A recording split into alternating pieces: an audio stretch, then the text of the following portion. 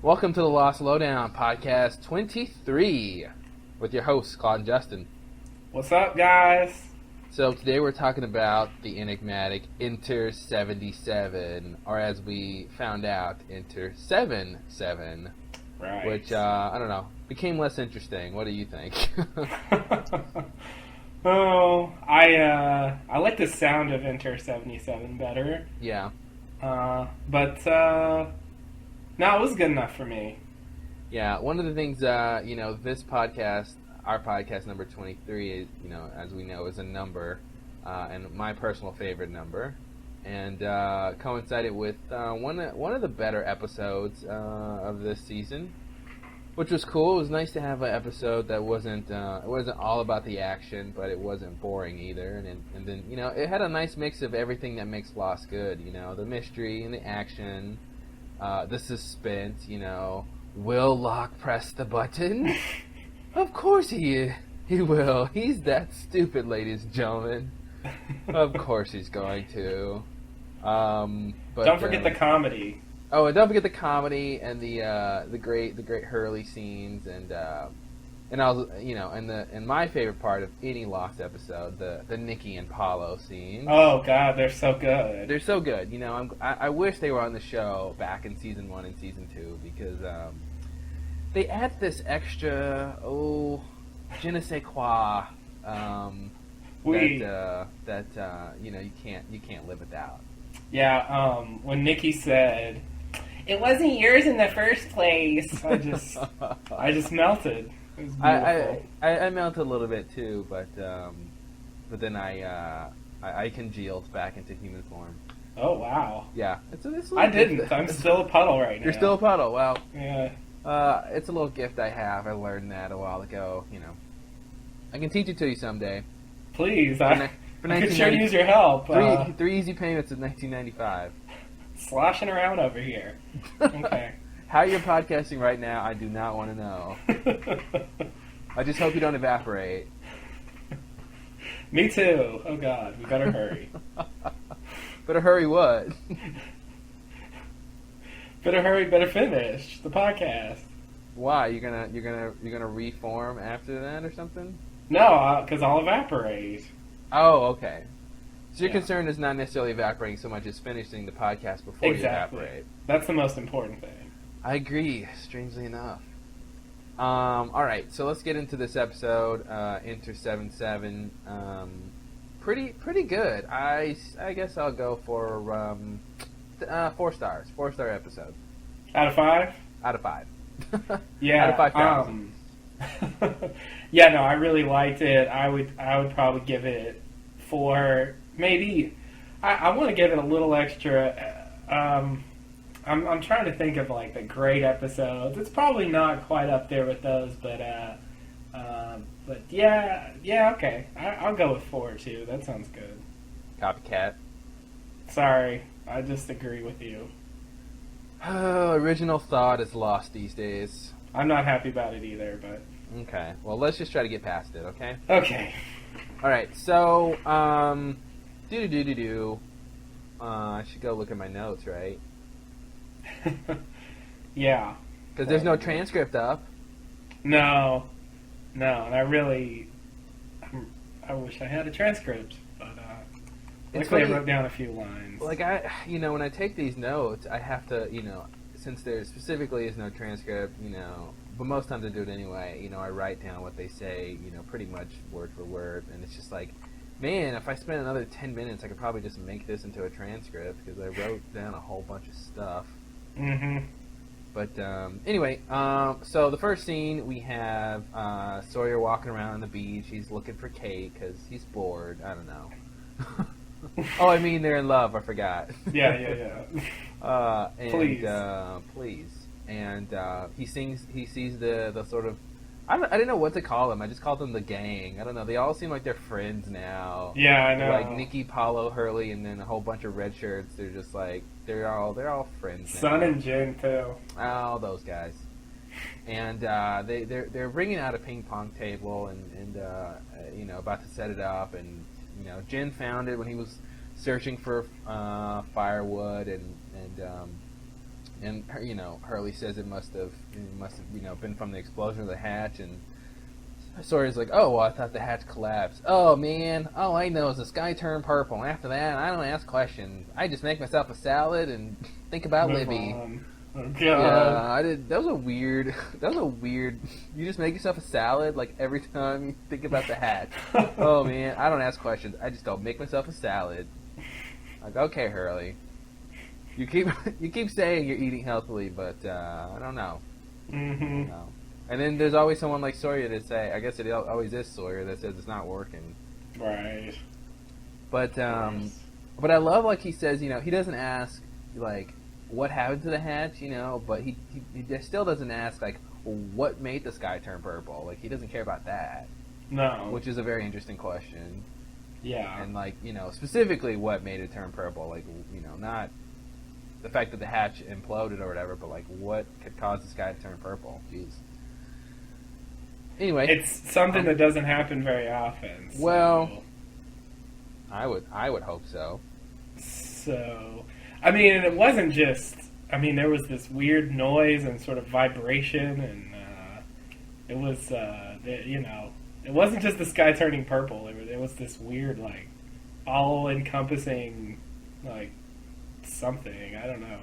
Massive event. Yeah, I really think that these people have a very strong, like, mental stability to be able to go through all of this stuff and not be insane by now. Yeah. I think there'd be a fair percentage of people who would have lost their mind by now. Just being stranded on an island like this, and then having all the stuff with the others, and then having to deal with Smokey and bears. And all this. Like, there should be some people who are just, like, raving lunatics going mad, eating their hair right now.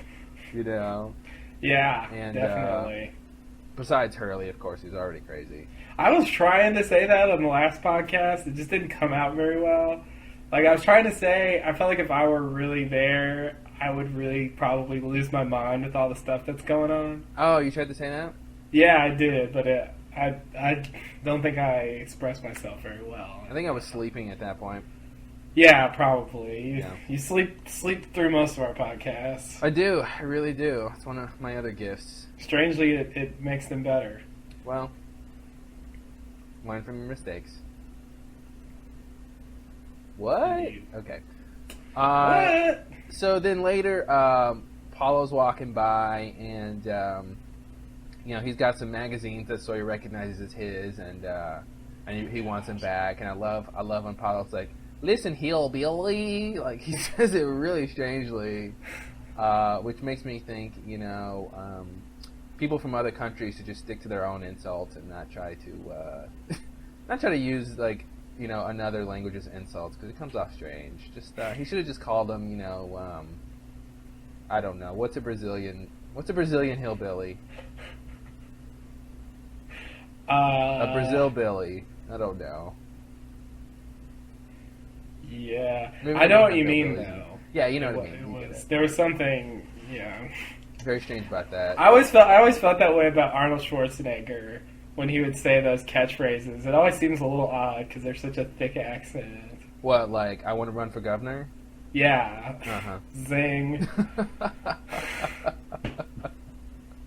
That's classic comedy right there, folks. It really was. Set up, punchline. I should have known. I shouldn't have. Oh, man. Should have known it was going there. Yeah, come on. You can't bring up Schwarzenegger talking funny and not bring up the fact he's the best governor California ever had. All right. All right.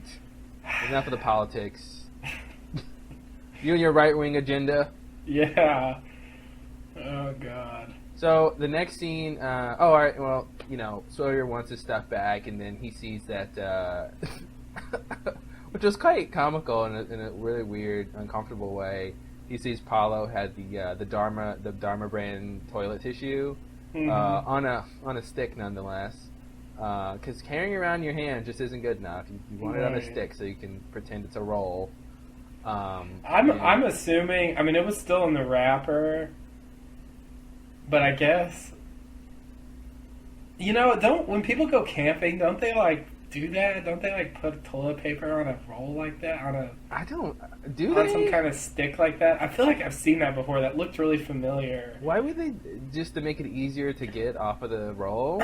I was trying to think of a reason, and I thought I got it for a second there, but just now when I'm thinking about it, it's slipping my mind. I don't really.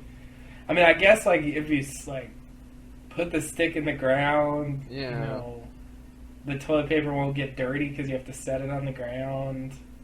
I mean, I guess. I mean, does it get that dirty? I don't know, but maybe that's a concern. yeah. I mean, that doesn't. I don't really buy that. But Well, I mean, you got one hand with the magazine, and you only have one other hand to get the toilet paper, I guess, right? yeah. So you need to have it on the stick, because, yeah, I don't know. I mean, the whole reading and the whole concept in general of what they're referring to, I always thought was strange, because I don't sort of read in the bathroom. And this is a conversation I never thought we'd have in the Lost Lowdown. But leave it to Lost to bring it up. But the fact that they're implying that he sort of reads while he's doing his business, I just thought it was really strange. I don't know. Just That's pretty common. I think that's. No, it's common, but the fact that they're on the island, that he's making himself that comfortable, I thought was really strange. Yeah, I agree. That does seem a bit odd.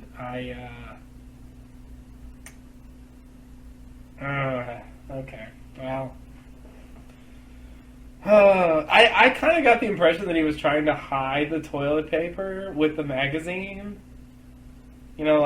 So people wouldn't know that he was going to go, Well, but I feel like there's only so many roles that they have. It seems like they would be sharing that anyway. So it's like, it's almost like the key to the restroom type thing. Like, who's got the toilet paper? Because I got to go, and it seems like you would sort of check that kind of thing out, And I think that I really think the only reason it was wrapped was so that we could see the Dharma thing on there. Yeah. Otherwise, I think we're supposed to imply that he's already used it or something, or infer that I don't know. But it just also reminds me of the that Seinfeld episode where George buys this book and he reads it in the restroom or something, but then he tries to return it, but it's this whole thing about the book being sort of secretly tainted now that it's been in a restroom, which just makes it sort of kind of gross to sort of use again. Mm-hmm. No one else wants to touch it, which I agree. But anyway, it was a little small detail that was really interesting. Did I say really interesting? Yeah, I think you did. What happened there? I didn't mean to say that. Sorry, I was on autopilot there, folks. Okay. That's one of my phrases I say when I'm thinking of something else to say. That generally works on Lost to be able to say that, but yeah, this time that wasn't that interesting. That was really interesting. Those are my autopilot comments. I have a lot of those. Like, yeah, Justin, you're right. Zing. Yeah. Knew we were going there. Oh, as soon as you said autopilot, I'm like, yeah, something about me being right. Yeah, well. What are you gonna do? Or something like, yeah, that's some good insight there. Or yeah, I'd love to podcast today. Yeah. Oh God. No, that's not my hooker. Ugh. All right. That's a weird thing to say. Hey. Whose hooker is it? Oh, that's the question. That's the $20,000 question. All right, so are you ready for the next scene? It went up in price. We've only talked about one scene in 20 minutes. Okay, sorry. We'll never get anywhere at this rate. We really won't. We got to get to the good shit. I know, which is the next scene almost. Almost. We got Locke, Saeed, Kate, and Rousseau. Oh, great. Go ahead. Great, we've gone to the next scene. Yes. Just like you've always planned. I just remembered something I wanted to say about this scene. Sorry, go ahead. Okay. So we've got these guys trekking through the jungle.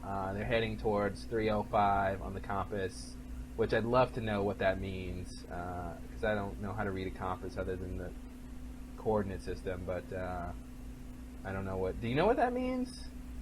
Well, I just saw those numbers on the compass. I think I think it might be degrees. Oh, okay. So like 3 degrees from north or something. Like Yeah.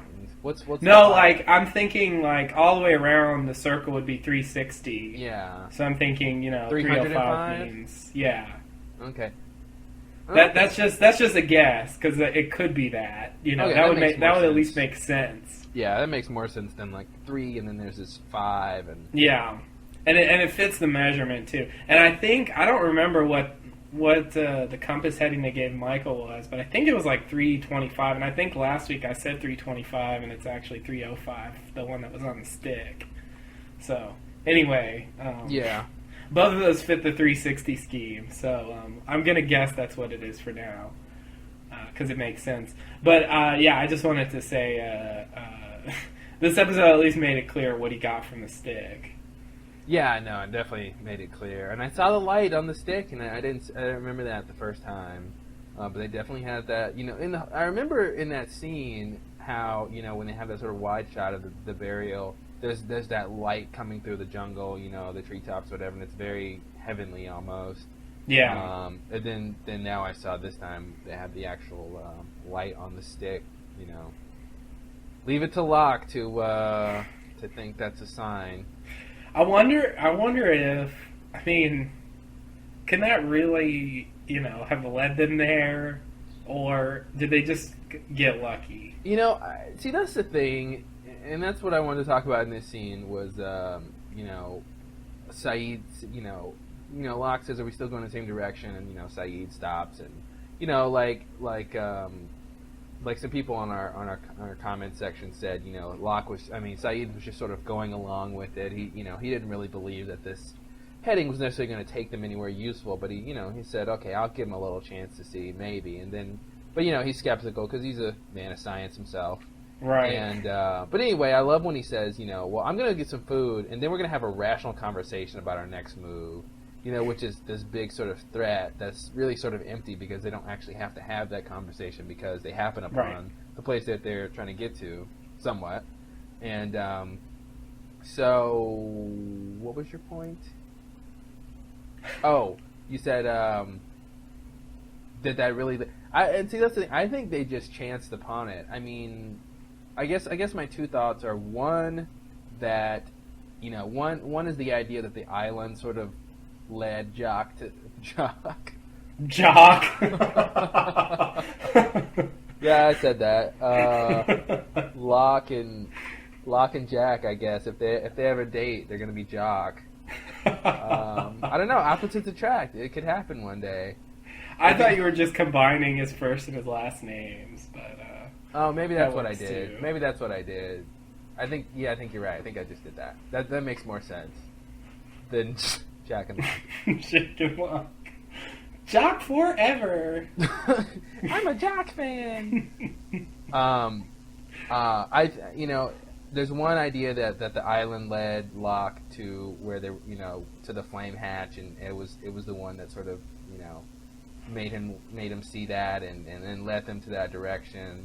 Otherwise, I think it was just a coincidence that if that cow wasn't there. Which I don't know why he let that one cow go graze by itself, but other than to trap them, bring them there. But I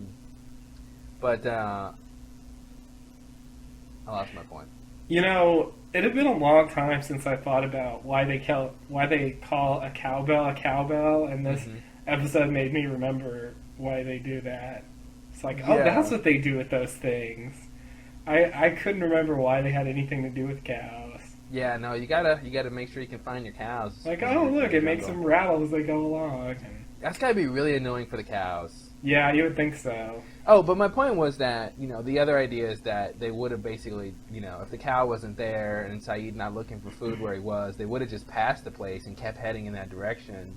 Mm-hmm. And I don't really think that 305 is going to lead them to O-Town. I mean, 305 is pretty much, what is that, like, northeast or northwest or something? Which is pretty close. Yeah, it depends on how you where you start from, but Where you start from what? it depends on where you start from if you're counting, as you go around. When you start from like, oh, I see what you're saying. If you don't, well, you want to start from north, right? Maybe, I don't know. I think you do. If that's where you start from, then it really should be northeast. Oh, northeast. If you're going, northeast. If the degrees go counterclockwise, which is what they normally do. Uh-huh. Counterclockwise is the positive direction for degrees when you measure them. Mm-hmm. By convention. You could do it the other way, though, and who knows, maybe compasses do it that way. Anyway. Yeah, I don't know either. If anyone out there makes compasses for a living, please email us and let us know how compasses are oriented. That'd be nice. Yeah, no, I'd like to know. I have a feeling someone will know, even if they do not, in fact, manufacture compasses. I only want to know from a compass manufacturer, please. Oh, okay. Right. I mean, if you know and don't make compasses, you can go ahead and let us know, but I'm only going to believe you like 95%. Oh, okay. Yeah. It's that extra 5% of credibility that you get from actually making compasses. Little known fact. So, I mean, what do you think about the whole happening upon the flame? I just thought it was a big coincidence. I mean, I sort of want to believe the island sort of led them there, because, the island has nothing to do these days anyway but to mess with them, so. Right. And who knows, I really wonder what the island wants in all this. Because this episode brings up all these grand issues about the others in Dharma and all their relationships, and it makes me wonder where the island stands on that. Maybe if the island's more on the other side, or the island doesn't like either one of them. I mean, I feel like the island doesn't like Dharma, but then again, I don't know. Some of its messages have not been clear on that front. So maybe the island doesn't want anyone on it, and maybe. I mean, maybe it's sort of tried to engender that war or somehow, that purge, that conflict, and wants them to just kill each other off. Although you would think that maybe Smokey could just go and kill everybody if in fact Smokey has that ability to just roam around and that it's controlled by the island. Yeah, that would make sense. And it seems like some of the island's messages haven't been consistent with it not wanting people on the island. Mm-hmm. It seems to have led Locke various places, and it led Echo to the Pearl, and it just doesn't quite seem like it's just. Although, I mean, it's fair. It seems a little bit consistent if you think about the fact that it led Locke and Echo to the Pearl, which sort of led to Locke not pressing the button, and the hatch exploding, the eternal problem with that for me is that the island's message to Echo was you have to press the button. It's the most important thing, and that's why he started doing it. So, the work being done here is more important than anything, and all that stuff, and yeah. You know what I mean? It seems like it's saying you have to press the button, but lead Locke to a place that'll make him not want to do it. I know we've talked about that many times, but yeah, I don't know. Maybe it's muddled. I don't know. I have no idea what it. I don't even know why it wanted. I mean, I think if the island wanted someone to press the button, he could have just as easily convinced Locke to do it. At least at that point when Locke was looking for meaning, searching for meaning, I think it could have just as easily convinced him why he decided to go after Echo. I have no idea. I don't know. Yeah, it doesn't really make any sense. That stuff, whatever. But you might be onto something. Maybe it really just in general wants to get everybody off, and it's just taking its own route that. It doesn't include let's attack everybody right now, but maybe that's the end game. That's the goal. Yeah, I mean, and that's the thing about the only thing it seems like it has at its disposal besides the ability to, the dreams and stuff like that is Smokey.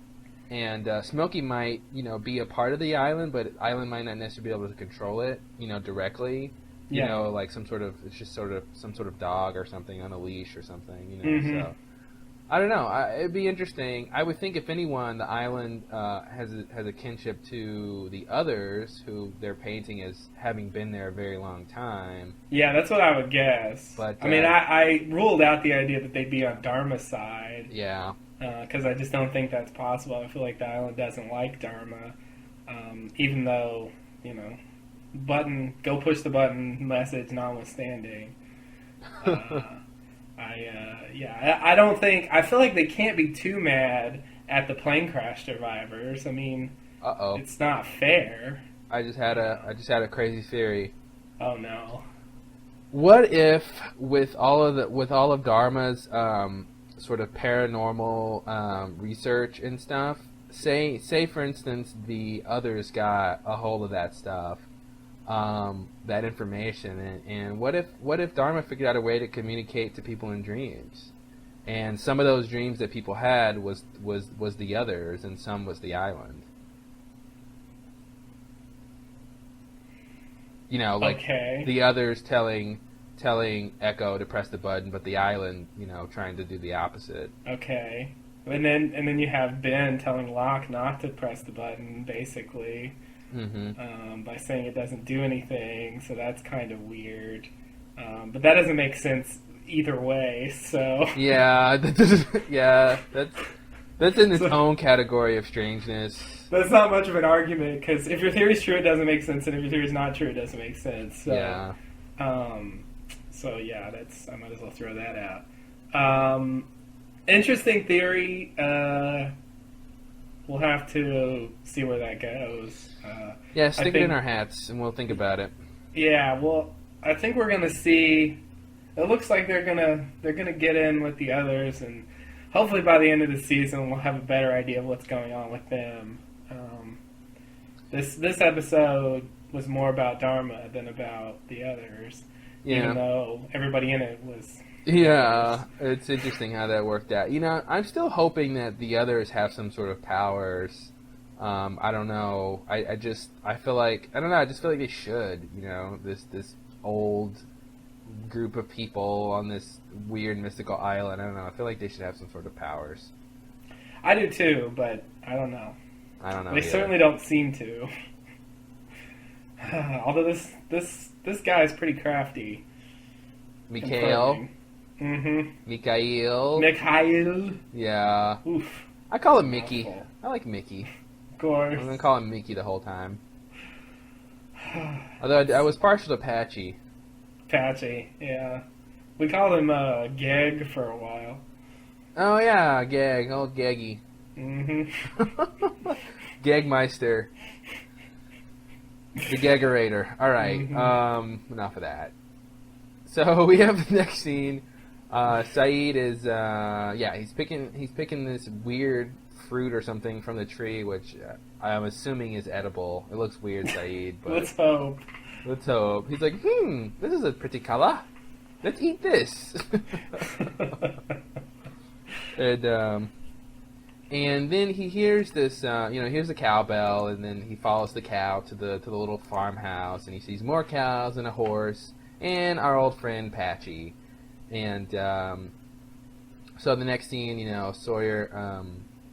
The next scene is back at the beach, and Sawyer comes to the gang, and he's got a ball, and he wants to play ping pong for all his stuff. And this whole B story is really reminiscent of the poker game a while ago with Jack and Sawyer, and they were playing for the stuff. For the stuff, of course. Always for the stuff, because Sawyer, you're the kind of guy that needs stuff. Which I thought was a very poignant deduction by Hurley. It's very interesting. So you're just the kind of guy that needs stuff. And at first I thought he was saying, you're the kind of guy that needs this stuff, when he gives him the porn. Me too. I went through the same thing. Yeah, that's sort of insulting. Like, you're the kind of guy who needs porn. All right. Damn, Hurley. Yeah, Hurley's bringing out the big guns. But yeah, no, the second time I watched it, it definitely seemed like he was just saying stuff in general. Yeah, stuff in general. Because the third, okay, we'll talk about that. Okay. But so he's got the ball and he wants to play him for the stuff, and I'm thinking boring. Like, Yeah. This is interesting. The first time you did it, writers. I know, it really is. It really is such a. It just seems like such a season 2 thing. Yeah. Sawyer, and I want my stuff back. I want my stuff back. And the thing that was irritating to me was, if he wins, he gets his stuff back. Mm-hmm. If he loses, all they get is that he doesn't use nicknames for a week. That's what I thought was really weird. Because when they were deciding like what the stakes are, I'm like, it should be like, okay, if Sawyer wins, he gets his stuff. If he loses, they should get to keep this stuff. Why is there a different category of when he loses? Like, you should be playing for the possession of the stuff. Yeah. Because it seems like if he loses, he can't use nicknames and he doesn't get his stuff. Yeah. Which is just silly. I really think the writers are running out of good nicknames and they need a reason for him not to be using it for a while. I really do. Because the nicknames have gotten really bad the last couple episodes. Like, he called him Crouching Tiger, Hidden Dragon, and I sort of liked it because I was surprised that he hadn't said that before, but then I'm like, that's lame. That's just lame, even for you, Sawyer. Come on.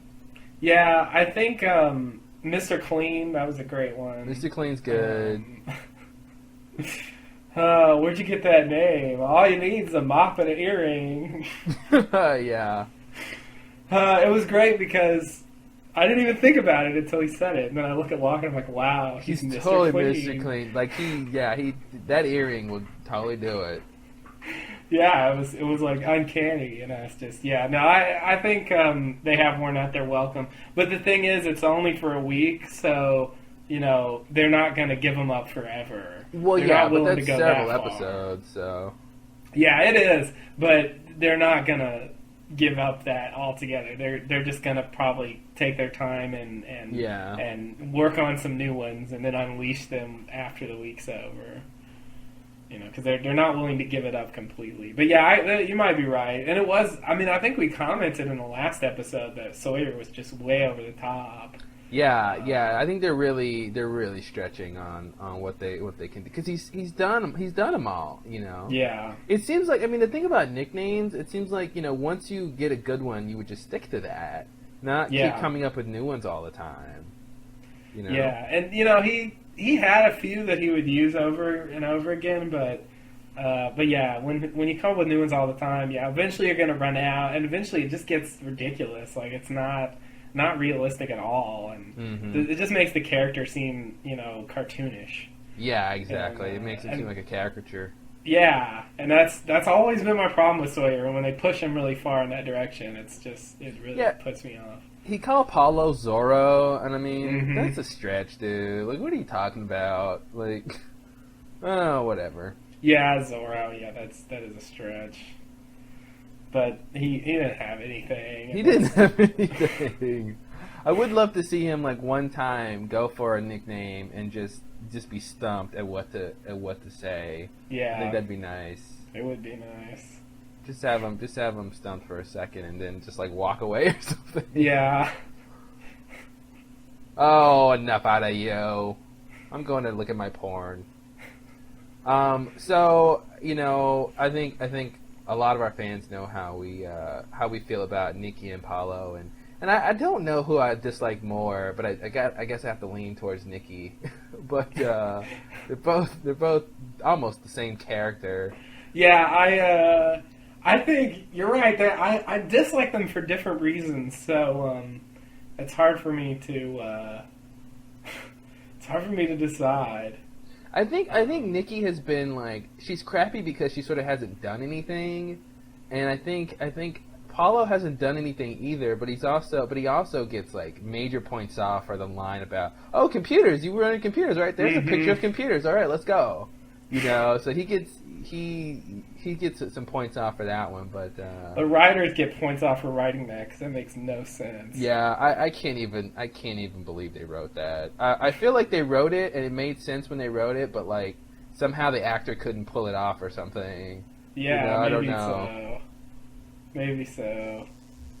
Like, to me, Paula's just boring and like whatever, and Nikki's just irritating. Yeah. So I don't really know where I come down. But yeah, I don't like either of them. But I still hold out hope that somehow they'll seem interesting once we know more about them. Man, I was watching this and I'm like, why are they on this show? And I remember you were saying, the idea we're gonna get a backstory on them someday, and I just can't imagine it's gonna be interesting. But we'll see. Maybe there's something interesting going on there. I have to hope for it, because if we're gonna have to sit through it, I don't know. I at least want to believe it's good, or it will be good. I mean, even some of the backstories for the real characters aren't that interesting. Yeah. So it's like, how interesting could theirs be? But they do have the advantage of never having a backstory before. Yeah. So that has that gives them a clean slate. They can do anything, and so they could come up with something good.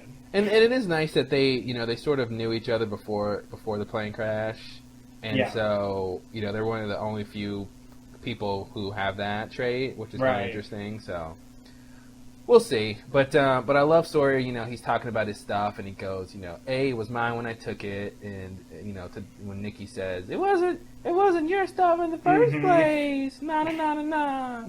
And then he goes, B, who the hell are you? And I love that line, because I'm glad somebody said it, because it's a couple episodes late, but it's good, because I'm like, yeah, who are you? Where did you come from? And then I think it's really strange that he said that in the guise that they've been there the whole time, right? Because presumably he's definitely seen her and probably talked to her, in the 50-something days they've been on the island or whatever. Yeah. And but he's obviously speaking for the audience, or definitely at least to the audience. It's like, shut up, Nikki. You don't. Even if Sawyer's lame, you don't get to talk to him like that. Exactly. You need to be on this show for at least a whole season before you can talk to Sawyer directly. All right. Yeah. Don't look in his direction. All right. He's a major character. Yeah, it's I think it kind of reminded me of that. There was a period in season 2 where I think they were responding to fan criticisms in a similar way. They had Henry Gale throw out those lines. If I were you, I'd be asking all kinds of questions, and you don't even seem that curious. And, yeah. And then there was that whole speech that Saeed gave to Charlie, and have you forgotten what happened? Yeah, the have you forgotten speech. Yeah, that was stuff that everybody was saying. It seems like they forgot, and it seems like they're not interested, and they don't investigate things, and it just seemed like direct responses to the audience. And that's how I felt about this, and I feel like it's delayed because they didn't, like in further instructions and stuff, they were writing those episodes before anything came on, so yeah, they didn't get the reactions until later, and so they couldn't throw in a line like this until way after right. people were saying those things. It makes me, what you brought up makes me remember our really early theories about the island, about the fact that it did seem like they were sort of not really interested in what's going on and forgetting things. And one of our early theories was that the island sort of makes you, like, it sort of degrades your curiosity or something. Like, it just makes you not really care about. It slowly makes you apathetic to like everything that's going on. Which I always thought was really interesting, this sort of weird effect that it has, but that's not really supposed to be the case. But I always thought it was interesting. It's just one of the follies of trying to juggle a big cast, and giving them all time to care is just sort of a logistical thing. Yeah. I think, and so most people appear to not care most of the time when it's not their story. Well, so. What they could do really easily is just at the end of an episode, just give us a nice long montage of everybody caring, just sitting doing there their little thinking, care face. Yeah, just sitting there thinking about all the many things that's gone crazy, and then Hurley can go, dude, can you imagine everything that's going on? I really care. And Charlie's like, yeah, mate, me too. And then that's all we need. That'll keep us going, Yeah, no, I agree. That'd be really great. Just make a face to show how you feel about Jack being captured by the others. Exactly. Go. That's all we need. All we need. Go. 1, 2, 3, go. Oh God. We can get Son, and someone can say, Son, how do you feel about everything that's going on? It's complicated. It's so complicated. Oh, Son. Oh man. Gotta love Son. You do. If you're Jin. Yeah. Alright, so the next basically Son is the one. Son and Jin, I guess, sort of come up with the idea that Sawyer should drop the nickname. But I'm like, only for a week, like we just said, it's not that long. I really thought, because last week we were saying that we said something about the nicknames and the idea that the writers are sort of not gonna use them or something. We said something along that effect. I don't remember. And I was thinking when Son proposed that Sawyer dropped the nicknames, that they were going to have them dropped for good, and we didn't have to deal with that anymore. But only a week, so. Yeah, and as soon as I heard that, I thought, the writers are not willing to drop it forever. Yeah. They still want to go to it, but I guess they're just going to take a break. And we have to have a scene where Sawyer's talking to someone. Probably when Kate comes back. I can see this definitely being a Kate line. And, he's talking to her, and he doesn't call her a nickname, and he explains what happened, Uh-huh. And, oh, what, no nickname, James? And then he's like, oh, blah, blah, blah. Yeah, that sounds about right. And I can even see that, they say for only a week, but they really sort of never do it again, or do it very sparingly. And maybe they'll bring it up, Sawyer, what's, no nickname, and he can just, it's the idea that, that they didn't want him to agree in the beginning to never do nicknames again, because Sawyer I don't think he would agree to that. So they say 1 week, but I could see the writers just sort of phasing it out. Maybe once an episode or something we get a nickname, and the idea that maybe not doing nicknames this week sort of helped them sort of quit doing it a whole bunch. So yeah. So we could still get Sawyer not doing nicknames this way. Possibly. It'd be nice. It'd be nice. We do need a break, though. We need a break. Yeah. If you have a really good one, okay, but yeah, Can you don't just Mr. throw Clean? it in for no reason. Yeah, if anyone out there in TV land, if you go to lostpedia.com, you can find all of the various nicknames that anyone has called another character, but specifically all the nicknames that Sawyer has said. It's funny because you can see a lot of them aren't that good. There's probably only 5 really good ones, and a lot of them are just just whatever. Yeah. A lot of them are throwaways. Yeah. He says them really quick in the middle of some other thought. Yeah, exactly. But okay, so Sawyer tells them, "Okay, I'll be back in an hour. You guys get ready and we'll do this." And I'm thinking, why an hour? Don't you want to play? Don't you want to practice on this pool table? Because it's not exactly, ping pong table. It's not exactly regulation. It's not going to play like a regular table is going to play. I feel like if Sawyer really wanted to win, he would want to practice a little bit on it. Because it's not it's not 100% level and all that stuff, and the net's not exactly right and. But anyway, he decides to leave for an hour for no apparent reason. I'm like, what is he going to go do in an hour? What has he got to do that he can't go now? I don't know. Yeah. I guess he was giving him an hour to decide who they were going to put against him. They need an hour? Well. All right. He gave it to him. He did give it to him. All right, so the next scene we have Locke, Saeed, Kate, and Rousseau. They're surveying the house, the little the flame station basically, and they see the satellite dish. And Saeed, he's great for these. He's great for these techno lines. A dish that big would have broadcasting capabilities for thousands of miles. And then I'm thinking, at first that made sense to me. Then I'm thinking, does it really need to be able to broadcast for thousands of miles? A satellite dish is basically going to communicate, with a satellite out in space. So, at a certain point, range doesn't really mean anything as long as it can communicate with, that one satellite or whatever it's trying to communicate with. It's not like it's going to communicate with another place on Earth or something like that. It's going to basically, or maybe that's what he meant. It can communicate thousands of miles, like via a satellite in space or something. I don't know. Well, I mean, to go up into space, would be thousands of miles. It's pretty far. I mean, I did a little research. I mean, a lot of satellites can have a low-level orbit of like 150 miles, and then of course you can go up, a lot further than that and have a satellite. So it really depends, but a direct TV satellite's pretty small and it can go up hundreds and hundreds of miles. When I said that, I was thinking feet. Oh, were you? Yeah, I was like, of course it's thousands of feet. But no, it's miles. I didn't realize I just said miles. Yeah. 120, you say? That's the lowest? That's a low-level orbit. Let's see. The exosphere is about...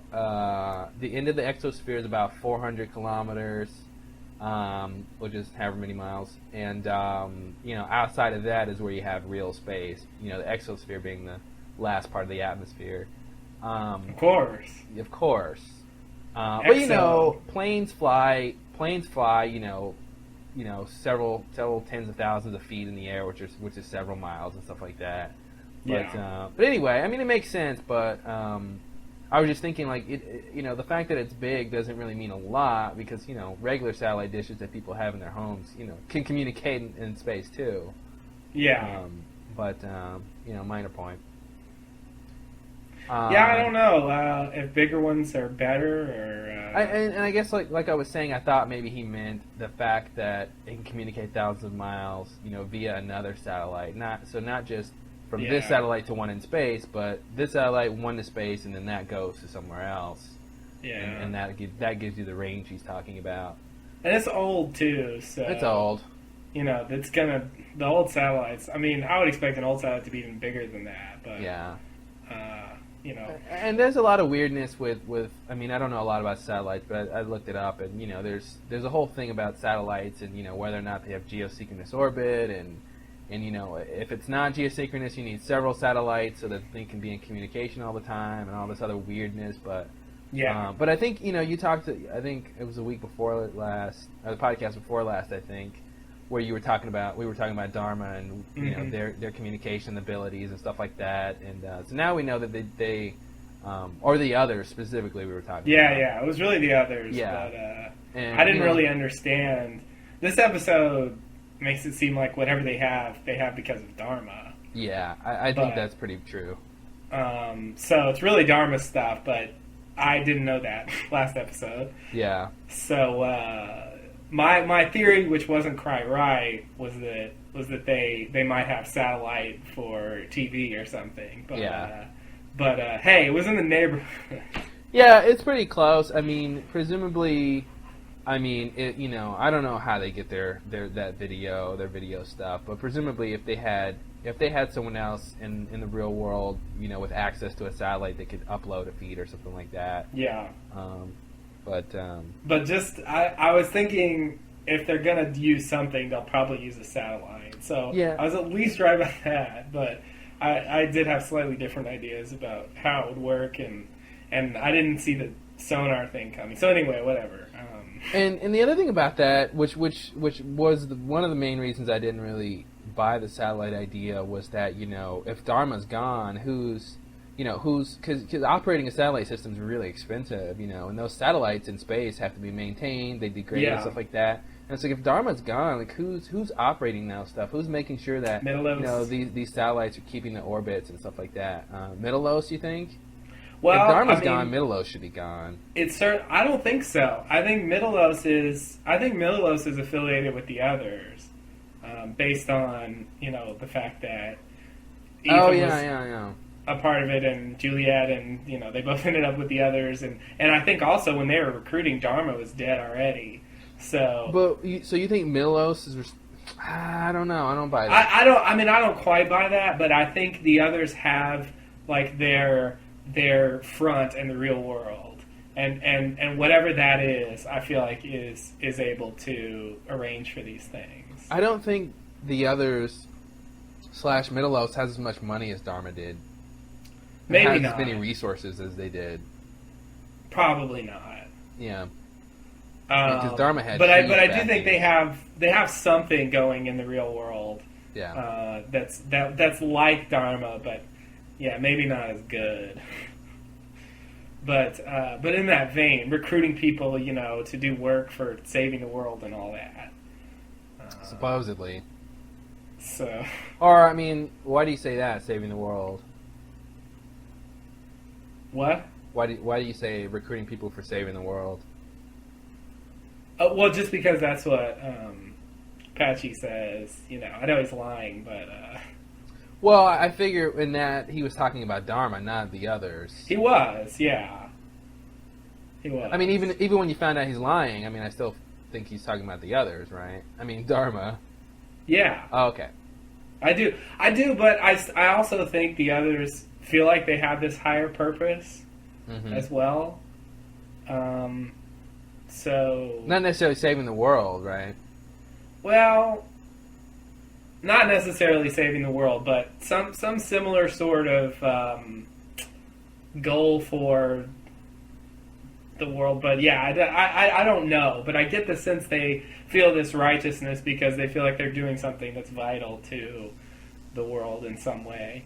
But I don't know if they really think they're saving the world.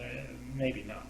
I meant to mention this before when during the whole not in Portland stuff, but I think we mentioned, it's been mentioned before by a lot of people, but I think we mentioned a long time ago about the idea that that one of the reasons they were taking kids was that the others couldn't have children anymore for whatever reason, and now that the idea that Juliet's a fertility doctor and all this stuff. I thought it was sort of crappy, this idea that they couldn't have kids and they're trying to have kids, and I don't know, it's just sort of lame. I don't know. But I think now that they had that whole plot with Ben, wanting Jack to do the surgery, I could see them sort of recruiting Juliet and others to help them have kids. If for whatever reason, the others, in terms of the people who were on the island, for the foreseeable past, they want to be able to procreate and they can't.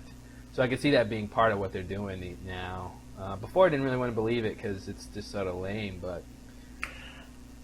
I just had a thought. Uh-oh. Do you think there's a chance that the reason they can't have kids is this war with Dharma? What do you mean?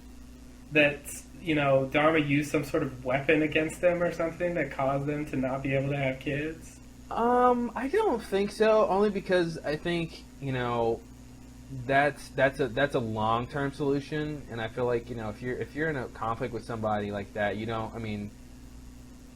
well, maybe it wasn't designed for that. Oh, okay. You know what I mean? It was like a side effect. It could be. I mean, we can definitely go back to the illness, to the sickness, and wonder what that was about, and and the idea that they really. I mean, like you said a while ago, one of your theories was that they released this virus or whatever to sort of kill the others. Yeah. And which is interesting, and maybe one of the side effects is that it or maybe the point of it was to stop them from having kids, but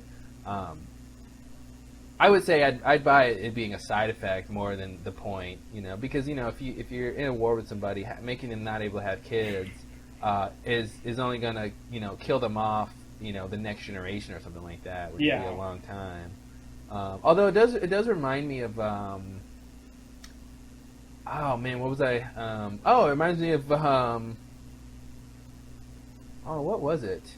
Braveheart. Yeah, it was Braveheart. I was watching Braveheart, the whole prima nocta thing with what was it? England fighting Scotland, and they couldn't sort of get rid of the Scots, so they decided to send Englishmen over there, and the prima nocta is basically any Scottish bride, a English noble, was able to sleep with her on the night of her wedding, which was basically the idea that if they couldn't sort of get rid of the Scots, they would sort of make them English, by having them have English babies and stuff. So that just sort of reminds me of that idea that if they couldn't get rid of the others, then they could just make them not have kids or something. Yeah.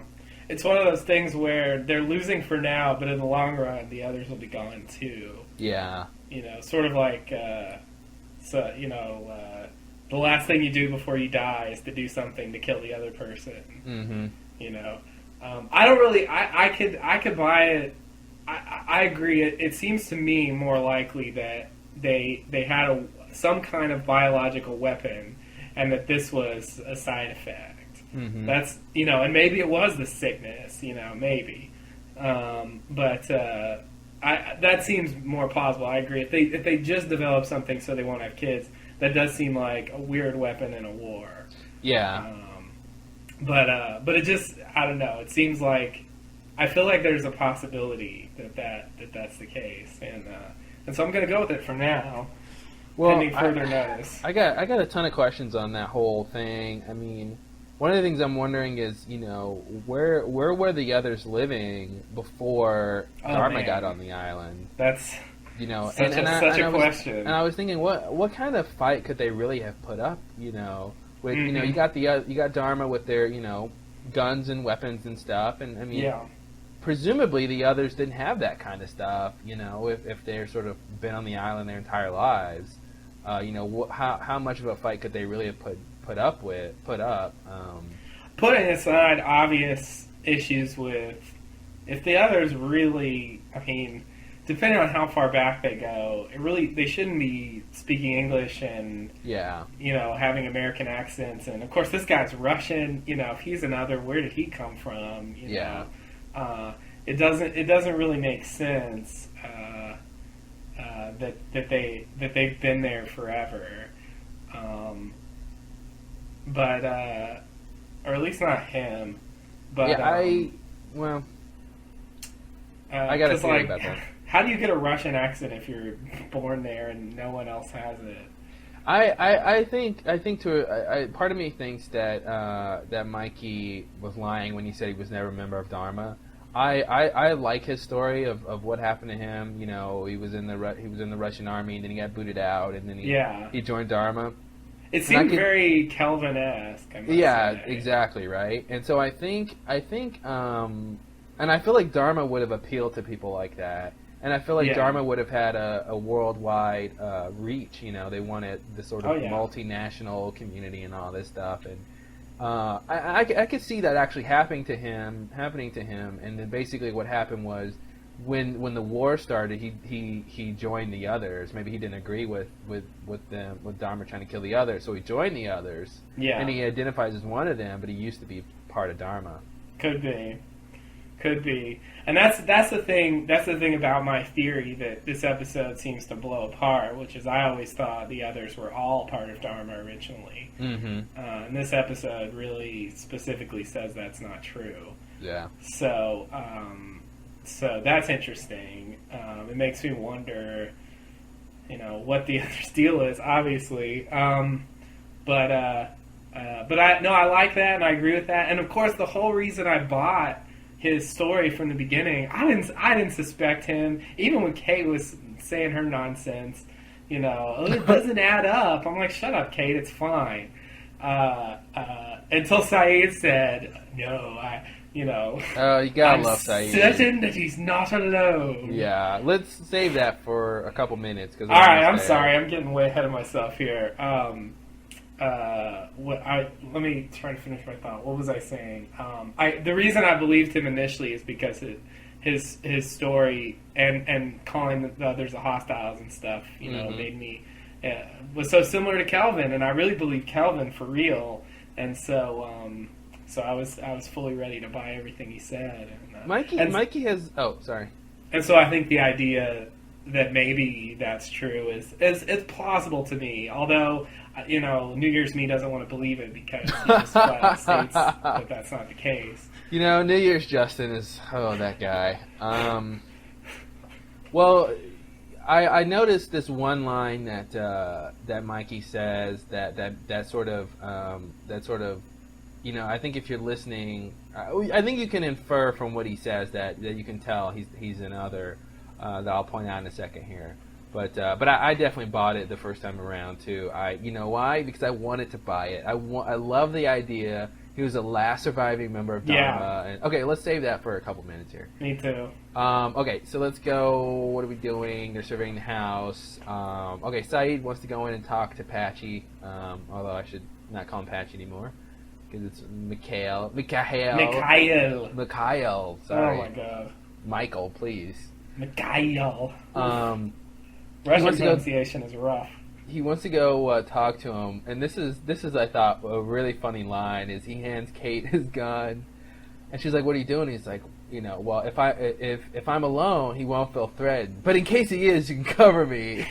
Like, doesn't really make any sense, Saeed. Like, he won't feel threatened if I'm alone, but well, just in case he is threatened, you can cover me because he is going to be threatened.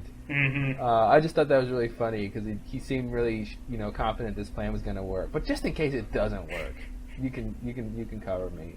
Yeah. And just in case, say I don't know, he wants to shoot me in the arm, you can cover me. And then so Russo leaves. She's like, "Peace out, peace out." Yeah.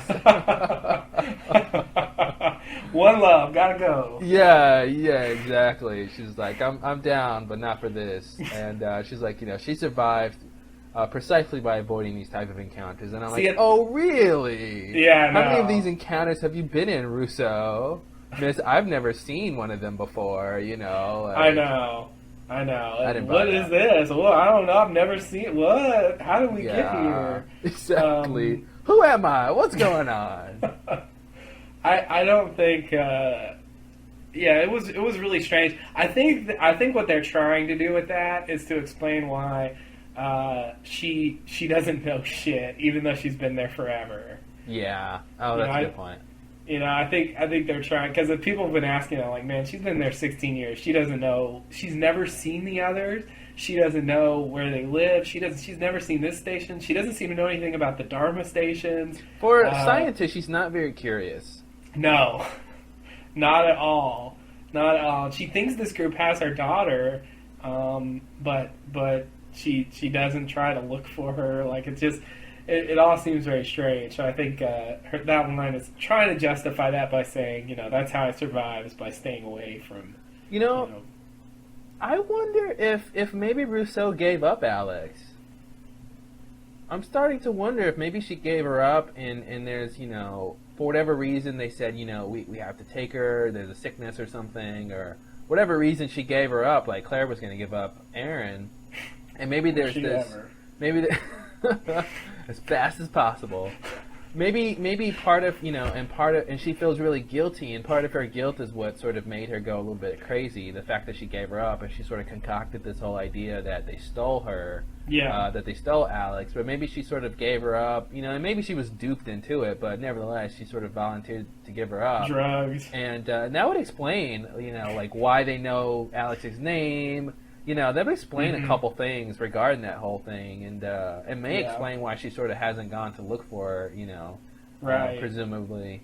And that'd be a nice little revelation too, that idea that she's sort of guilty and she feels bad about the fact that she gave her up, and so think about that one. Yeah, it's worth a shot. One of my early theories about her was that she was crazy, and she shot her team because she was crazy, not because they were really sick. Because originally, of course, I believe the sickness didn't exist, and I don't even know where I stand on that anymore. But I wanted to mention that there's no quarantine signs on this station. Okay. Worth noting. I don't know what you're going to do with that, but if you got something to do with it... it's worth noting. This station was different from the Pearl and the Swan. Totally different. It was sort of like a house, It didn't really even look like a station. It was just like, it seemed like it was farm animals. It wasn't function first. It seemed like it was, the livability and comfort first. Yeah. Much more so. I mean, the Pearl was like ridiculously uncomfortable. And Yeah. the swamp was better, but still sort of subterranean, Mm-hmm. and dark and damp and nasty. And this was sort of a nice little country house, Yeah. He had the cows and like little oh man. Speaking of, where the fuck did those farm animals come from? Oh, they grew them on the island. Oh, okay. Yeah, the Dharma brand farm animal pack. Yeah, it comes with 3 cows, some seeds that has 3 cows, a horse, and a cat. And a cat. Yeah. Of course, why not? A cat. A cat's not really a farm animal, but what farm's complete without a cat? I agree. That cat really scared me. That cat was one of the scariest things I've ever seen in my entire life, next to the rabbit. And that cat seemed animatronic. It did, really yeah. weird. It seemed really crazy. It looks like not real, and that was part of what creeped me out. Yeah, it was moving very strangely, and it was just everywhere. It was omnipresent. Ugh, you fucking cat. Yeah, and its little eyes were just, I don't know, evil looking. Don't you want to pet me? No, I don't. You Satan. I really don't. Satan's best friend. We got to talk about the cat, but yeah. But okay, let's continue here. So that's a lot to talk about in this episode, isn't there? So anyway, Russo barely leaves. got started. Yeah, I know. Russo leaves. We're on scene 6 now. This scene, we have Saeed. It's his flashback. He's working in a kitchen. Where is he supposed to be? Is he supposed to be in Syria? Oh, is he in France? Yeah. Oh, okay. If you look at some of the signage, you can see it's in France. I don't know what French looks like. And I remember reading a spoiler a while ago that this. Oh, did you? Well, look at you, little Mr. Spoil. It's not clear though because there's no French characters. It's all these Iraqis living in France. I thought it was interesting when when Amira tells her story about moving to Paris, and I was like, I thought it was just a random anecdote, oh, okay, you used to live in Paris. Okay, great. Well, because when Saeed says he's Syrian, I sort of thought he meant, he was saying that because I thought they were in Syria or something. Yeah. But, whatever. Yeah. So anyway, he's cooking in the kitchen, and, more ways than one. No. Ow! Ow! Somebody's hot. It ain't the food. No, I'm glad the food's not somebody that's hot. Exactly, because the food is somebody, I don't want to eat it. It's gonna say ow. So someone wants to see. Saeed made a mean stir fry, by the way. I know, right? Who knew? He can fix a radio and fix a little chicken fried rice. I don't know. Oh God.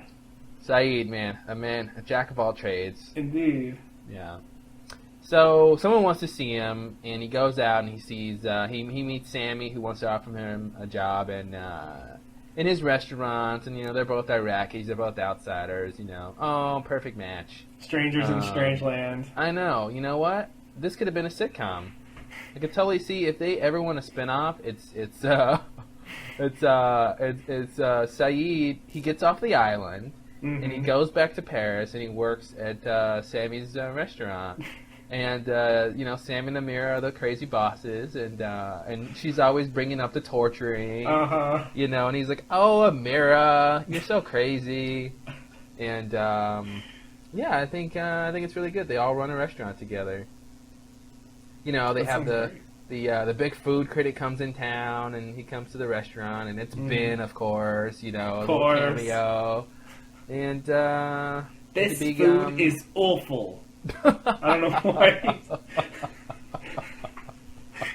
I don't know why he turned into Simon Cowell. I don't either. But then maybe Paula can show up and this food's great. Paula, you're not eating anything. I don't care. I'm a dancer. It's a party where you are. It's a party where you are. It's a party in my mouth. This food is. She talks like Yoda. All right, so. If anybody wants to make that sitcom, you have our approval. I think it'd be funny. As long as you pay us royalties. Well, of course, that goes without saying. Although you said it. And I want royalties too, even though it's your idea. Yeah, I love when Saeed is like, why do you want me to come to your restaurant? He's giving all these reasons. He goes, and because my chef just quit. Like, just throws that out there. Like, maybe you'll believe that. My chef just quit. I thought he was recruiting Saeed for some sort of, I don't know, some sort of other kind of work. Like, I thought chef was a euphemism for something else. Are you a chef? Yes, I've been known to do some cooking. Yeah, exactly. I guess I thought this scene was the same kind of scene as that scene with Echo in the in Australia. Yeah, when he was a priest and he was a preach. And the guy came up and gave him the fake ID and said, "I got some work for you in L.A." And I guess I thought that they were speaking that way, but they both knew what they were talking. I just completely misread it. That's all. Wow, your New Year's Justin doesn't always hang in there, does he?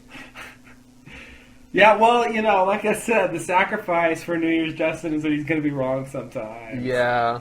And but the thing is, this episode, it told you what the answer was. So I eventually, obviously, believed what the truth is. But I really thought, I hate to admit it, I really thought he was going to go work at a restaurant. Really? I thought they were. What happened to you? Sammy was very, very convincing. That's exactly why I didn't believe him. He was really charismatic and really nice, and I sort of bought everything he said. And I thought obviously it was going to lead to more, but I thought they were painting this backstory of Saeed being this chef for some important reason, and that he was going to go to this restaurant, and then something was going to happen after he gets a job there. Mm-hmm. But I should have known they were going to delve into the meat of the story sooner than that. Yeah. But I don't know. I just bought Sammy. I don't know. Wow. What are you gonna do? Wow. The next we both scene. lose. Yeah, we both lose, and that's bad. Because when we both lose, we both don't win. That's right. So the next scene, we have Saeed. He goes up to the house. He's unarmed, and he sees the horse and noticed the stirrups, which will come into play later. Yeah, which I had no idea what that was supposed to be. Yeah, I'm like, oh look, nice saddle. Yeah. And thanks for that shot, guys. Yeah, he sees the scary cat, which is really scary. Really scary. And then out of nowhere, he just gets shot, and I'm like, Jesus Christ! And then Mikhail, is saying, I didn't cross the line, and and I really want to dissect,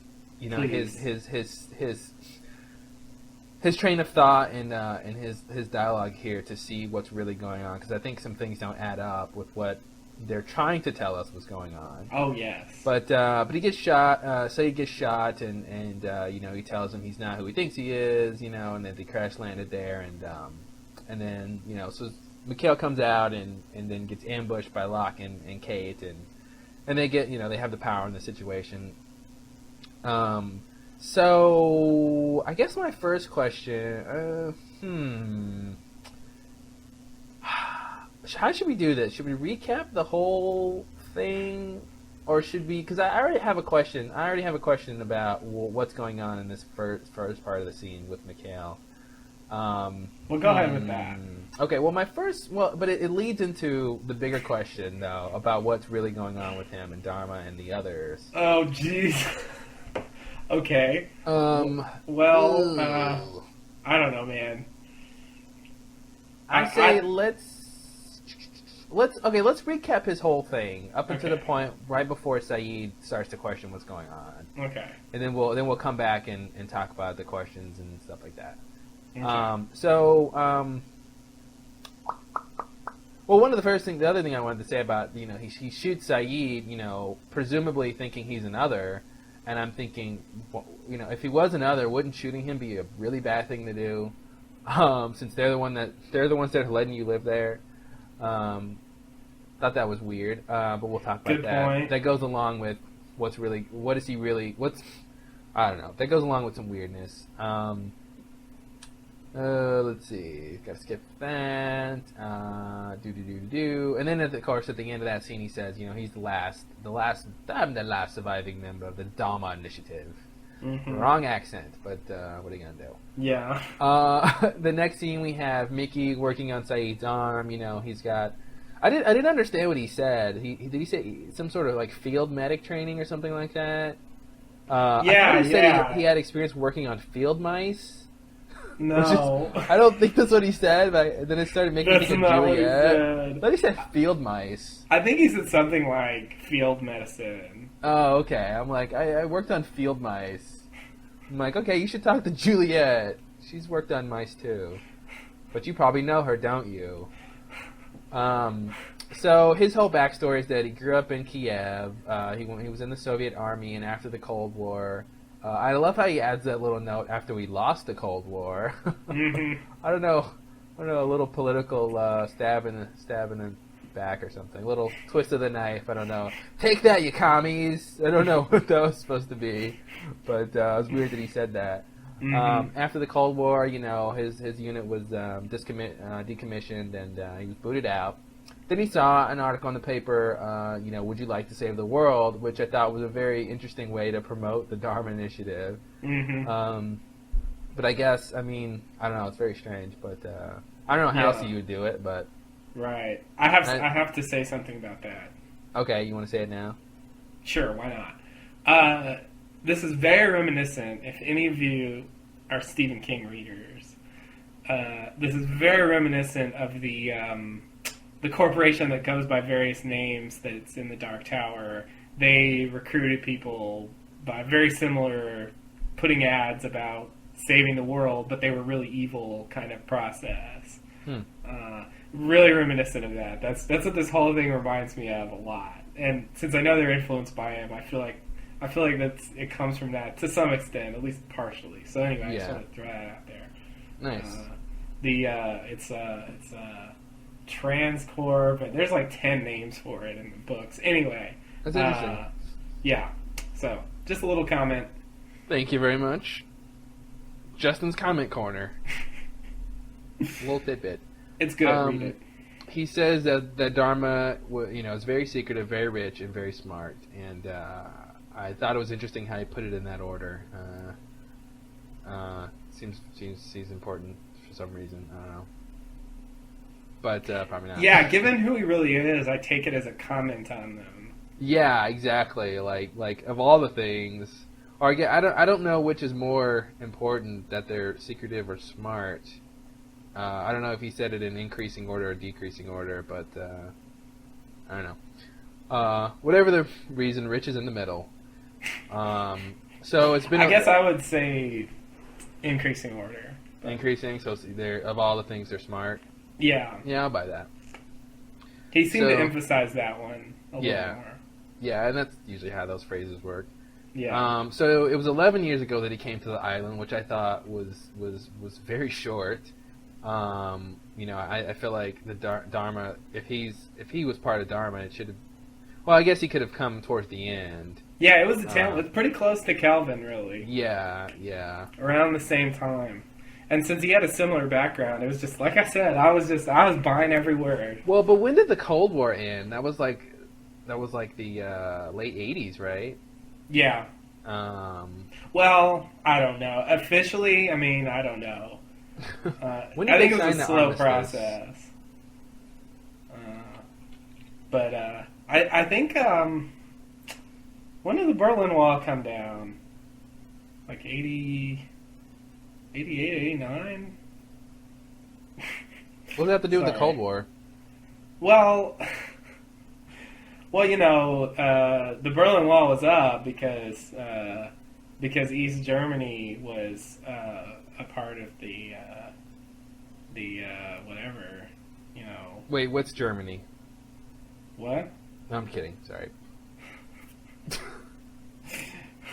I didn't explain that very well, but it had something to do with the Cold War because the whole division of East and West Germany. East and West Germany was along the lines of the two sides of the Cold War, basically. Oh, I see. Okay. So, tearing down the wall was a pivotal event. Mr. Gorbachev, tear down that wall, the famous Reagan thing he said.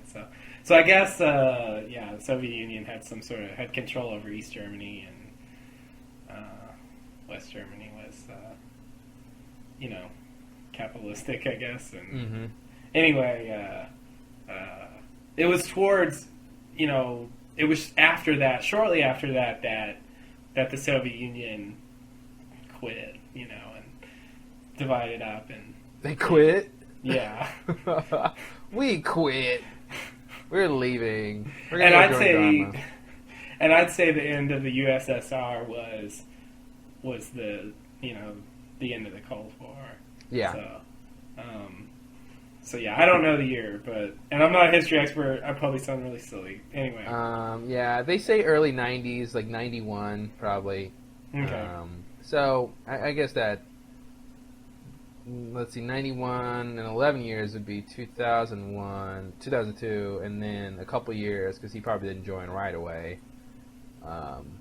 So, that seems about right, I guess. Yeah, it's pretty close. I mean, it would be 11 years from when he's talking is 1993. So Mm-hmm. that's close enough for me. Yeah. All right. Within the plus or minus a good margin. Yeah, and Calvin joined after the Gulf War. Yeah. So, and that's about right too. Again, with a year or two problem. Yeah. So, and then he says the flame's purpose is to communicate with the outside world, of course. Which I don't know why it was of course. Did that seem weird to you that he said of course? I didn't even think about it, but now that you mention it, it does seem weird. It's just like, oh, it's obvious that this is communication with the outside world. Like, hello, it's called the flame. it's called the flame. God, did you know in Greek flame means communicate with the outside world? Jeez. What do they teach you in Iraq? Yeah, I don't know why he said it like that. That's really. I don't know if maybe they were talking to the audience because everyone, I'm sure, was since the beginning of the Blast Door map, people were like, what's the flame? What's the flame? Yeah. Communication with the outside world, of course. Of course. Come on, guys. Yeah. I didn't think so. I think, what was our theory? Control. We place got to for control Smokey. Smokey. Yeah, we Yeah. thought that's where the controls for Smokey. Hey, you know what? Not everyone has great theories, and we're some of those people. But Hey, I like the theory. It's just not true. yeah, that's the thing. It's just not true. And I feel like there needs to be. I feel like there should be some place where you can control Smokey if Smokey's controllable. So. I agree with that 100%. So there, we're not wrong. Phrase that really well. It's so just, Yeah, you can't tear down that logic. not really. Don't try. I won't. So, Locke is going around being a nosy little kid, and he sees the computer game. Oh, yay! Yay, time to play! Time to play. Lockie want to play. I haven't had a game since backgammon. And so he sees the computer That chess was my game. favorite game. Yeah, exactly. Whatever game he's playing right now is his favorite game. When the kid was playing Mousetrap, ooh, I love Mousetrap. He's totally like a kid. You know how kids are like that. Like you have something like, oh, that's my favorite thing. Whatever, It's like, whatever's whatever there it in is, front of that's them, my it's their favorite thing. favorite. It's like, this is a calculator. Yeah, I love calculators. All right, kid, here's my calculator. Fine. It's a broom. I love brooms. I love Look. brooms. I always wanted to broom. Broom, broom, broom. And and anyway, he sees a computer game and it says, "Do you want to play?" Very weird and scary, I think. Yeah. And then he presses yes, of course. So the flick of the Y. Mm-hmm. And I'm like, oh, Locke, somebody needs to be watching you. Yeah. As I believe Vicky H said in our comment section, he really does need a babysitter to watch his silliness, his stupidity. But I love that. Not to watch him, just to watch his stupidity. Mm-hmm. Watch over his stupidness.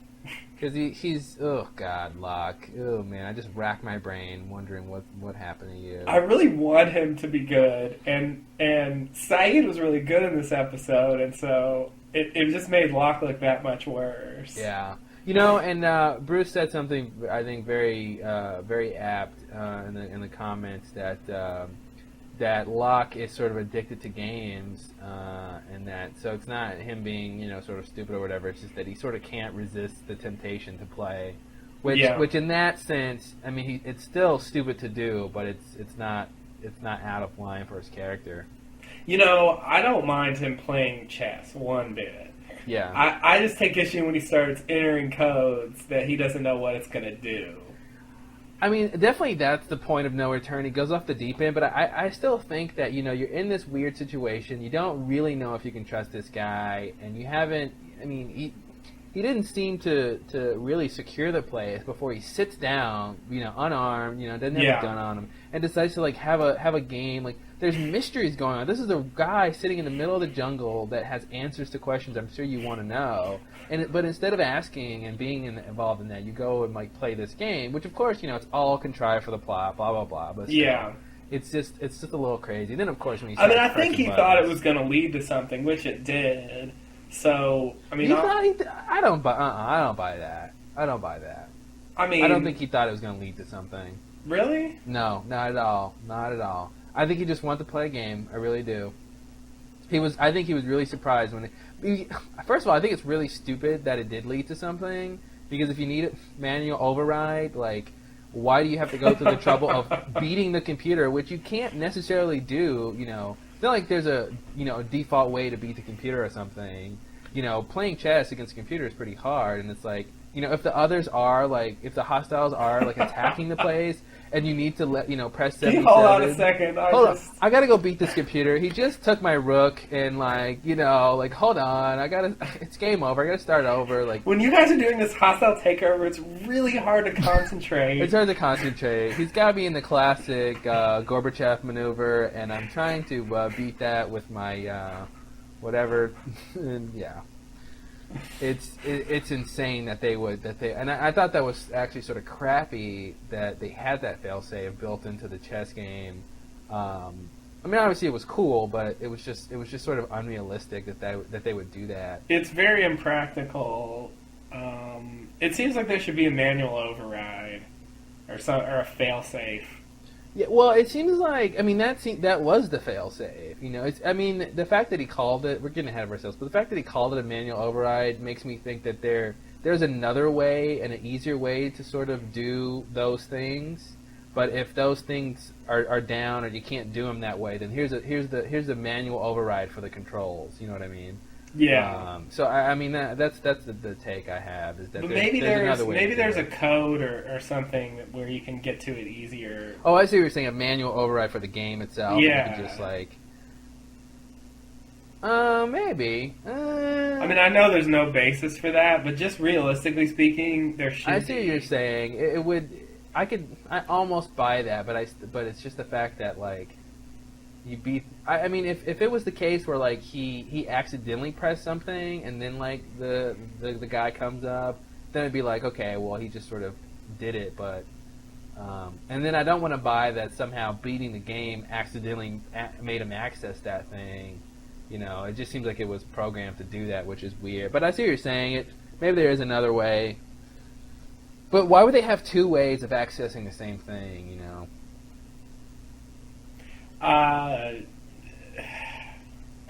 Good answer. There's no answer to that. I'm don't worry. Okay, so let's go back, I guess. Yeah, we're really. Well, specifically, I want to talk about Mikey and what's going on.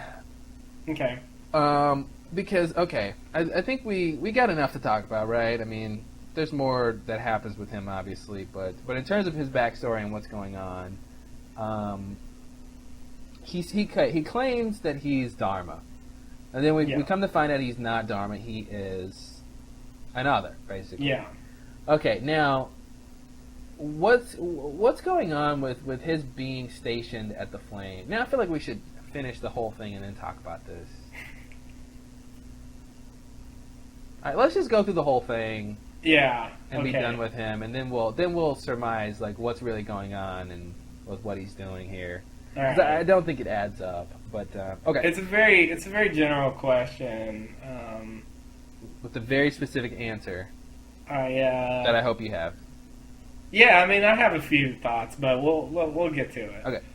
So they flip back to Saeed and Kate talking to Mikey, and Saeed. It's one of the few times in the series where someone asks a question, several questions, and gets direct answers. Yeah.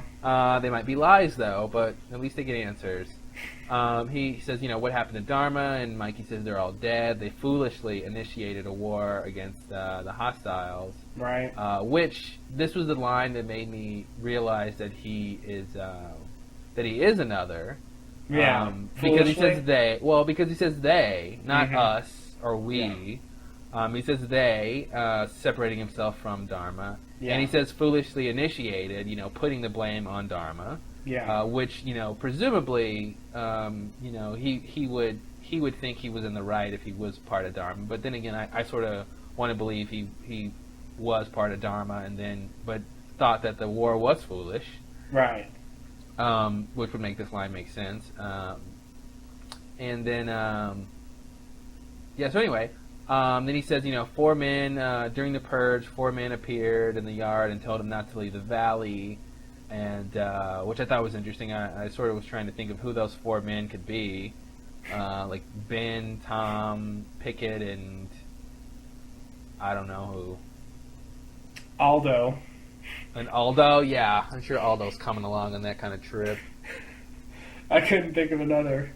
Oh, Ethan or Goodwin, maybe. Oh, okay.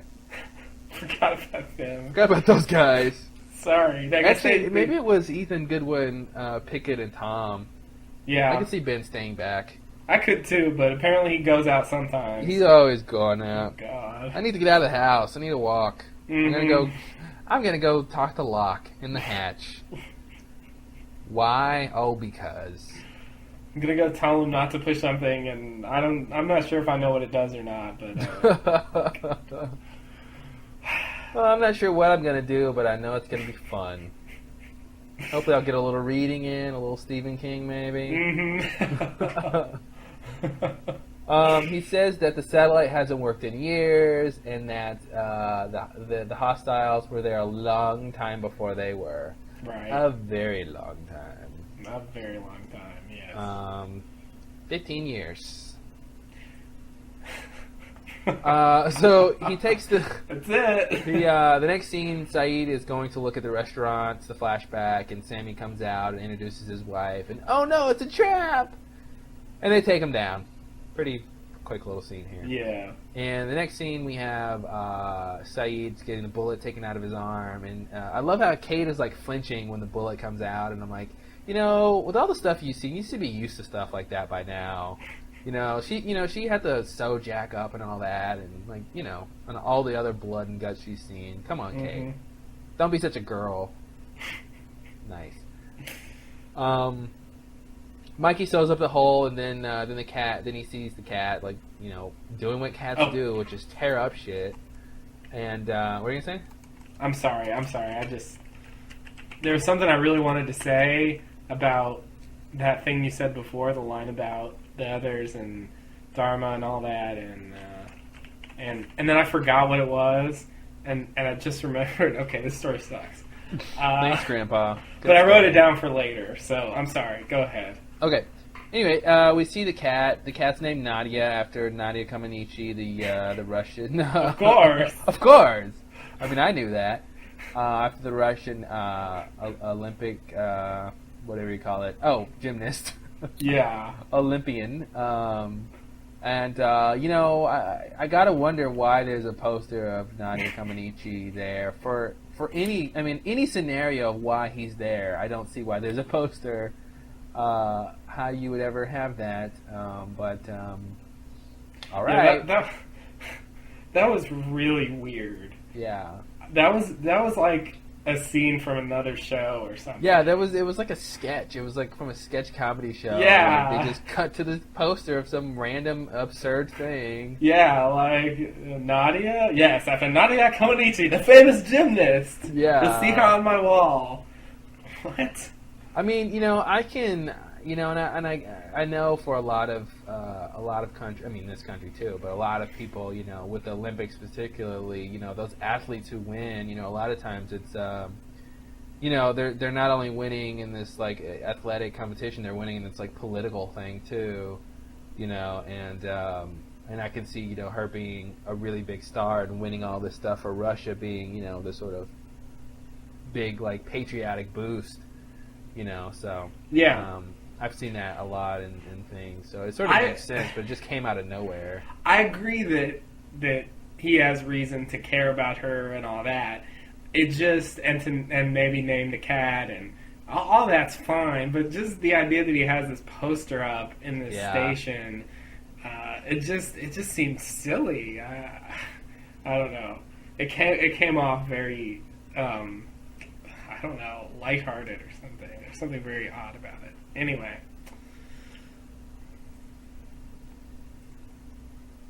That's all. Okay, sorry. No, I agree. I definitely agree. It is weird. Well, and of course we know Nadia is the name of Saeed's lost woman. Right. Which I think it is a Russian name. It was always a bit odd that was her name. Yeah. So. And it's interesting, and that's really why he asked about that, because he heard him say Nadia, and he's like, "What? My girlfriend's here." What? And this idea that he and Saeed know each other, which I guess we should talk about, because that was said. Kate asked him that he recognized. Kate asked that, referenced that Saeed recognized Mikhail in the Next on Lost last week, and that line did not come up in this episode. Was that the line? I couldn't even remember what it was. Yeah, basically she says, this is the guy you remember, or she makes a comment about, referencing that Saeed remembers him from somewhere, and that no reference to that is in this episode. And like I said in the comment section on our blog, I sort of feel like that line, they do this sometimes. I feel like that line is from the next episode or something like that. Yeah, it's going to end up being like the K. I don't care what Jack said. Yeah, exactly. Although, I do want to say, that was my first theory, and then I saw the next sound lost for the next episode, and Mikhail basically says, not to spoil it for anybody, but he basically says he doesn't know Saeed, which is really interesting, so we'll talk about that later, but... So, let's see. He offers to get everyone some tea, which I thought was very quaint.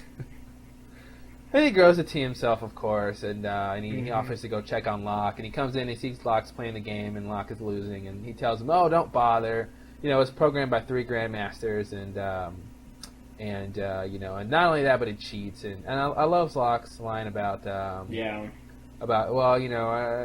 computers, they don't really know how to cheat. Which I thought was really interesting. But, so then the next scene we have Kate, and she's really suspicious about what's going on, and Saeed tells her, basically, you should be suspicious because he's another. And, well, why are we still sitting here? Because I'm certain he's not alone. And, which is really interesting. I love Saeed. He's really good for little revelations like that. Yeah. He was holding that information the whole time, and he knew right when he got up there. He saw that saddle, and he was like, no, something's going wrong. Immediately. He's good. Like, no one else would have caught that. Jack or Sawyer or anybody else, they would not have caught that, No. And so, I'm glad. I'm sure so many people are happy that the old Saeed is back and actually doing stuff. And it's nice to see. It was. If it was just Locke and Kay, man, oof, they'd be so dead. They'd be so dead. Oh my god. Now Locke would have got killed playing the game. And, God. Yeah, and like the stuff that Mikhail said to Locke, I think that only encouraged him to keep playing. I don't know Yeah, what that's he the was thing. trying Locke, to do with he's that. like a little kid, man. You know, you can't tell him not to do something. He's gonna want to do it more. Yeah, exactly. But yeah, I mean, I believe what Locke said, that he was trying to convince him not to play because he knew that it could activate activate the manual override.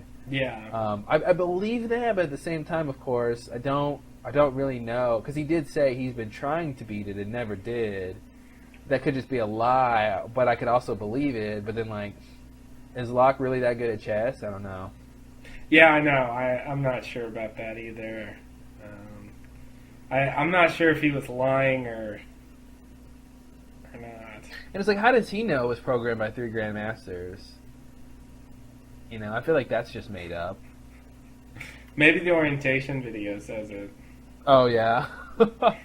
And here you'll find this chess game, which is really, really hard because it's programmed by 3 grandmasters. But in an emergency, you'll need to be able to beat it. So, So practice, bitch. yeah. So that's that. You thought Dharma was going to be easy, didn't you? Well, it's not. We make you play chess.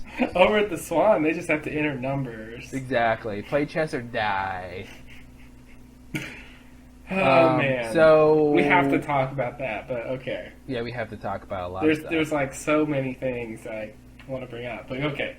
So we go back to the beach. Boring. And, boring. This again reminds me of season 2. They used to do this all the time. Yeah. You have super interesting plot and super boring plot juxtaposed. Which it's not. I mean, you know, you can't blame it. I mean, that's really how most of the good episodes are. But it's still boring. Yeah.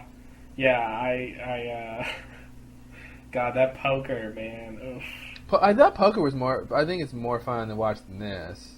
I agree, but I hated the poker at the time. Even though, compared to this, it seems good. So, yeah. It didn't seem like they tried very hard to make this interesting. Oh, let's play some ping pong. Oh, okay. Oh, you win. Oh, okay. Yeah. We got to see like 2 hits. I mean, it wasn't. Yeah. You know. I mean, they are juggling 3 stories, so they can't have too much time for the ping pong. But 3 stories. Yeah, I mean, they got the guys at the Flame. They got his backstory, and they got yeah. Forgot. Okay. Don't forget about the backstory. Forgot about it. Okay. Well, don't. Well, I did. Well, go back in time and don't do it. Okay, I just got to turn this key here. Yeah, please. But you can't change the future, so... Or maybe you can change the past, I don't know. I think I can. Well, if you think you can, because all you have to do is forget... change it. All you have to do is forget she told you can't, and she proved that you couldn't. But maybe you can anyway if you try, because you know what? All you gotta do is have hope. Which is never stupid to have. The last 3 episodes in a few sentences. I know, right? We just summed it up very, very quickly. All right, so they pick Hurley to play against Sawyer. They talk about the mercy rule. Then they play a little bit, and Hurley gets the first point. Blah blah blah. The next scene is the flashback, and by flashback I mean back to the Flame. Right. Not a flashback. Okay. And Mickey comes back, and he's got the tea, and I love when he says, you know, I grew up myself, so pardon the bitterness. And Saeed goes, any tea is good tea. And I thought that was, when I first heard it, I thought it made sense, because I'm thinking, oh, you know, Saeed's British, you know, because Naveen is British, and all British people love tea. Yeah. And I thought it made sense, and I realized, wait, the character's not British, you know, the character's not English. Yeah. He's supposed to be Iraqi. Why does he care about tea? But, I don't know, maybe Iraqis love tea too. He seems British anyway. He just seems so British. I thought it made sense, but then, like, it'd be funny if the writers were like, oh yeah, okay, yeah, then Saeed'll say this, and then they're like, oh wait, this doesn't make any sense. Why did he say that? He's not English. But it sounds so natural, you know. Yeah. Any tea is good tea. I totally bought that. I did too. It seemed right. Yeah, no, I have no idea why he would like tea, but whatever. I mean, I guess you can like tea and be from anywhere, but it's just not. Yeah. You know. I don't think it's a common drink, especially not hot tea in a place like Iraq. Yeah, it'd be great if he was like, any tea is good tea as long as it's Lipton iced tea. You know, throw in a little product placement. And like hold up a package to the camera and smile. Yeah, exactly. The only tea I endorse is Lipton brand tea.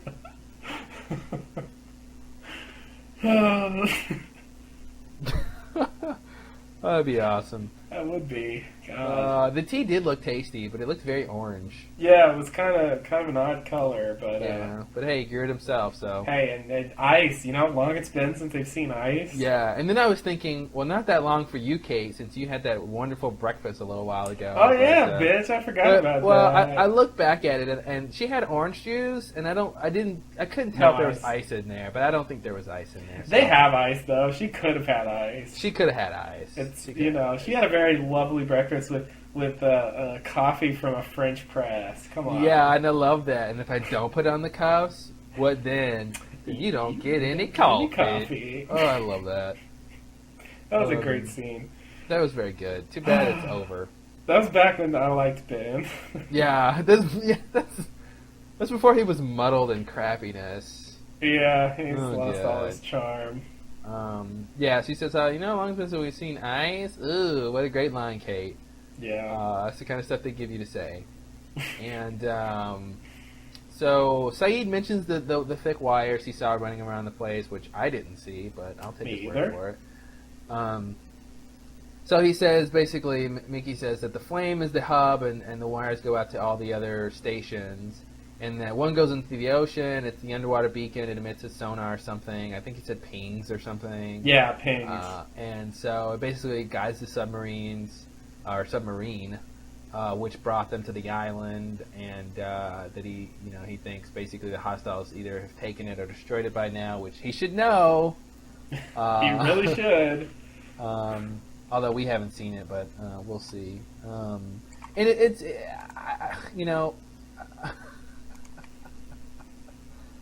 I'm not an expert on sonar technology. What? Yeah, I know. I know it says it on my business card. But, that's all right, folks. Yeah, bringing that back for the 07. But I was thinking, if it's a submarine, it should have its own sonar system. Why do you need something else to guide it? But I don't know. It's to guide it to the island. What do you mean guided to the island? So it can find the island. Oh. Well, don't you just need, like, the headings to do that? I don't know. I guess that's better. I mean, okay, I was thinking it would basically, like, when it gets close to the island, it guides it so it knows, like, sort of where not to go, where the rocks are and stuff like that, kind of thing. And I was thinking it should have its own sonar for that. But to guide it to the island, okay. That's what I thought he meant. Okay, no, I'll buy that. So this is probably the end of the mystery of what the cable was. Yeah, no, I think that's definitely what we're. Wow, how long ago was that? That's we're talking Solitary. I believe that was episode 9 of season 1. Wow, that's wow. A very, very long time ago. And we saw it again in numbers, and lots of speculation about that. And wow, who knew they'd ever answer it or bother to? Yeah. So, yeah, that's nice. That's not what I thought it was. No, not at all. But I thought it went to the underwater city, the other underwater hatch that they have. Hello. Why else do you need a submarine?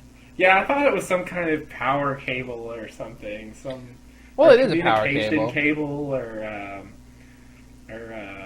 Yeah, I don't know. I mean, I think it is partially a power cable.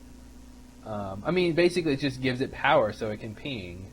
Well, no, but I thought it was a cable that carried power to the island. To the island. Yeah, I remember that theory. Not the other way around. It giving power to some. So I mean, it didn't even submarines never even entered my mind. We still don't know how the flame is generating its electricity. I mean, it's the hub, so wherever electricity is being generated should be from there. And I didn't see any generators. And presumably, as much power as they should be generating, you should hear generators somewhere. And then if you have generators, you need some sort of, fuel, like gas or something. So now, I remember they had a throwaway line about the power at the Swan. Oh, what'd they say? I don't remember what it was. Oh, good. But I think it was Saeed once again, who had some comment. I think it was when they were investigating it. I don't know well enough. I would have to do some serious searching. But I remember when we were doing our retrospective, there's a throwaway line of they have the blah blah blahs, and that's how they're generating that power.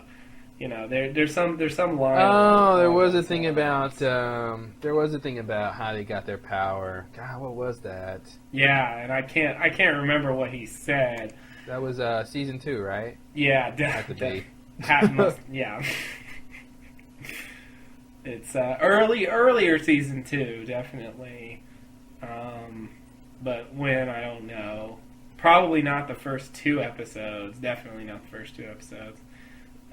Possibly 3 or 4 or 5 or something like that, or 6.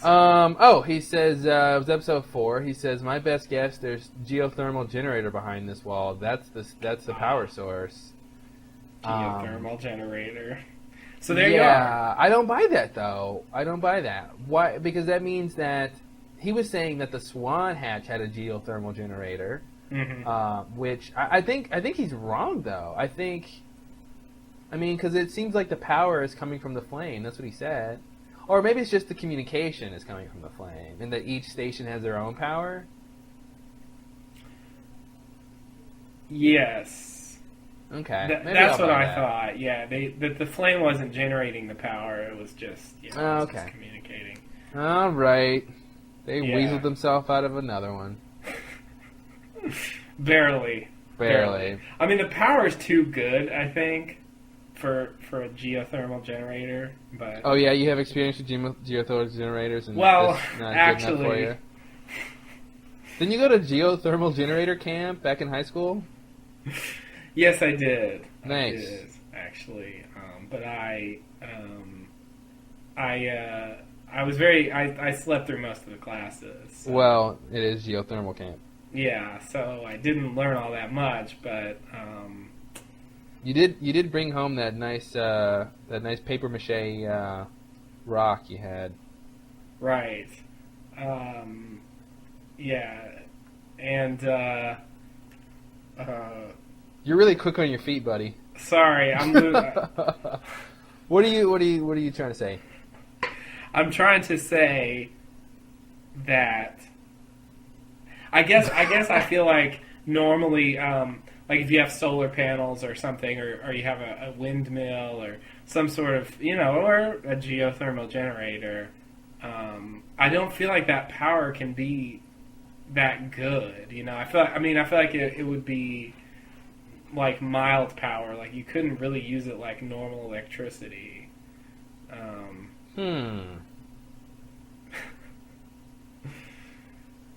But whatever. I mean, I guess if you go down far enough or something, it just seems like if it were that good of a power source, I don't know. It seems like more people would use it. Well, I think it is, it is used a lot. I mean, worldwide, back in 2005, we had 9.3 gigawatts of power from geothermal energy. Is that right? With an additional 28 used directly for heating. That's interesting. Yeah. It's just. They teach you that at geothermal camp, dude. Oh, okay. Yeah. I don't remember you were there. Oh no, I went the next summer. Oh, okay. Yeah. Okay. Well, that was when they got all the new teachers and they changed the curriculum. Dude, it was totally different. Yeah, I didn't even. Yeah, no. You guys didn't even play with the. I suck at this. Yeah, it's hard. I'm like, I was thinking to myself, he's got nothing. He's got nothing. I know. I had something to say, but I couldn't think of the name of it, and it just ruined me. Well, I mean, the big difference was they changed the curriculum and they talked less about dry steam geothermal plants and more about flash and binary plants. What was that word? Dry steam.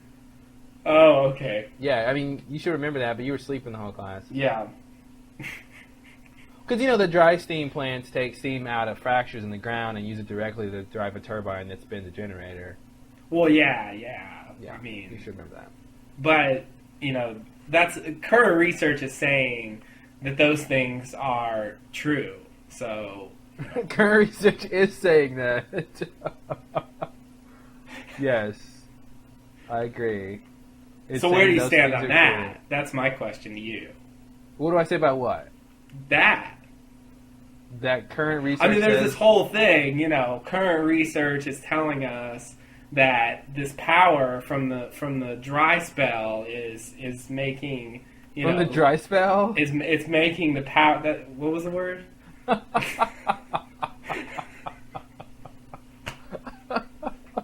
Oh God. Dry steam. Dry steam. Okay.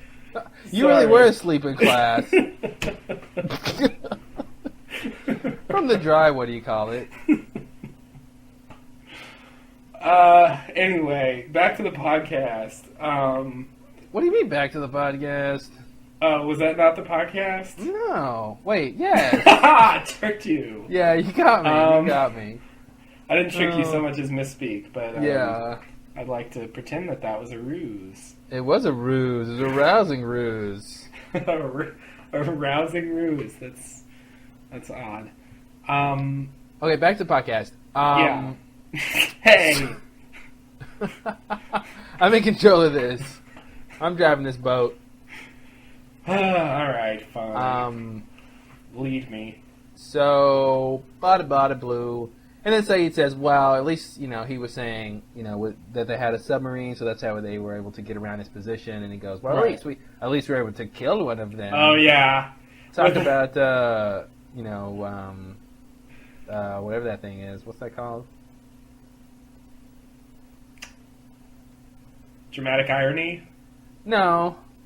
He's basically, prodding him to see if he reacts to that. Right. He's really pushing it as far as he can. Like, he not only says, well, at least we killed one of them, like, he looks at him like, what are you going to say about that? Yeah. Like, come on, what do you think? What he says is, why do we continue to play this game when we all know it has moved to the next stage? And then he throws the pitcher. And then I love the nice pitcher, the nice glass pitcher of tea, which I'm sure was a family heirloom. I love how he tried to hit Saeed in the face with it. That would have been very, very bad for Saeed getting punched in the face with a pitcher.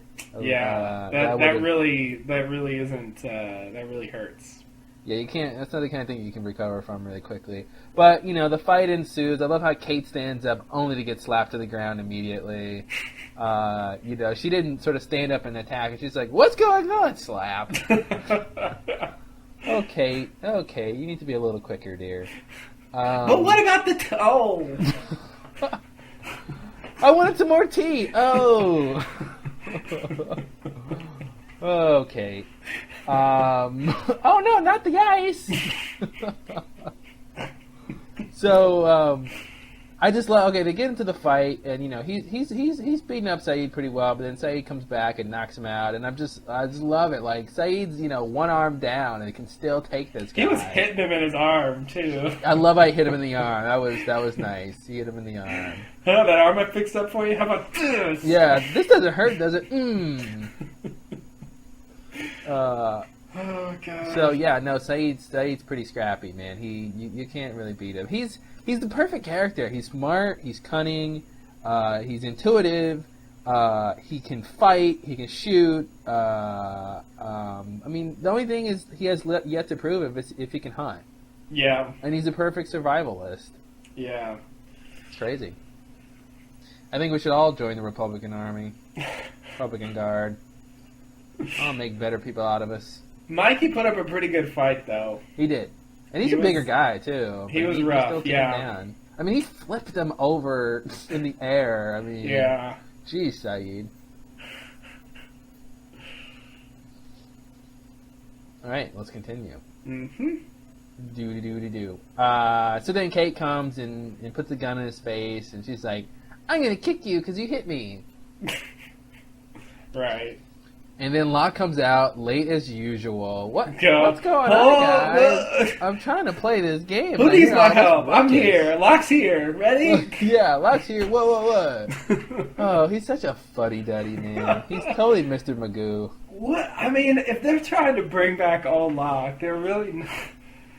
Oh, God. This is old Locke, but not the old good Locke. Yeah, I guess This is the old crappy Season 2 Locke. I guess that's who they brought back. Wow. Yeah. Don't worry. Everything's going to be fine. Okay, here we go. All right, now, who do I shoot? Yeah, they're not bringing sexy back. They're bringing stupid back. Crazy people. Nice. It's topical. Okay. Isn't it? Well, it's a little old reference. So, anyway, Saeed says, get some rope. Because he's eating paste pecani sauce. Yeah. I'm going to string him up. Get some rope. Oh, man. Can I just bring up what a disturbing, commercial that is? It's ridiculous. The idea that you can be strung up for the wrong picante sauce. Yeah. Because you're from New York. When I was a kid, I thought it was charming and quaint. Mm-hmm. But once I got older, and it happens with a lot of things, you start to think about what the message is. Yeah. And you're like, oh my God, they're suggesting that a hanging is a suitable punishment. Yeah. For salsa being from the wrong city. That's really, really creepy. It's a little ridiculous. It's amazing that kind of stuff gets played on the air, you know. And you're supposed to be like, yeah. Yeah, mofo, you should have had that paste. Now look what you get. You brought it on yourself. You know, big city slicker. What are you doing? Coming in here with that. Yeah, I don't know. It's really weird. Those commercials are always crazy, though, dude. I really think, and I've even commercials these days, I've seen a lot of weird commercials that just don't make any sense, and the message behind them is just really inane and crazy, you know. And I think if people really watch commercials and then really ask themselves, okay, what are they telling me, you know, they would find that the meaning is very crazy. But don't take my word for it. Yeah. So we get the next scene, which is a flashback of Saeed. He's chained up in the back room of the restaurant, presumably, and Sammy comes in and he brings some water and starts to question Saeed about his past as a torturer. And basically Saeed says he didn't do it. He's not the one who tortured Amira, and he can remember every face of everyone he interrogated, and I believe him. And Me then too. Sammy's really adamant and that he recognize that he should recognize Amira because he did it, and poured the boiling oil over her arms, interrogated her for 3 months or whatever. It's all a sad story, I'm sure.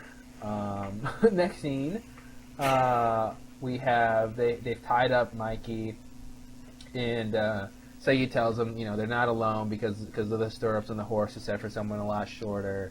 And he thinks they sent someone over because they lost communications. But I thought that's sort of weird because, they lost communications a while ago. And it seems like, Miss Clue just got there somewhat recently.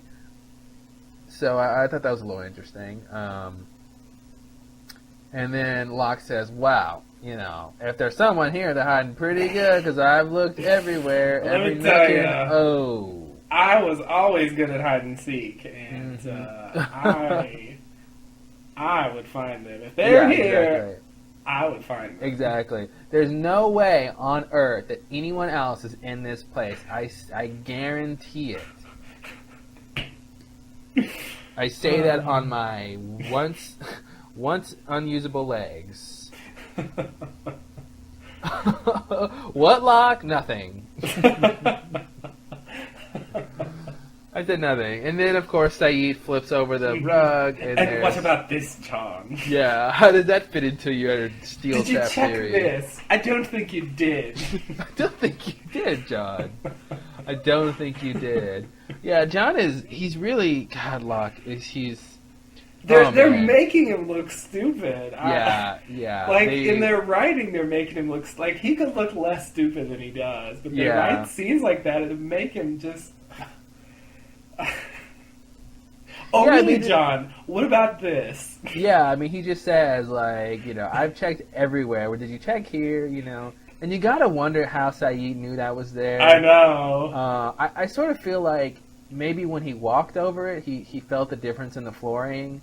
That's the only really thing I can think, unless it was just a really good hunch. My sense was... Sorry. It would have been weird if he's like, how about this, Johnny? Flips on the rug and, like, nothing's there. That's when it's a sketch. Yeah, exactly. I don't know, Saeed. What about that? It's a floor. Oh. Precisely. I'm just making sure you know that. My sense watching it again was that the cat was doing the thing that cats do, pawing on the rug, tearing up shit, and Mikey.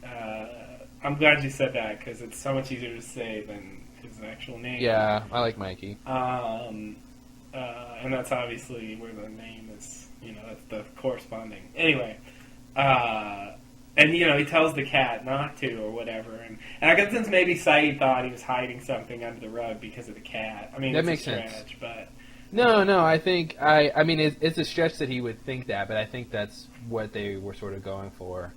Yeah. But Saeed's just really intuitive, and I think I'd like to think that maybe. Huh? It's really funny that he went for the reveal not really knowing if it was there or not. Yeah, he was pretty sure that it was there. He was really taking a chance. He was going to look really stupid if there was nothing there. Yeah, he was going to look pretty bad. Oh man. That's something you don't want to do. Or like if he didn't, like when he flipped it over, he didn't flip it over enough and like you couldn't see it and he would just be like, "Oh, I thought something was here." But it's like the bumbling detective. Yeah. But did you look in the closet? Exactly. Oh. Who's hiding behind the curtain? Okay, well, nobody. Yeah, I sort of thought maybe whatever, and I don't speak Russian, but whatever.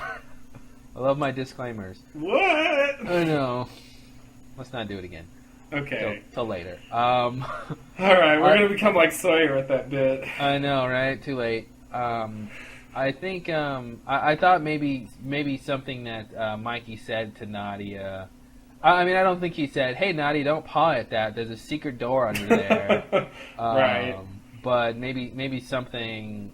I don't know what he could have said, but I thought maybe something along those lines Saeed picked up on. Not that I think Saeed knows Russian, but yeah. I mean, he was a communications officer. Yeah, I mean, I think in the very least he could probably understand it or some of it. Yeah. If he doesn't speak it fluently, which I don't think he does. Yeah. No, I don't think he does either. But yeah, I think there's a chance he could have picked up a word or two. He might know enough to get the idea or something like that. Yeah. So that's a good point. I forgot that he spoke Russian to the cat. Yeah.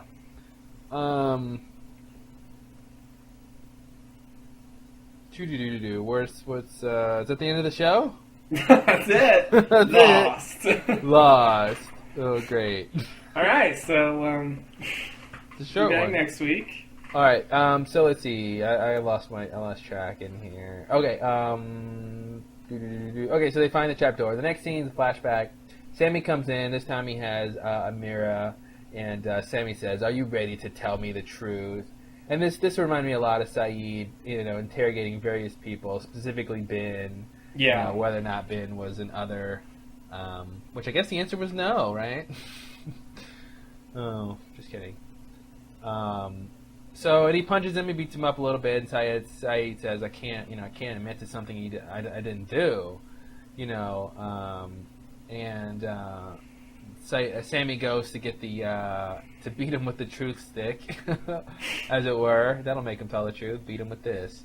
And Amira stops him, and on her way out, she has this really strange look that she gives Saeed, and I On second viewing, I thought it was a look of, well, maybe you're not the guy. Like, am I really sure you're the guy? So I don't know what that look was supposed to mean, but she gives him a look. And the next scene, we've got Sawyer and Kate. And by Sawyer and Kate, I mean Saeed and Kate, going down into the basement, looking for this second person. And Locke is upstairs watching an unconscious Mickey. Oh boy!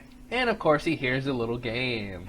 Doody-doody-doo, come play me. You And can't resist. again, like a kid, he can't resist. Yeah. Okay. What should I do? Should I guard this guy who tried to kill us, or should I go play the game? Ooh. All Lay right, my gun on the table and start thinking about chess and not paying attention to the deadly man who's laying on the floor. To the deadly man who I know nothing about, who's just tried to kill me and my friends. I don't know. I don't get a lot of chances to play chess. So he goes in to play chess, of course. And then down in the basement, Saeed sees that the place is wired with C4 explosive, and he doesn't know why. And I'm thinking, isn't it obvious? So they could blow it up. Mm-hmm. Why else do you wire something with explosive? So they can blow it up. Yeah, good point. So Locke is playing the game, and then back downstairs in the basement, Saeed finds some manuals, operations manual, and the food drop protocol, which is really interesting. You know, I'd love to see what's in some of those things, but I'm sure since it's just a prop, it's just blank paper. Yeah, I know. That's the sad part.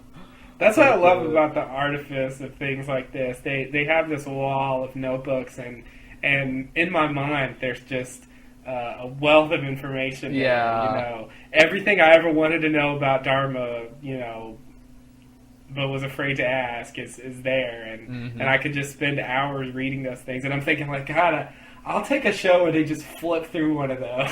Yeah, I'd love that. Like, it would be very... I supply drop protocol. I'll take it. It's not the most interesting thing, but I'll take it. Why not? Yeah, I mean, they answer a lot of things, like where it comes from, why is it dropped in the place it is, who's supposed to pick it up, how often, like a lot of little questions it could answer pretty quickly. Yeah, and it would be great to, but then, the same thing occurred to me. I'm like, there's really nothing there. It's just, it's the fake reality the show creates that makes you feel like there's something there. I don't know. Yeah. But nonetheless, it makes the ending all the more frustrating because there's obviously a wealth of knowledge there that isn't present in the other hatches. Mm-hmm. And that makes it a big loss, I think, as far as learning more about the situation. You gotta wonder why some of that stuff isn't in the other hatches, though. I mean, some of those things you think they would want people in those hatches to know. Yeah, it's a very good point. I don't know.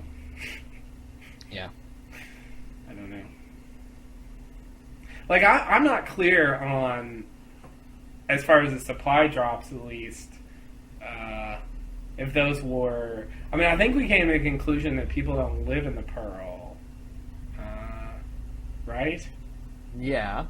And so, they wouldn't get supply drops because they don't live there. Yeah. But the Swan really should have had something about that. That's...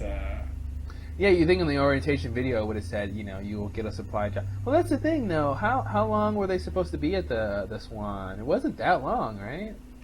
No, I don't think it was. I think it was, I want to say... I don't remember. I think he gave a time period, though. Yeah, I mean, that's when he talks about the Pala Ferry, right? Or was that the Pearl? The Pala Ferry was the Pearl. Oh, okay. And that was a much shorter amount of time. I think the Pearl was a matter of days or something, or maybe a week or something like that. I think the Swan was at least some number of months, but I don't remember how long. Was it like 3 months or something? Yeah, I want to say something like that.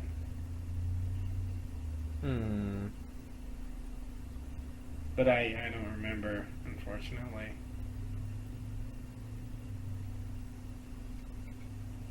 All right, well, I guess we should continue on then. Yeah. Oh well, here it is. 540 days. Okay, that's pretty much 18 months. That's a year and okay. Yeah, that's a long time. It's a lot longer than 3 months. It is, yeah. Yeah. Okay, let's go. All right. Bada blue. Locke wins the game, and he gets access to the manual override, and we see our old friend Marvin Candle / what's his other name? Something. Mark Wickman. Mark Wickman. And I think the fact that he did introduce himself is potentially interesting. It puts forth the idea that who's ever supposed to be watching this sort of knows who he is. Yeah. He doesn't need to introduce himself because whoever is watching it is a Dharma person who knows who he is. Now, whether or not they think he's Wickman or Waxman, or what is it, Candor?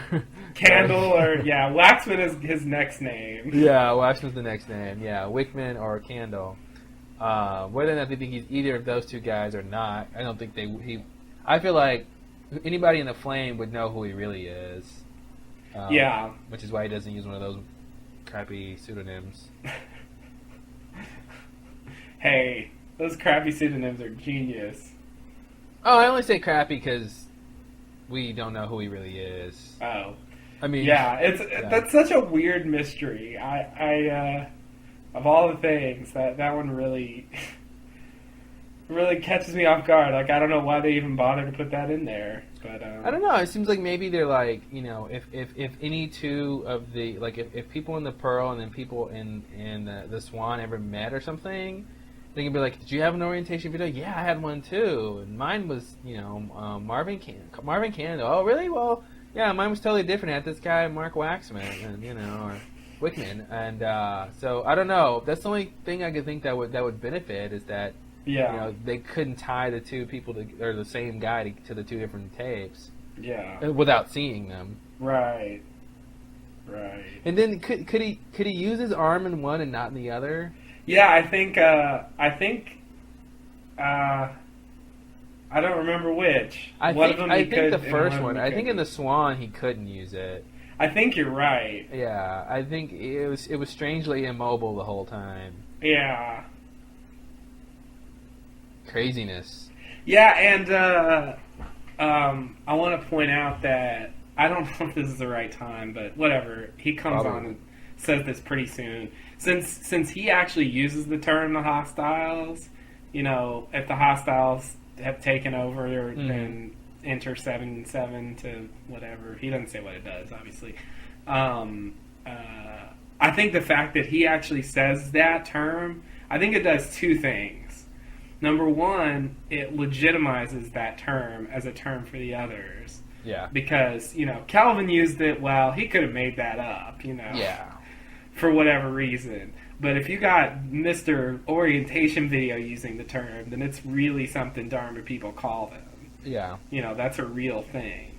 So that's the first thing. And the second thing is it indicates that this, has to be pretty old, this conflict. Because when he's making those videos, I mean, that's a while ago.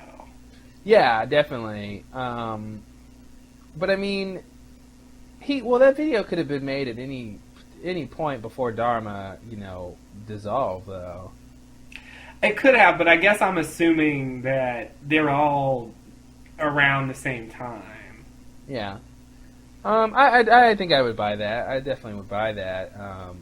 I feel like maybe this was this video or this whatever feed or whatever, that's a video, was made after the orientation videos, because I feel like they didn't have the conflict until after Dharma was already sort of going fairly well on the island. I don't know, are you of the idea that they the conflict started right away when they got there? Yeah, if not right away, pretty soon.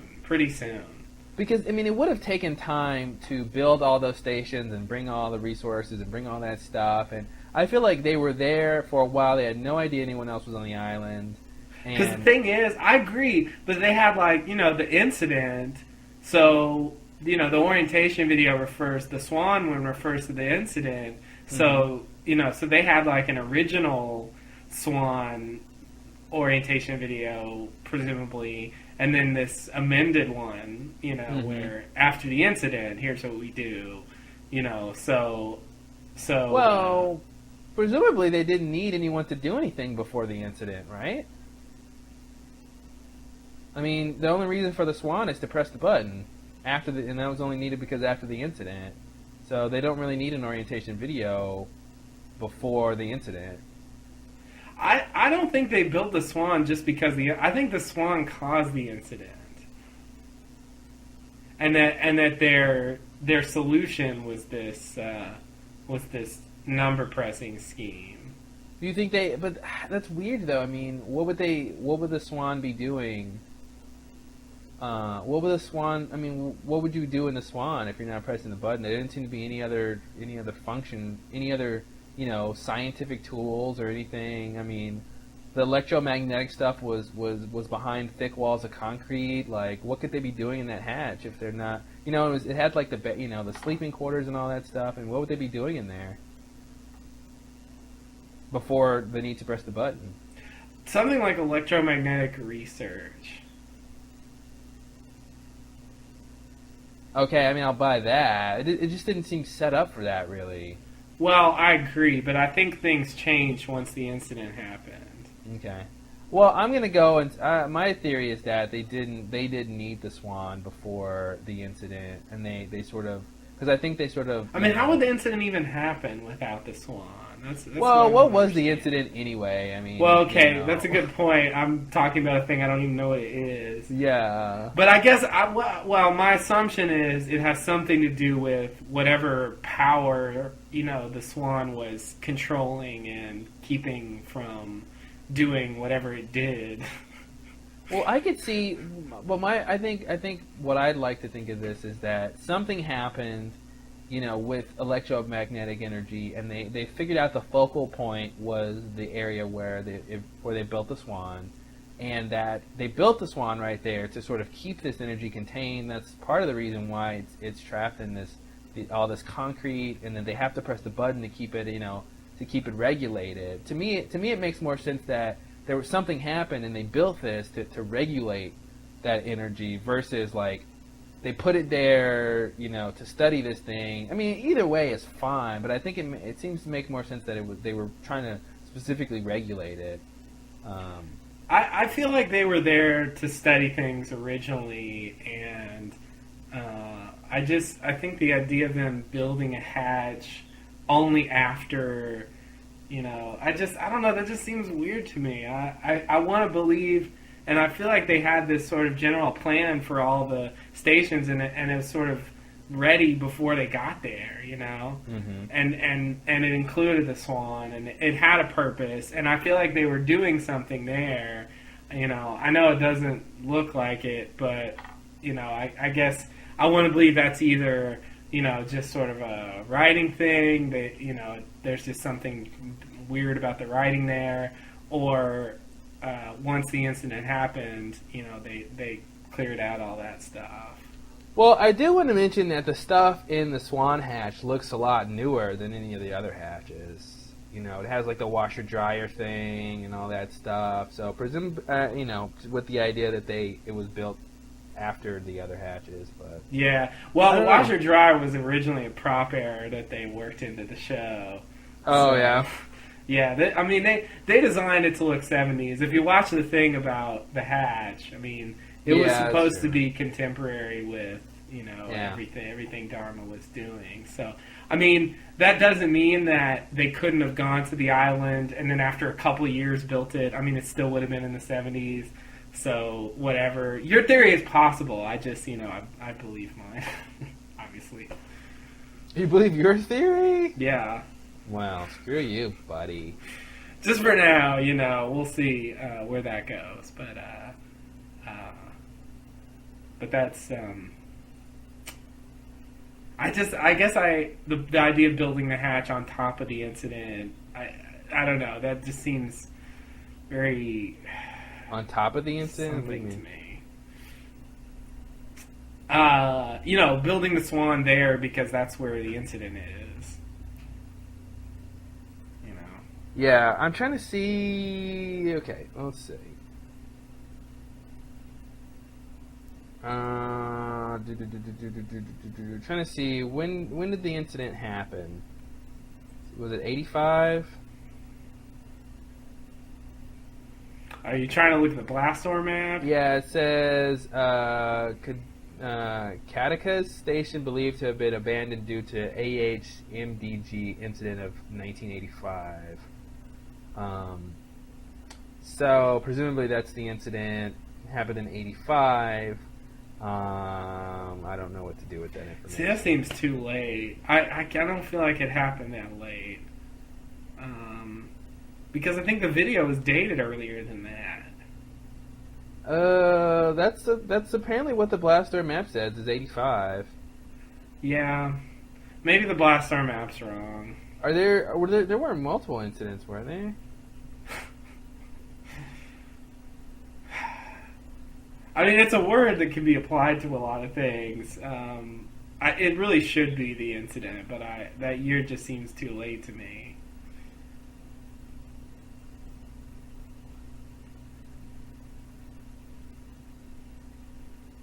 Oh, look, here's this is really interesting. I don't know what code 42 is, but it says one of the things on the Blastor map is final destination in case of code 42. So presumably, if you press 42 in this computer, that has something to do with that. That's interesting. I don't even remember that. On the map? Yeah. Yeah, me either, but apparently Lostpedia claims it's on there. Oh, okay.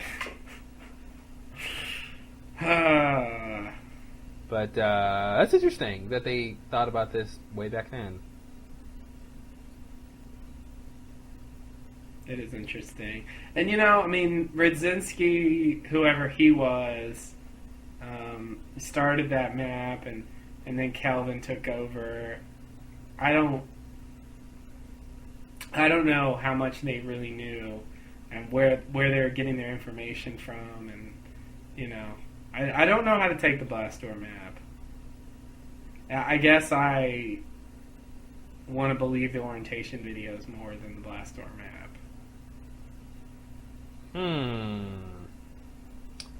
I would lean towards that idea, but I think although the orientation videos have been proven to be misleading to some extent. Yeah, and I think Kelvin, Rosinski, was Dharma, and he would have known a lot about what happened, not only from being a member, but investigating on his own. So I think the map might be more honest about what really happened than the videos. It's weird because I think the videos are more authoritative, source, but they lie. Yeah, they do. There's definitely something slightly dishonest about videos where you use different names and you tell people to write things in books that go into a field in the middle of nowhere. And why the other thing about it's like if they built the hatch to study electromagnetic energy of the where the swan is, and then the incident happens and now they start to press the button, they just stop their research completely, because the orientation video said nothing about research of the energy, so it would make sense that they would just stop researching altogether. It wouldn't, but apparently they did. I feel like they can do research from somewhere else. They don't necessarily have to be there. Like that may have been the focal point of the energy, but like the energy has effects elsewhere on the island or something. I don't know. We'll see.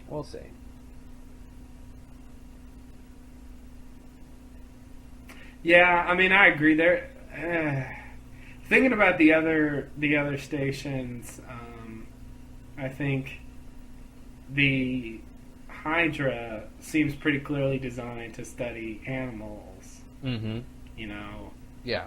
all of the other stations are not clearly designed. I mean, maybe, yeah, they don't seem well suited for study in general. The other ones, Any kind of study? yeah, Yeah. Well, I mean, the medical hatch was. I guess it had a surgery bay room, whatever. But yeah, but I it's guess like, that's what that was. it seems like a medical place, you know, not a place for research. I guess they could do medical research there. Well, yeah, medical research. But they didn't really say they were doing any of that. Oh, it's implied. You know, they had their areas.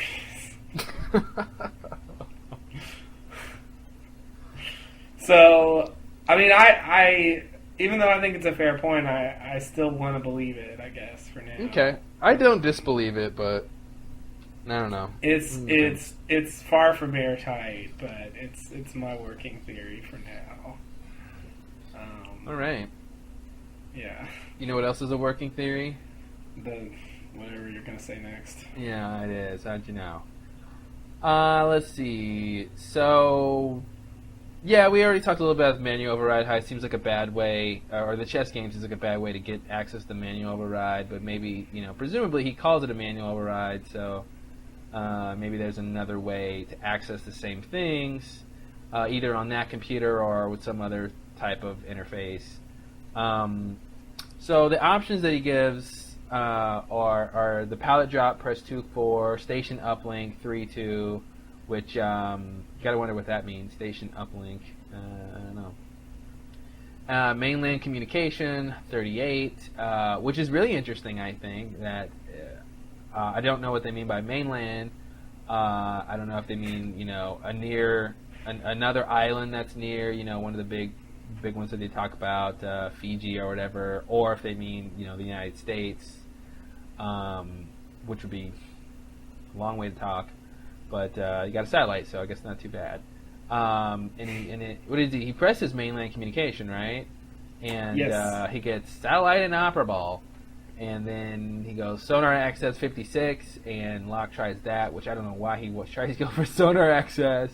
Yeah. But something to press, and it's inoperable too. And hey, why not? I'd go for a pallet drop too if I were him, but whatever. Yeah, I would have tried station uplink. I would have tried that. That sounds boring and useless. To me, it sounds like a communication thing. I thought I would have thought to try that to uplink to the I don't know, something else. I mean, really, I would have probably tried everything. Yeah. Just to see what happened. So can we talk about the supply drops a little bit? Oh, you want to do that? Yeah, I mean, I don't know where to put this. It's not really this episode's concern. Yeah.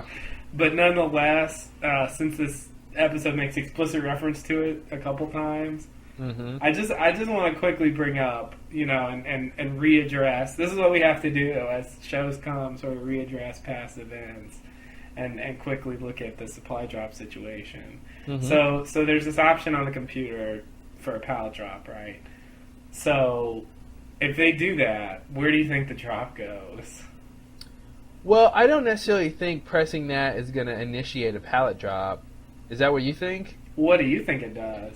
I thought it might give information about the last pallet drop. I mean, I don't want to rule out that it could initiate a pallet drop, but I think it's weird that anyone in the flame would need to initiate a drop. I thought it might give information like on the last pallet drop, where did it go, like specifically. What did he say? Did you write it down? He said for pallet drop, press 2-4. Okay. I think that's what he said. I don't know if he said like for information on the pallet drop or I don't remember what he said now actually, but I just know he said pallet drop press 2-4. I won't rule out that you could request a pallet drop, but it seems like that's not the kind of thing you would want to request. It seems like it would be on a set schedule. Why would you need to request it?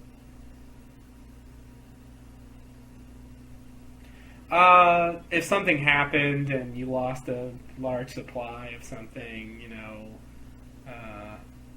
for some reason. Well, why can't you just use the mainland communication to tell them that or something? I mean, it's I don't know. No. Let's assume for the moment, for the sake of argument, All right. that this initiates pallet drops. Okay. Where do you think they would go? I would say it would go where we saw the other pallet drop. I don't think that you could choose where it would go. Maybe you could input some sort of coordinates on the island where you want it, but I really doubt that. I think if you can request a pallet drop, that it's going to go to that one place. I mean, there may be pre-decided places, like several places around the island where pallet drops can go, and you can say, okay, I want it in place number 2 or something. I'll buy that. I don't believe you can just pick anywhere. But so yeah, I would say it either goes to that one place that we saw, or one of several places already programmed. Okay. But I think huh? It also makes it seem like the lockdown has nothing to do with the supply drops. If you just initiate them from here. Yeah, I mean, and I guess a question to ask is, do you think that supply drop happened because somebody came and pressed 2-4? See, I don't know. And then no, I don't. But on the other hand, who's doing them? Yeah, I mean, he has no reason for a supply drop, and then the other thing is, if somebody requested it, they didn't go get the supplies. Why are Dharma products still being created in 2004? That's what I want to know. That was my other question: is if you do request a supply drop, who is manufacturing and packaging and shipping this stuff? Yeah, that's why my original theory on the supply drop was that, Dharma had all these supplies in some warehouse somewhere, and they have some company on their payroll to every 6 months or every 8 months, whatever, drop these things. They don't ask questions. They gave them a certain amount of money. Maybe Dharma still has some account or something that the payment's coming from, even though the members are sort of gone. I mean, presumably it's backed by Hanzo or something, so maybe they still have whatever people are doing this, they still have access to funds to supply this, and they don't know that Dharma's sort of gone, because they're sort of just tangentially related. So they just send the supplies. They go get a box of Cheerios, and then they take the bag out and put it in a Dharma box, and that's pretty much what they do all day. So. Yeah, because it just seems odd for this long dead group to be making products and dropping them. So I guess if they're outsourcing, basically, then you can say that. But then, all right, because I've been reading these theories about the idea that the others are sort of impersonating Dharma or pretending like everything's fine. But I mean, there's something really wrong with that. I don't see Dharma just leaving this place alone, for so long. Yeah. And not, I mean, at least come do some updates or something, like, why would you just assume, everything's fine, and you're not getting anything out of it, I don't know. Something very odd about that. The only thing you would get out of it is I think Dharma's gone, but if there's someone else related to Dharma out there, and they're wondering what's going on, and Ben or somebody is impersonating Dharma personnel and saying, "Oh, everything's great." The only thing you would really get out of that is not having those people send other people to the island. That's the only real thing I think you would get out of that is, since everything's great, there's no need for us to come in and fix anything or send more people or whatever. But the other side of that is if they're, and I don't buy that they're impersonating Dharma, because because Dharma is there to do research and do projects, and if they're not producing stuff, presumably they would need to, you can't just say everything is going okay if you're not sort of doing what you're there to be doing. Yeah. Now, the others did say that they go to the mini island to do projects, so maybe they are, they didn't seem like they're doing projects on a level that Dharma was doing projects.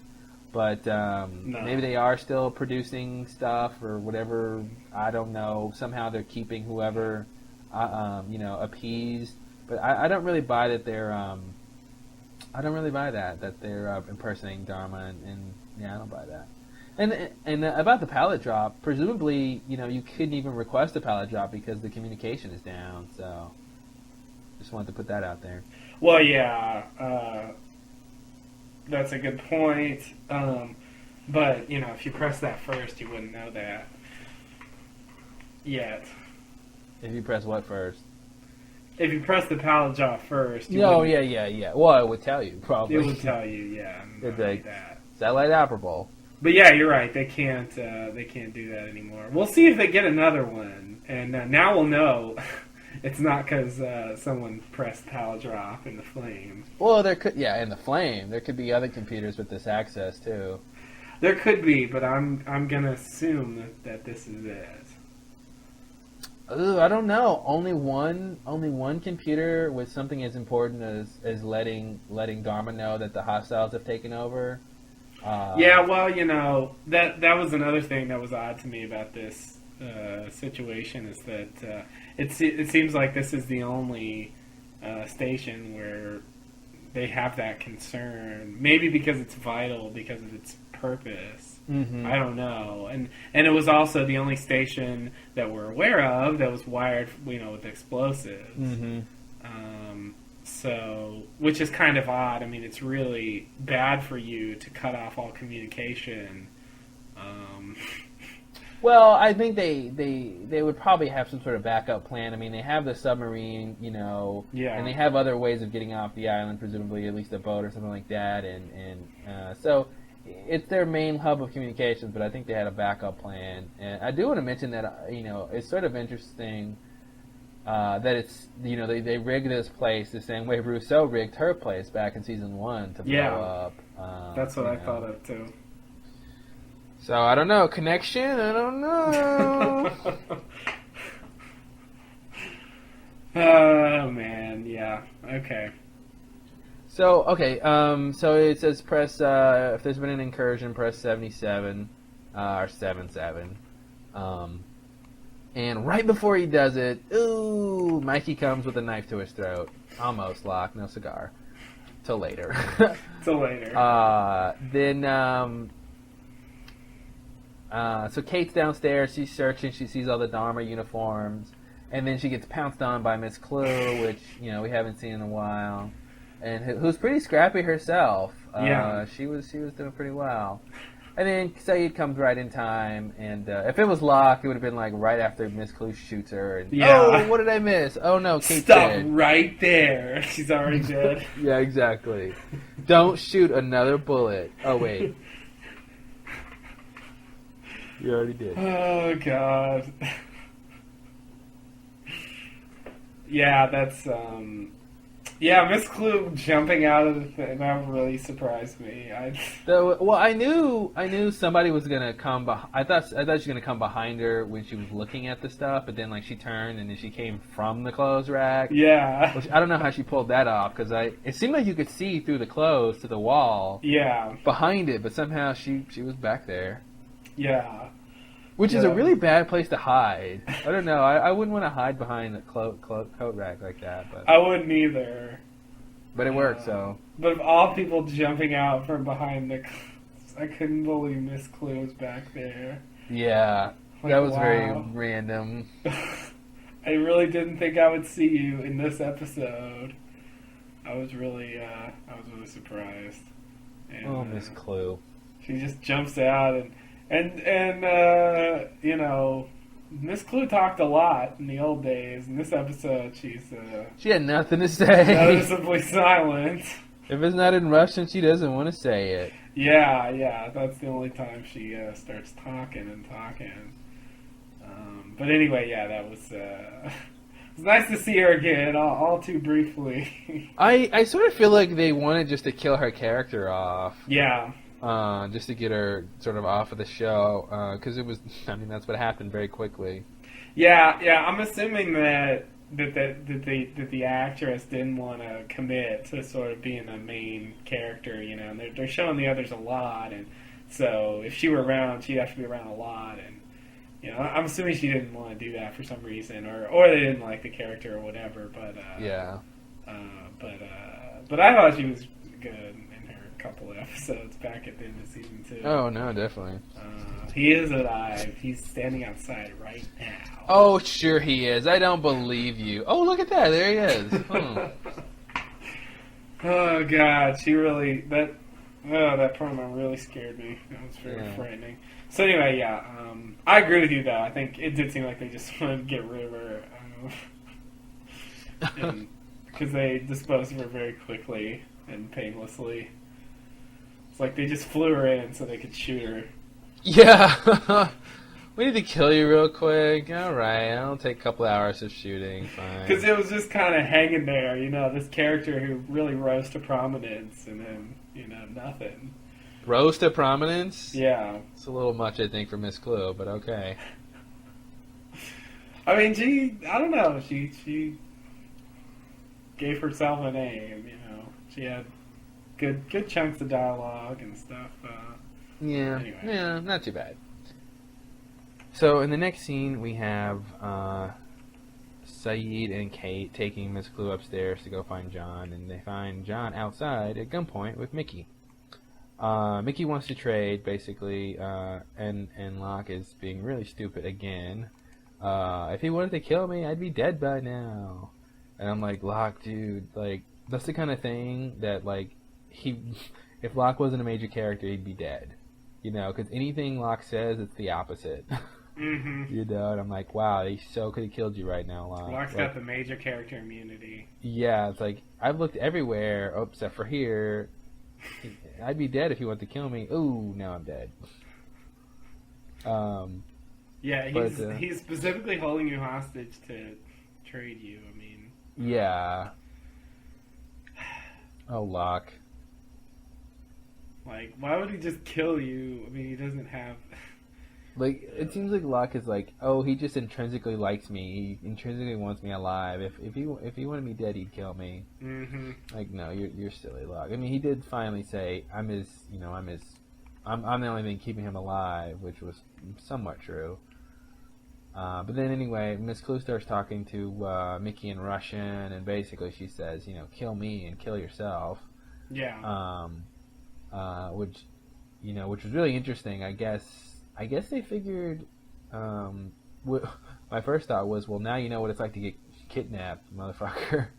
And they didn't want to go through that, I guess. And but I guess it's more about the information that they have, and I guess they felt like if they were tortured, they would give it up. So they were like, let's just kill ourselves. Yeah.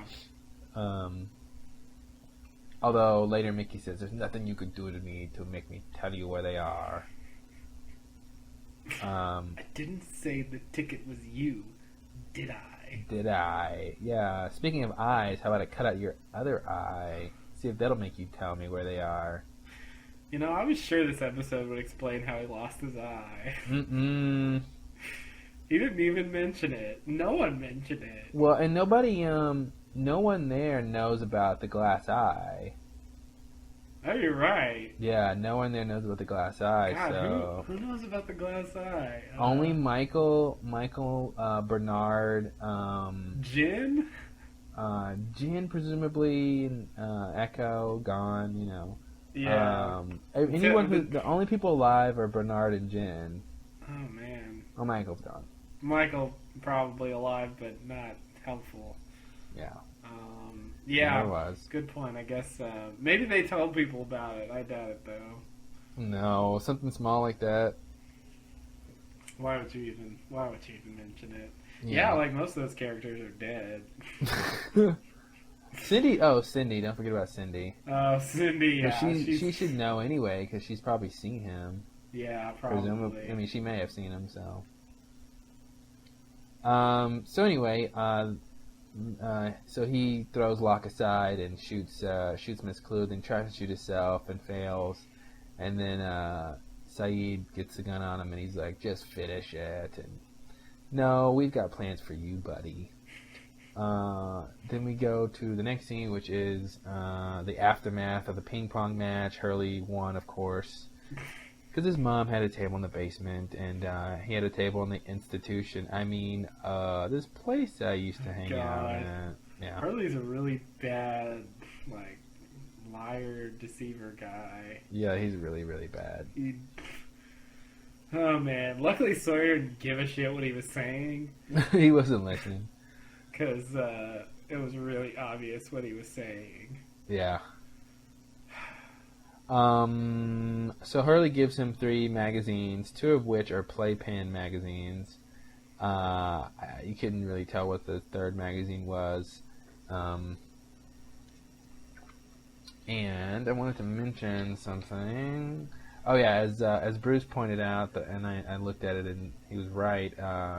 The 2 magazines have an article that's the same, The Nun Turned Stripper, which made me think, any reputable magazine would not publish the same article twice. But, it's Playpen, so what are you going to do? Mm-hmm. So Hurley reassures Sawyer about Kate, she'll be fine. She's with Sawyer and, she's with Locke and Saeed. She'll be fine. She's with you. What? What? And then, of course, the whole not being able to do a nickname came into play. And then I was thinking, should he even be allowed to call Hurley since Hurley's a nickname? That was the first thing I thought. I'm like, Hurley's a nickname. Yeah, and I guess he can call him that because Hurley gives him permission to. Yeah, and because it's not a Sawyer nickname. That's Hurley's nickname that he goes by already. It predates, It's like, I think Sawyer's barred from making up nicknames for people. Yeah. If they go by whatever, I think he's allowed to call him that. So, anyway. Yeah, that makes sense. Okay. The next scene, Locke is playing the game again. He just cannot help himself. Mm-hmm. And Kate's busy taking, doing the sensible thing and taking anything they might need for supplies. Sawyer comes out with Mickey at gunpoint, and he. I totally wrote Sawyer on here too. Saeed comes out. It's the S and the Y. Yeah, and the it's A. the new middle work thing. It is. It really is. Walton Locke. God. Saeed comes out and he screams for Danielle, which makes me think if he can yell for Danielle for where she is, then she definitely heard the gunshots earlier and did not come to help. Mm-hmm. She was like, I'm staying out of this. I don't care who gets shot. 'Cause there was a lot of gunshots throughout the whole encounter. Oh yeah. She didn't flinch. No. I wonder if hopefully she would have thought that or even considered that, if they did get captured, they might have been asked, is anybody else with you? And they could have said, well, there's another woman down by the river, that you could come after her too. Yeah. So, but maybe she's waiting, I don't know. So, Mikey says he was never in Dharma, but he did move into that place after the purge, which we still need to talk about him and what's really going on with his move there. Yeah. And then Saeed, we find out he's got the electrical map and it shows the barracks, which we all remember the term barracks from the orientation video. Oh, shit. Yes. Yeah. Oh, we all don't remember that, apparently. Forgot. Yeah. I it seemed vaguely familiar. Yeah. That's Mark Wickman, right? Yeah. He mentioned it in the orientation video in the Pearl. He says, at the end of your 8-hour shift, proceed to the Paula Ferry, which will take you back to the barracks. Now, This is an interesting question, is we know that O-Town, which is supposedly where the barracks are, they should be the same thing. Yeah. Is in the middle of pretty much, in the heart of the island almost. It's definitely landlocked. And so I'm thinking that the ferry wasn't an ocean ferry or a water ferry, but maybe it was, Roger in the van.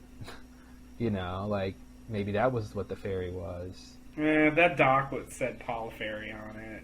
Oh, did it? Yeah. Oh. Well, yeah, I forgot about that. It doesn't make any sense though. How could they get to the barracks from any sort of How could they water? get to the camp in an hour? I mean, there's a problem there, but I think that's what that's supposed to be. And even proceeding to the dock would have been a nice hike from the Pearl. Yeah.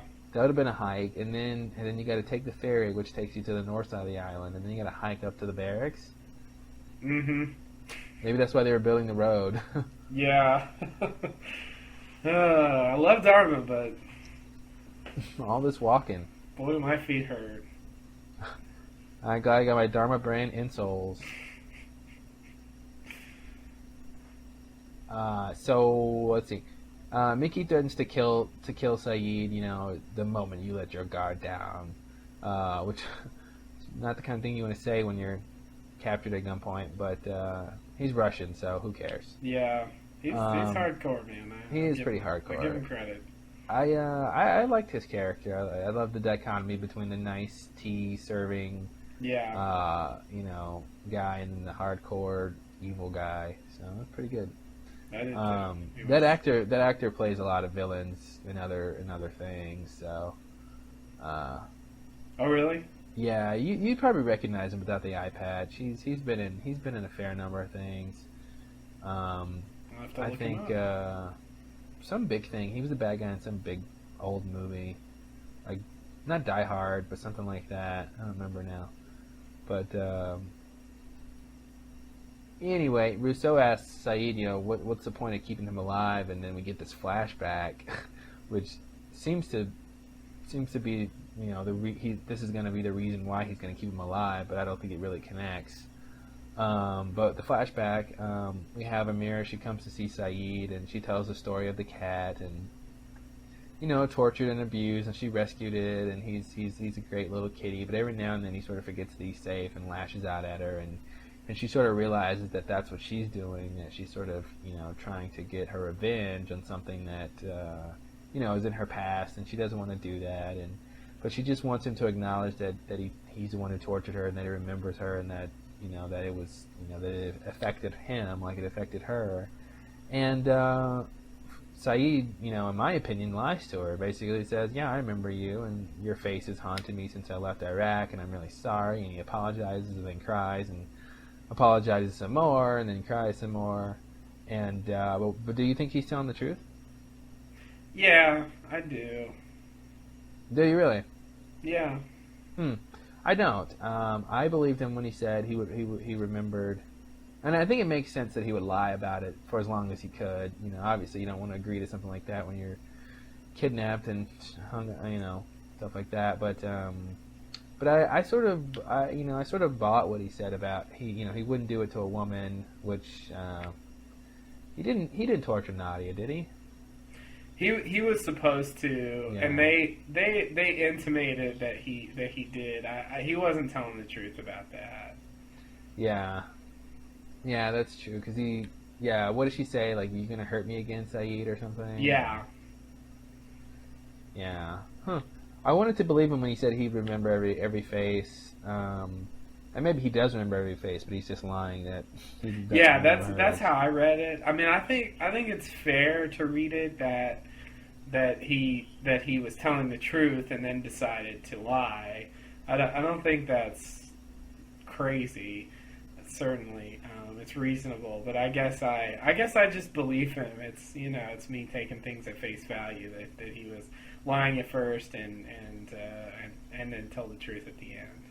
Yeah, for me it seemed he gave that look when she basically said just tell me, like she was basically saying all I want is for you to tell me that you remember me. And he gives this look where he's sort of thinking like all I have to do is say I remember her, and he just sort of does it. To me it seemed like he saw his way out of the situation by lying and saying he remembers her, but it could have just been easily a look of like, oh my god, I'm cornered, I should just tell her, blah blah blah. So I don't know how we're supposed to take that, but It is ambiguous to some extent because we don't really know what he's thinking during those scenes, and since he contradicts himself, I feel like if he had really interrogated her, and for any length of time during those 3 months, that it would have been hard for him to say, it's not me, when he would sort of know that she saw him enough to know it's him, versus like his theory is that she just saw him around and sort of remembered his face that way. I think that's more plausible. Because I mean, you can say you didn't do it, but when the person really remembers you, I think that it's hard to keep up that lie, don't you think? When there's no doubt about it, I tortured you every day for 3 months.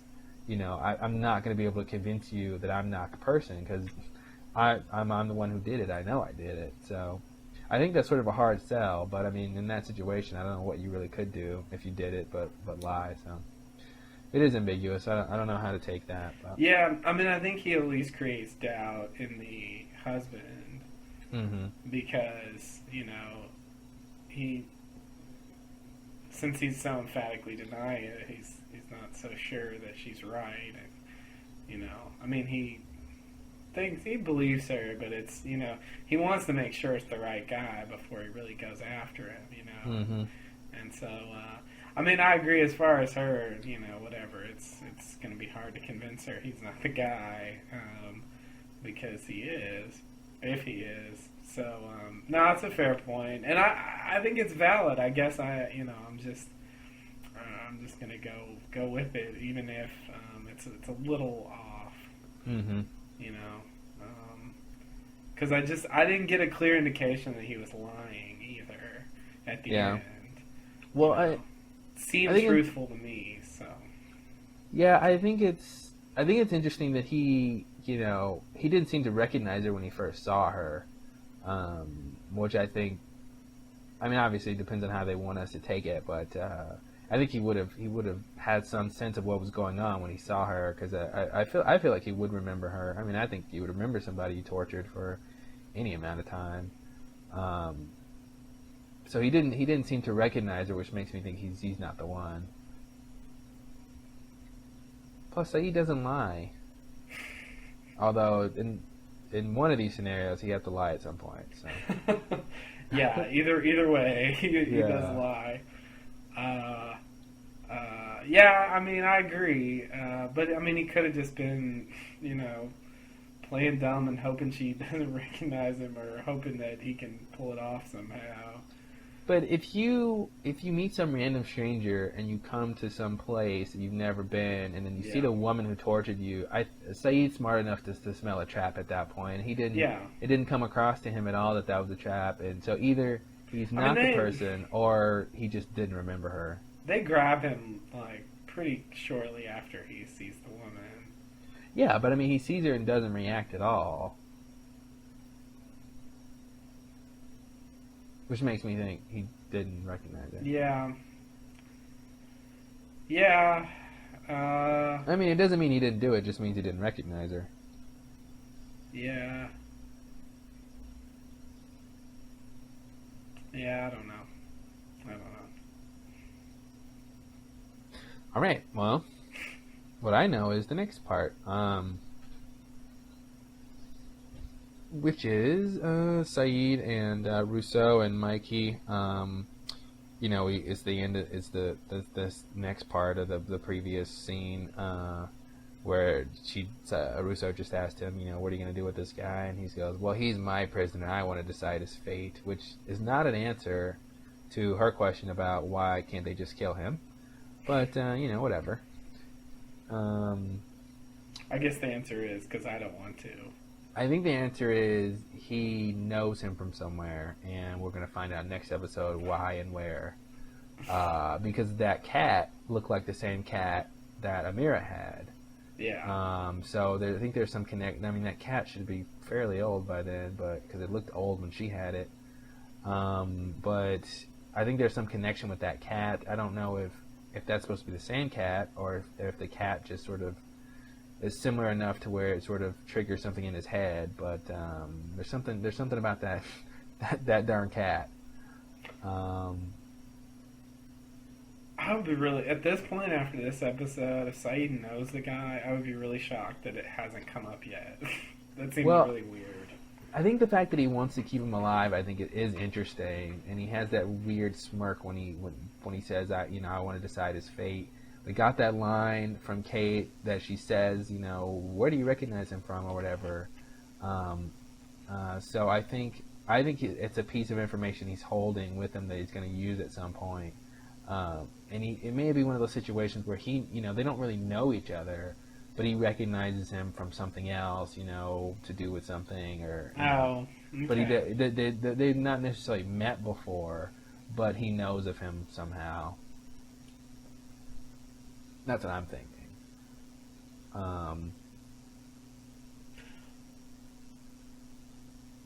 So then, wait a minute. What? Isn't there a line in this episode where Kate says that, and he says he saw him on the camera in the Pearl? Oh, is that what he says? Didn't that happen? I don't remember that. Right, right when he found it, and then, after they come back. That would explain, like, everything. I totally don't remember that happening, but maybe that happened. I remember him saying that, but I don't have any evidence. Well, I'm going to go to the tape. Okay. There's no transcript, huh? No. Unfortunately. Alright, I think I'm almost there.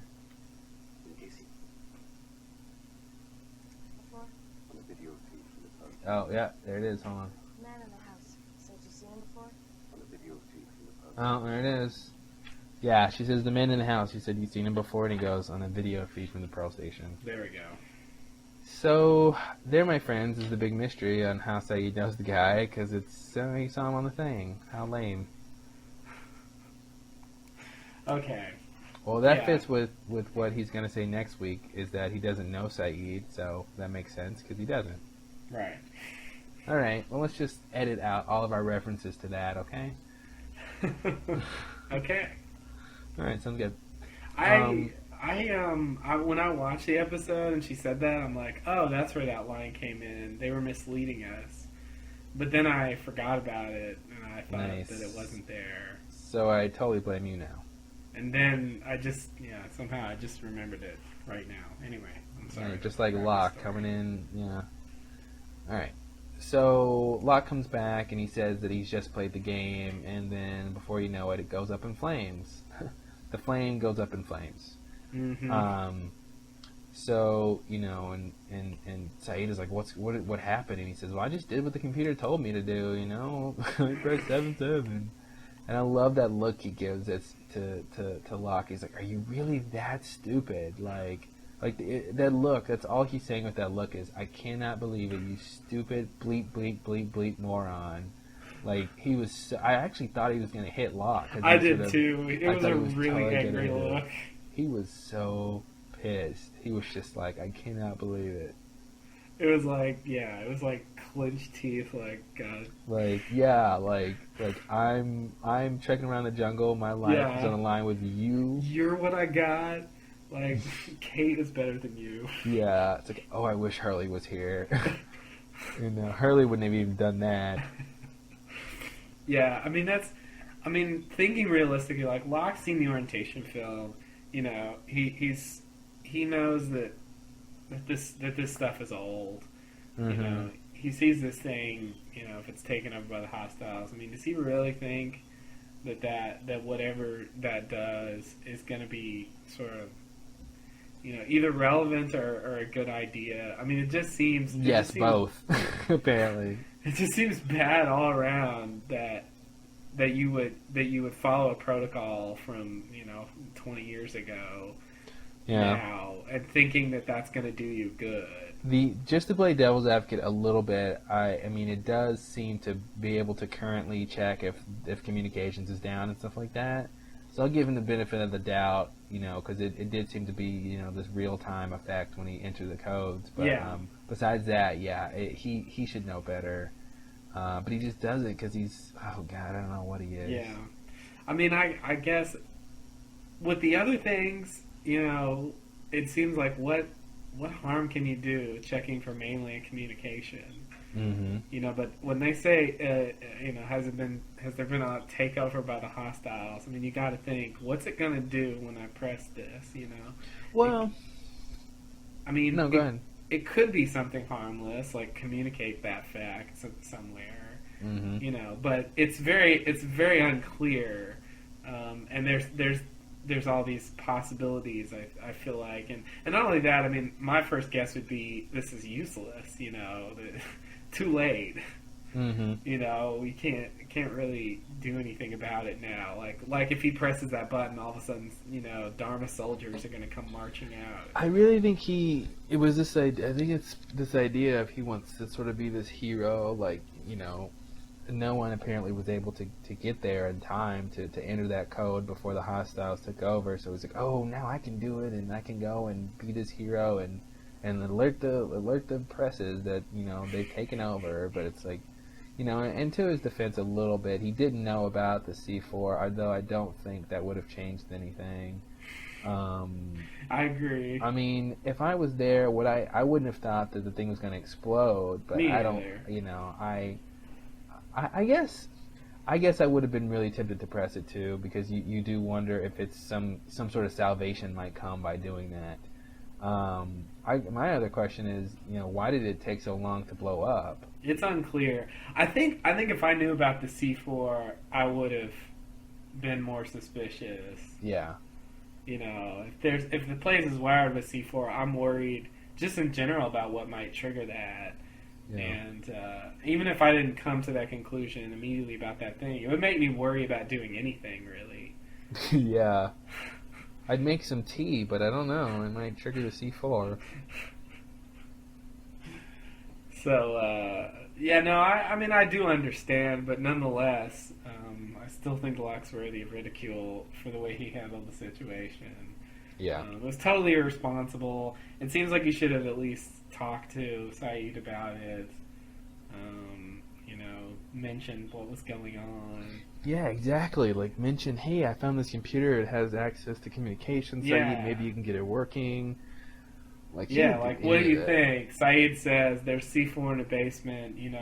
We should be careful. If he opens up communication, at least I don't know. Instead of just deciding on his own that here's what's gonna happen. It's just a bad move. Even though I agree, it's not. I mean, you can understand the curiosity. And of course, I was pretty curious what would happen. So, on some level, I wanted him to do it. But do you think anything else happened after pressing 7-7? Nah. You think that's it? I think maybe something else would happen, but I don't think anything else did happen. Okay. I don't know what that means. Me either. I guess I'm trying to say I want to feel like it would send out some kind of signal or something, Uh-huh. that had happened, but that's not happening because all the communications are down. Yeah. What do you think? Well, I think, I could see that, like, blowing up all the other hatches, too. Oh, man, that'd be hilarious. None of them seem to be wired with C4, but, I don't think that really happened, but... And the barracks, too, like, everybody's dead. Lost. Yeah. Oh, man. Those others, they sure were crazy. Oh, well. Now they're burnt to a crisp. Man, that would be like the craziest episode ever. That's it. They're all destroyed. Jack too. Wow. Yeah, Jack too. Jack, man. Oof. No more Hydra. Jack. No more Pearl. That's it. And somehow Anyway. it mysteriously makes the Swan come back. Right. Yeah. I was thinking that too. Because what can it do to the Swan? But bring it back. Bring it back. That's the only way you can make it worse. So, at the end, they're walking away, and then Saeed sees the cat, and which may or may not be Smokey. I don't know. I know. This is all wonder. very Kate's horse, Sawyer's boar kind of stuff. Yeah, people seeing animals, particularly from their past on the island, Yeah. it's happened a couple times. Animals that are reminding them of things and in their past that they're dealing with in that episode, and it's very that'd be really weird if that was Smokey, but maybe not surprising. It was a creepy I mean, creature. if Mikey didn't reference the cat at all, I would go out and say that was Smokey, and Saeed was sort of hallucinating that thing, but he definitely references Good it. point. So Good point. I also want to ask, what did they do with Clue's body? Because it wasn't there when they were leaving. I was gonna think they don't worry about when they're shooting, but Yeah. I mean, if they took it inside the house, then she blew up with that. Yeah. They didn't mention what they did. She just got shot. I guess she was out of Hawaii. She's on the next plane. We didn't show any of Clue's body. Well, Well, we can't get her now. She's gone already. Yeah. Here's a question: do you think Mickey ever beat the game, or do you think he knew about the manual override? Yeah, sure. I mean, if Locke beat it, it can't be that hard. Ooh. Sorry. I'm just saying. So. I think Locke is good at games, and I think I don't know if there's a thing about chess with him, but I don't know. I feel like he beat it twice fairly quickly. So how hard could it really be? Yeah. I mean, and Locke did say, that's why you don't want me to play it, because of the manual override. But it seems like, why don't you just cut it off? Like, why is the computer even on? Like, don't ask silly questions like that. It's like, it's just sitting there on, ready, for days and days and days and days and days, just asking, ready to play, ready to play, ready to play, and presumably he doesn't play, because what's the point? If he wins, he's just going to get the manual override. Yeah. He's busy milking cows and stuff. And so let's continue to talk about Mickey, because there's so many things that don't add up. Okay. I think, at least one thing. So the first thing we see about Mickey, he first tells us that he's part of the last member of the Dharma Initiative. When he shoots Saeed, it's in the guise that Saeed is potentially one of the hostiles, which I think it's a bad idea to shoot him. But I guess he sort of, I guess he assumed he's by himself or whatever. But still, you don't want to shoot somebody who's the landlord, basically. So here's the first part of my confusion. If he's supposed to be, let's see, he's really Dharma. He's really another. And if he is another, why is he pretending to be a Dharma member? And since he's pretending to be a Dharma member and shooting somebody else who he thinks is another, like, that doesn't make any sense to me, because he should know that person isn't another. So why pretend that he is another? Because he doesn't think he's another. Who does he think he is? One of the plane crash survivors. Okay, and then so from the very beginning, when he sees him, he knows who he is, and he's just pretending. Yeah. He's pretending that he's another, but he knows he's not another, obviously. Yeah. I don't think he thought he was another. No way he would shoot. Well, no. Not that he thought he was another, but to me that didn't make any sense. Like, who would he be shooting at? If he knows he's not another, so why is he shooting at this person? Yeah, no, dude. It's not another, If it was another, I mean, why even shoot the plane crash, survivor?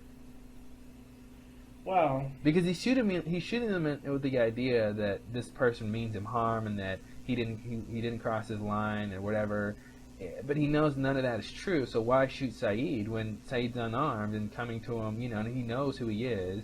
That he is unarmed. I mean, why shoot him? And the reality of the fact that he's another and Saeed's not. I mean, maybe it's all just part of this story. I mean, it is over the top. He doesn't need to do it. But it all goes into his little story. Yeah, I mean, it makes sense. Yeah, okay. So, okay, so now here's my question. Why in general is he pretending to be a Dharma person?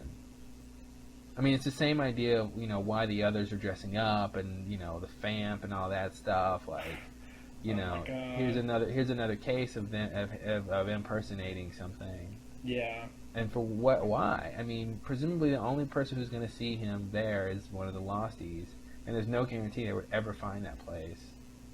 And he says he moved there a long time ago after the Purge, and I don't know if we're supposed to believe he started dressing up as Dharma back then or recently or what. But I think that whole thing is weird. I mean, I guess the idea is that he went there to be responsible for the flame and its upkeep and stuff. But why he would pretend to be Dharma that whole time, I think is really strange. I don't think he pretends the whole time. I mean, when the others come over, I don't think he pretends that he's Well, of Dharma. course. But I'm saying he's wearing the uniform, and he would have to Yeah. need to Well, wear the that others all wear the time. Dharma stuff all the time. That's not a big deal. That's the clothes they got. Well, no, but they don't wear Dharma stuff all the time. When they're in O-Town, they're not wearing Dharma stuff. They're wearing regular clothes. Yeah, but the Juliet's medical stuff had Dharma. Well, that's clothes on it. different. That's their medical stuff. I mean, their work stuff. I get like why they do that because that's the official work stuff. But their regular clothes are regular clothes. I just think if he's just hanging out at the place, it seems like he wouldn't want to put on a uniform every day to wear. He would wear regular clothes. Unless we're just supposed to believe, he's busy working and messing with the animals, so he puts on like a work uniform. I don't know. I mean, either way, he could say he's Dharma. Either way, he doesn't have to wear the uniform to prove that he's Dharma. So, I mean, it doesn't matter. No, I mean, I think he was just wearing the uniform for whatever reason. It was there. They had all those uniforms there, so yeah, why not? Okay, and so why? Desmond wore those things too, and Well, he didn't have anything else to wear, though. Well, I mean, he wasn't another with clothes to wear, so. But my point is he's not. He doesn't have anything else to wear, but he's not trying to impersonate a Dharma person. But Mikey is. Yeah. So what's your point? I don't know. Okay. So I guess I want to know why impersonate Dharma in the first place? Because he could have just said, "Oh, I'm whatever," and he could have came up with the whole backstory. Plan. I guess that's what I think. I guess this is his plan in case they find the place. And maybe since he saw them looking at him in the Pearl, he knew that they'd show up. Okay, there you go. That's a good point. I forgot about that whole. Guess he'll be expecting us. So maybe he just concocted that whole theory after he saw them. Which I don't know how he saw them, or what that was. I guess he just knew the camera was on or something, and he knew it wasn't another. They made it a point of showing the camera. They did. They definitely showed the camera, which I thought he broke the camera, but I guess he just covered it up or something. It seemed like he broke the camera because it went to snow. Yeah, I guess he just disconnected it, maybe. Yeah. Although the light was on, right? Yeah, the light was on. on. So he reconnected it? I guess so. Who knows? Who knows? But, craziness. But he did. So, okay, I'll buy that. That makes a lot more sense to me now that he had a reason to believe somebody might come near him, so he can concoct the whole theory. Now, as far as stories to tell, it's not a bad one. No, it's definitely a lot better than some. I'm looking at you, Henry Gale. Yeah. If he went with that angle, that wouldn't have worked. No, does not fly. Thank you. My name is Henry Gale, and I cast here to belong. That'd be awesome if he did I'm that. from Minnesota, and oh god, Oh that would have been man. hilarious. And my wife died. She got sick, and I buried her. And oh god, and Zane and Locke look at each other and shrug, and oh, those crazy others. They only have one story.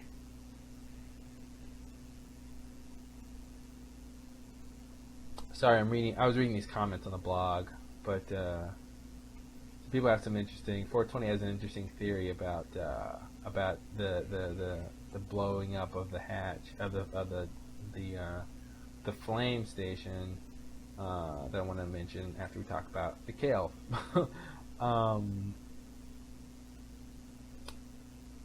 I guess.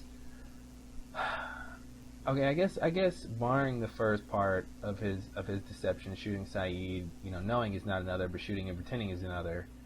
I guess that aside, the rest of his ruse sort of makes sense, and the thing about how did he know they'd be there, that all makes sense. So I'll buy that.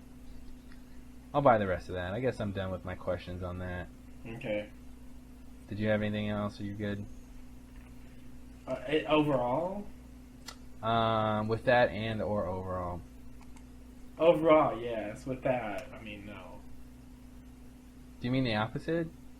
Oh, you mean as far as questions? Oh, I thought you were saying that overall you have nothing else to say, but with that you have something to say. I'm like, really? Okay, that's weird. Yeah, no. Do.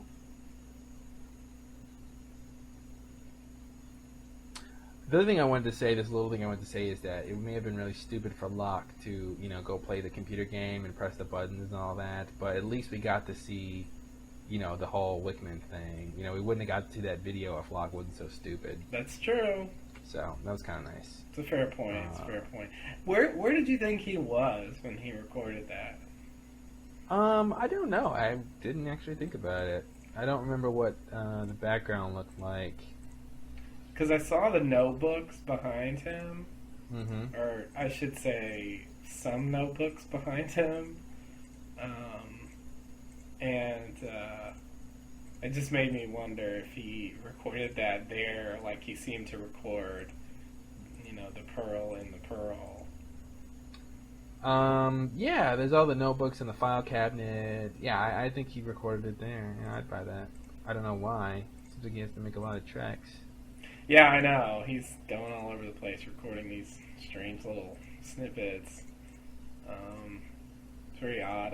I don't imagine him as actually being on the island. That just kind of freaks me out that he was actually there. Yeah.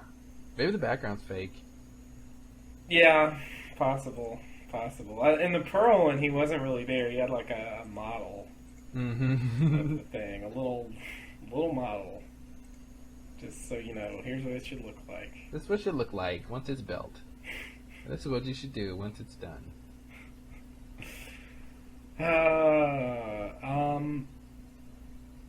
So, let's see. So I have a bunch of questions. Well, not a bunch, but I have a few. I'm sorry. I have a few questions. Yes, no, 12, yes, and not until I get dinner first. Okay. That's a very interesting response. But I think for the audience at home, I should at least ask my question, so they'll know what your answers mean. All right. All right. So, who do you think started the war between Dharma and the hostiles? Yes. That was my answer, right? Right. That was my answer. Yes. I think... Do you think it was, Dharma shows up and they're just being nice and the others attack them and that's why they go after them? Or do you think Dharma shows up, finds out about the others, and goes after them and the others, attack back in retaliation? Yes. See, now it works.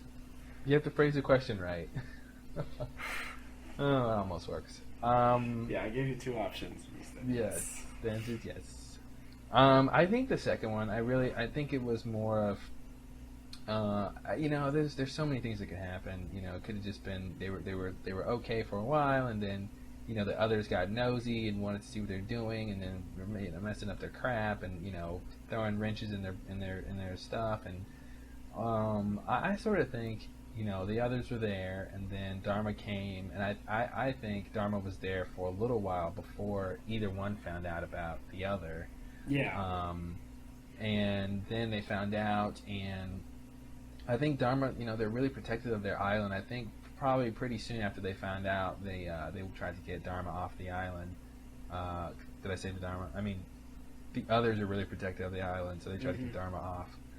And so you think the others attack first?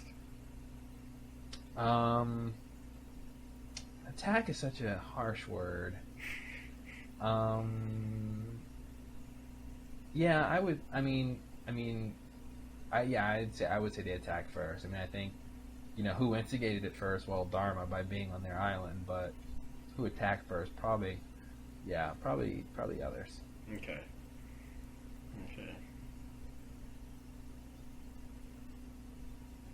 Next question.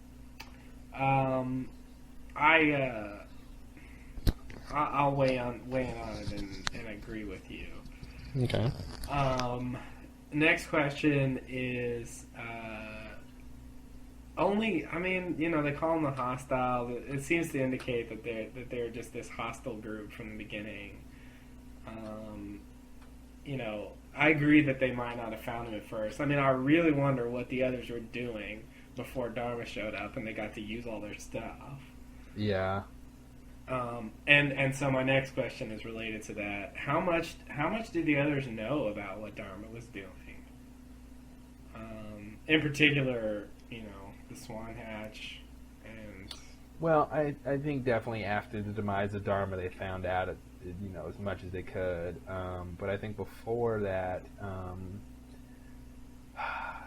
sure they kidnapped some people during that whole thing and interrogated them. I think pretty early on they had a good idea what was going on. They might not have known some of the top level stuff we don't even really know. But I think they had a pretty good idea of what was going on fairly early on. Okay. Because I would feel like I would think that once Dharma finds out about the others, that there would be some sort of formal attempt at a truce or communication or something, and they would send someone to tell them what's going on, and all this stuff, and I feel like that should have happened. So they would have got a little bit of ideas of what's going on. And let's not bar the idea that Dharma could have come to the island, scouting it out, and then very early on found out about the others before they built all their buildings, and the others agreed to let them come, but then for some reason along the way changed their mind. Mm-hmm. Yeah, I mean, you're right. It really could have played out in all kinds of ways. Mm-hmm.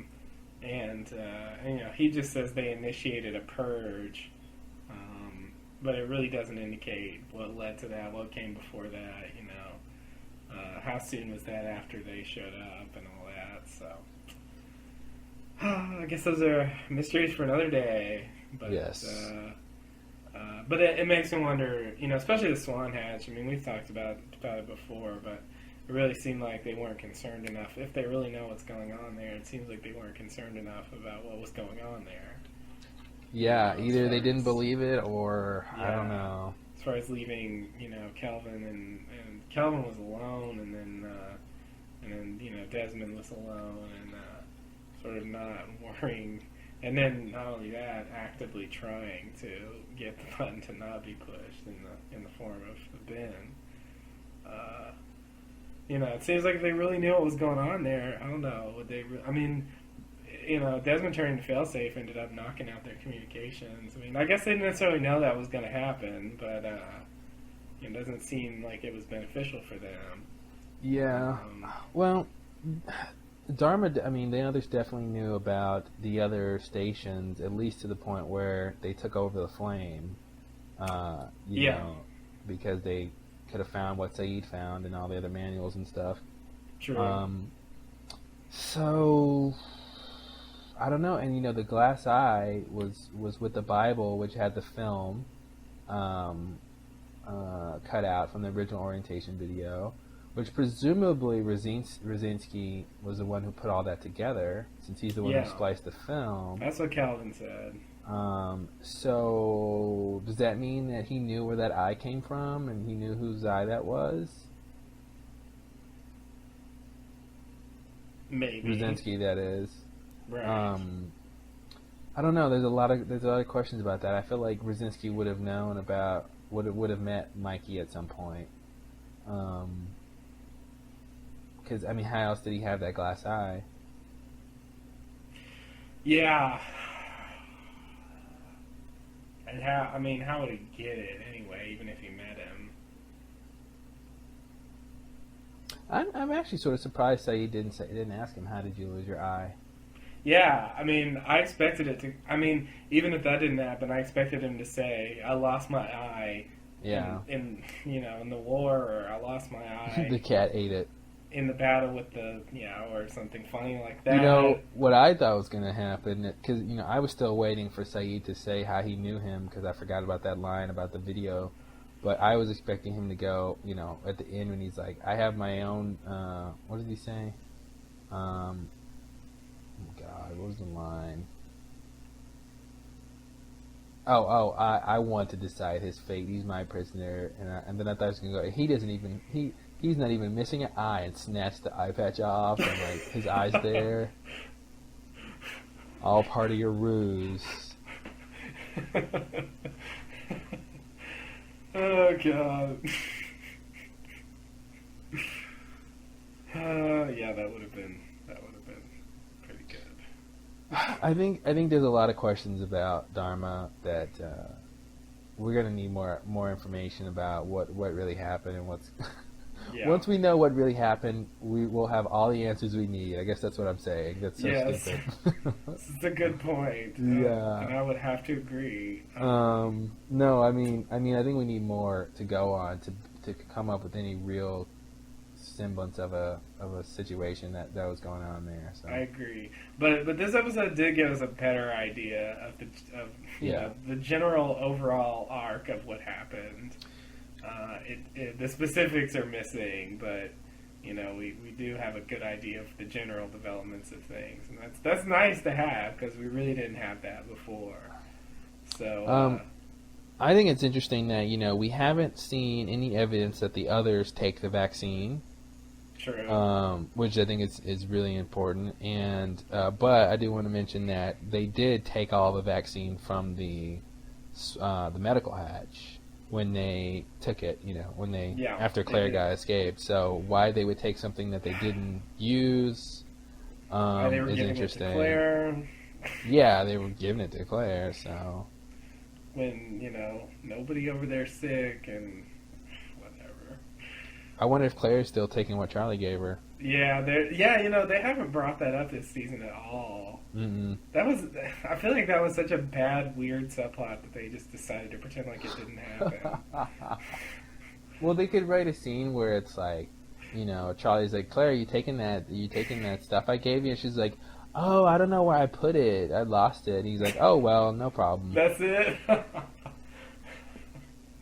I was out for a walk, and then I was swimming, and yeah, I could totally see him say, "Oh, no problem. It probably didn't do anything anyway," and then they'll just leave it at that. That's man, it. I could totally see that.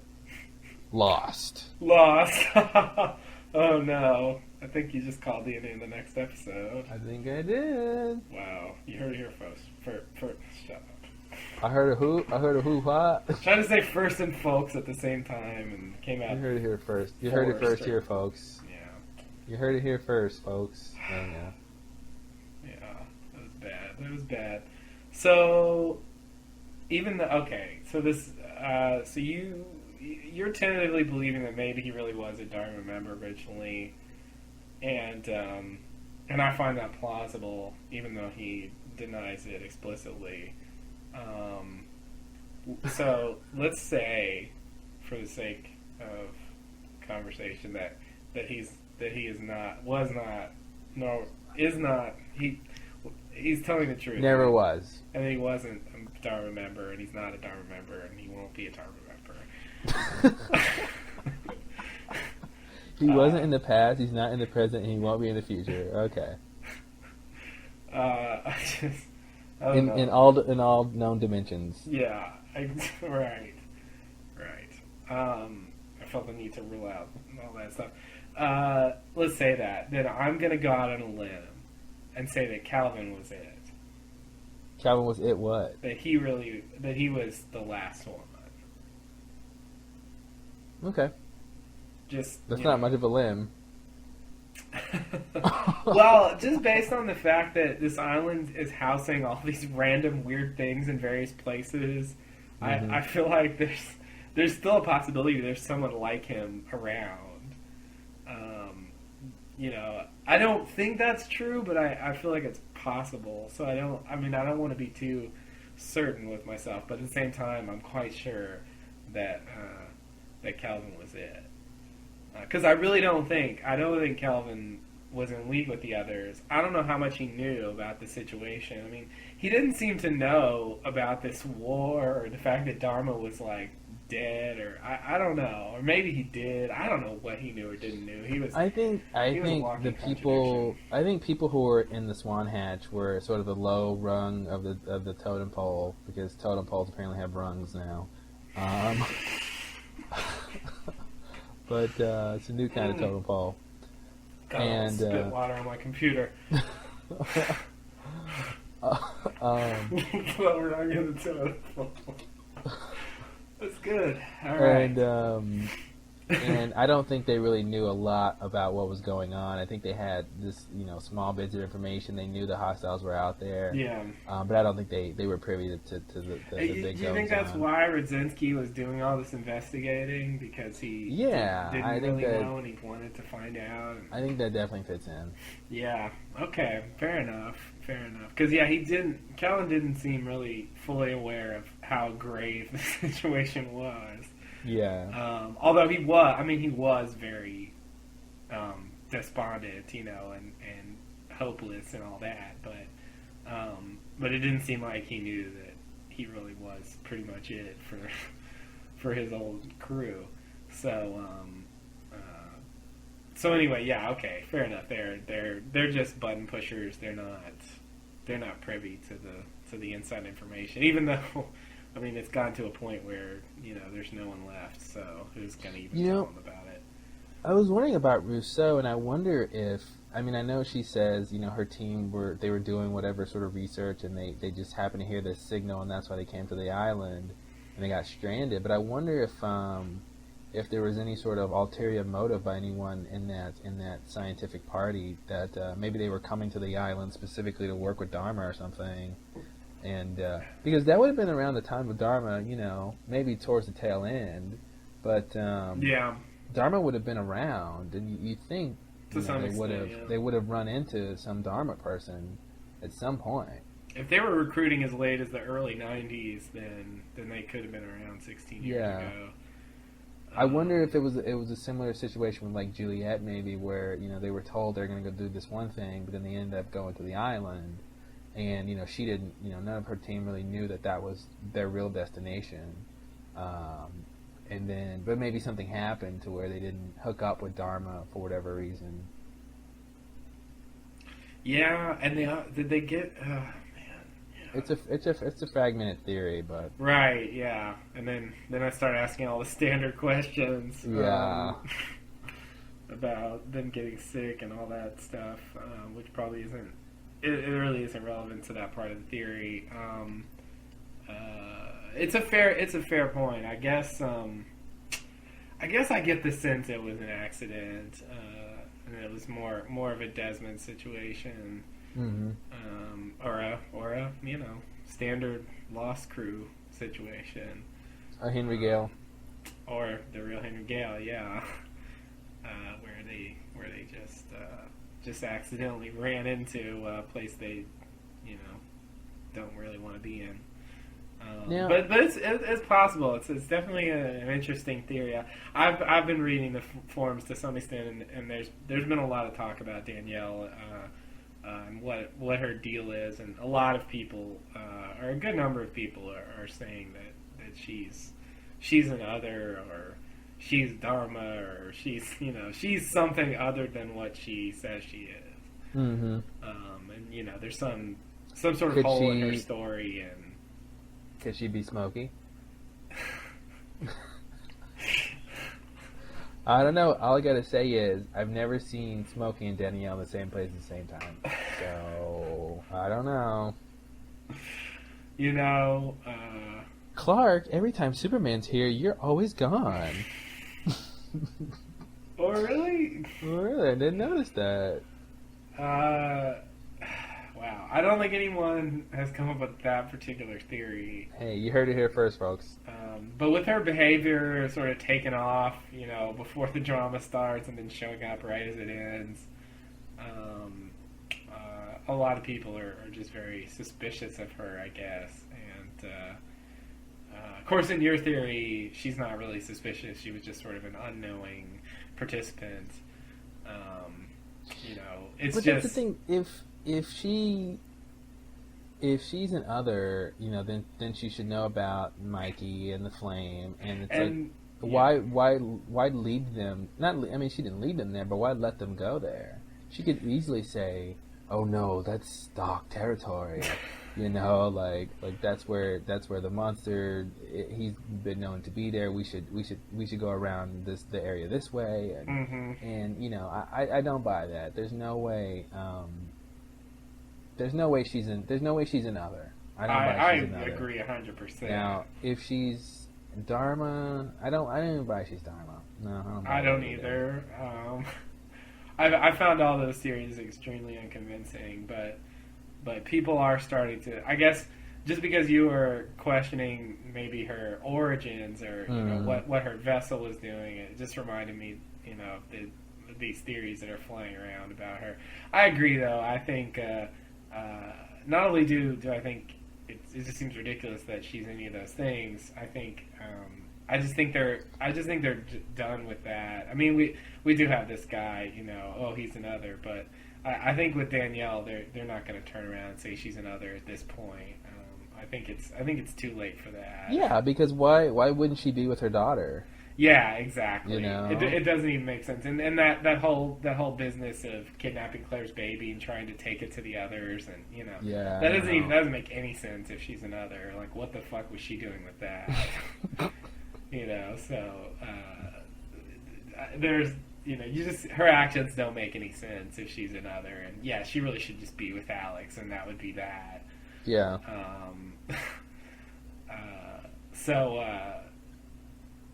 So I have no conclusion. All right, I came to a brick wall. Sorry. Okay. Well, did you had more questions? Let me see. Where did the others come from, and what are they doing there? Don't even try on that one. I think my pre-answer to that was 12. Okay. Yeah, I mean, I understand that that's I wrote it down. Because it's a question raised by the episode, but there's nothing to go on. It's, they're old. Are they responsible for the statue? Maybe. I don't know. Mm-hmm. Statue of Ben. Pure speculation. Oh God. Let me get a closer look. Oh yes. I know that fellow. Oh, I think we addressed this already, but let me just say it again. Do you think the Flame Station, I said yes to this earlier, is the only way for the others to communicate with the outside world? Just, like when they talk about having contact, you think this is it? Outside of like their boat and stuff? Yeah. In terms of Communication like that? Communication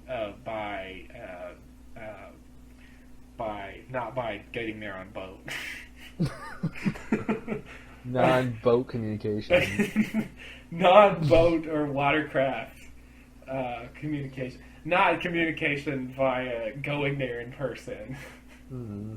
but by I want there to be a word for that, and I can't think of it. Like technical communication or something? Like Yeah. pure communication. Yeah, not in person. I don't know. I really feel like there's a great word for that I'm missing. Oh, I wish there was. I don't think there is. That's probably a 10-point word. Yeah. A word for communications of that type I'm referring to. Help me out, guys. Come on. Comments, please. I appreciate it. Thank you. Okay. So, All right. let's see here. Do I think that? Do I think there's another way? I think there's. Oh yeah, another that's way. right. I asked you a question. I'm sorry. I was about to move on. I think they have a backup. I think they have something else. Okay. Probably nothing as good as that satellite dish, but I think they have something else. It's consistent with what they were saying about the sky turning purple and the comms being down, that the satellite wasn't working and stuff. But okay, so you think they have something else? But I mean, it's presumably not working either. Yeah. But at least the idea is, if they can fix it or something, it's all their communication equipment isn't destroyed now. Mm-hmm. That's, Yeah, I think there's something else. That's the point. I mean, if it is, that's bad for them and the lost crew. Yeah. That's a big problem. Because if it doesn't work for whatever reason because of the thing, I mean, at least the equipment's there. But when it's destroyed, what are you gonna do? Now you just got to get on the boat, I guess, and do the by boat communication. I'm sure there's a word for that too. So okay, wow, I can't believe I asked that question. Okay, I think like stupid. I just wanted to bring up quickly, Saeed questions Mikey about the idea that scientists, attacked them, which is a fair point. Scientists are hardcore. What? Scientists are hardcore. I just want to point out that, Calvin was a military guy. I think they, and then Mikey's story involves being a military guy who was recruited. I think they had military personnel who would be sort of trained to deal with combat situations. So I think it's reasonable that they would have the personnel to participate in such a conflict. And like I said before, when we found out about the barracks, there's I think there's a decidedly military presence to Dharma anyway. At least it's a very just highly organized, like a military is. But I would buy that they have some sort of security force, because they have a lot of money and time invested into what's going on. They're gonna need to protect it. And it seems like they sort of not preyed on, but used these sort of out of work, gun for hire type ex-military people, looking to do something something good for the world and these grandiose ideas and right. So. Maybe disillusioned with being in the military and not believing in what you're doing or whatever. And I think it's interesting that this idea that I think even if that. I feel like Mickey, if he was Dharma and then defected to the others, partly was because he didn't want to fight anymore. He didn't want any war. He just got done being in sort of a war, and he wanted the opposite of that. And then he sort of, in this idea, he figured the good guys were the others. Right. He didn't go there for more war. He was supposed to save the world, but it's like, all right, well, here, go fight. Like, yeah, no, I'm not going to do that. It's very plausible. The Swan is really on the fringe of this whole thing. It's nagging at my brain how that fits in, but Because it seems like such an important place that was really neglected severely. Yeah. Compared to the other stations, what happens when you neglect those stations seems like nothing, and the Swan has problems when you don't look after it. So I don't know, but whatever. I'll let that go for now. Do you think there's any sort of remote access to the Swan computer? I mean, obviously, they communicate to it. There's but something. Maybe the others were pressing the button remotely. They were entering the code remotely. It's possible. It seems like it should be possible. I mean, if you can enter text on the screen, you should be able to enter the numbers. Yeah. That was the AOL Instant Messenger program. Right. I'm sorry, the Dharma Instant Messenger program. Please stop. It's you can't say that. Yeah, no, it's hi Dad, lol. Smiley.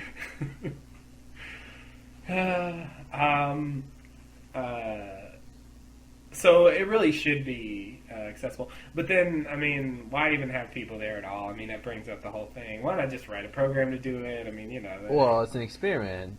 Right. It's an experiment, but it's an experiment that has real consequences. And, oh, man. Like all great experiments. Oh, God, that whole thing.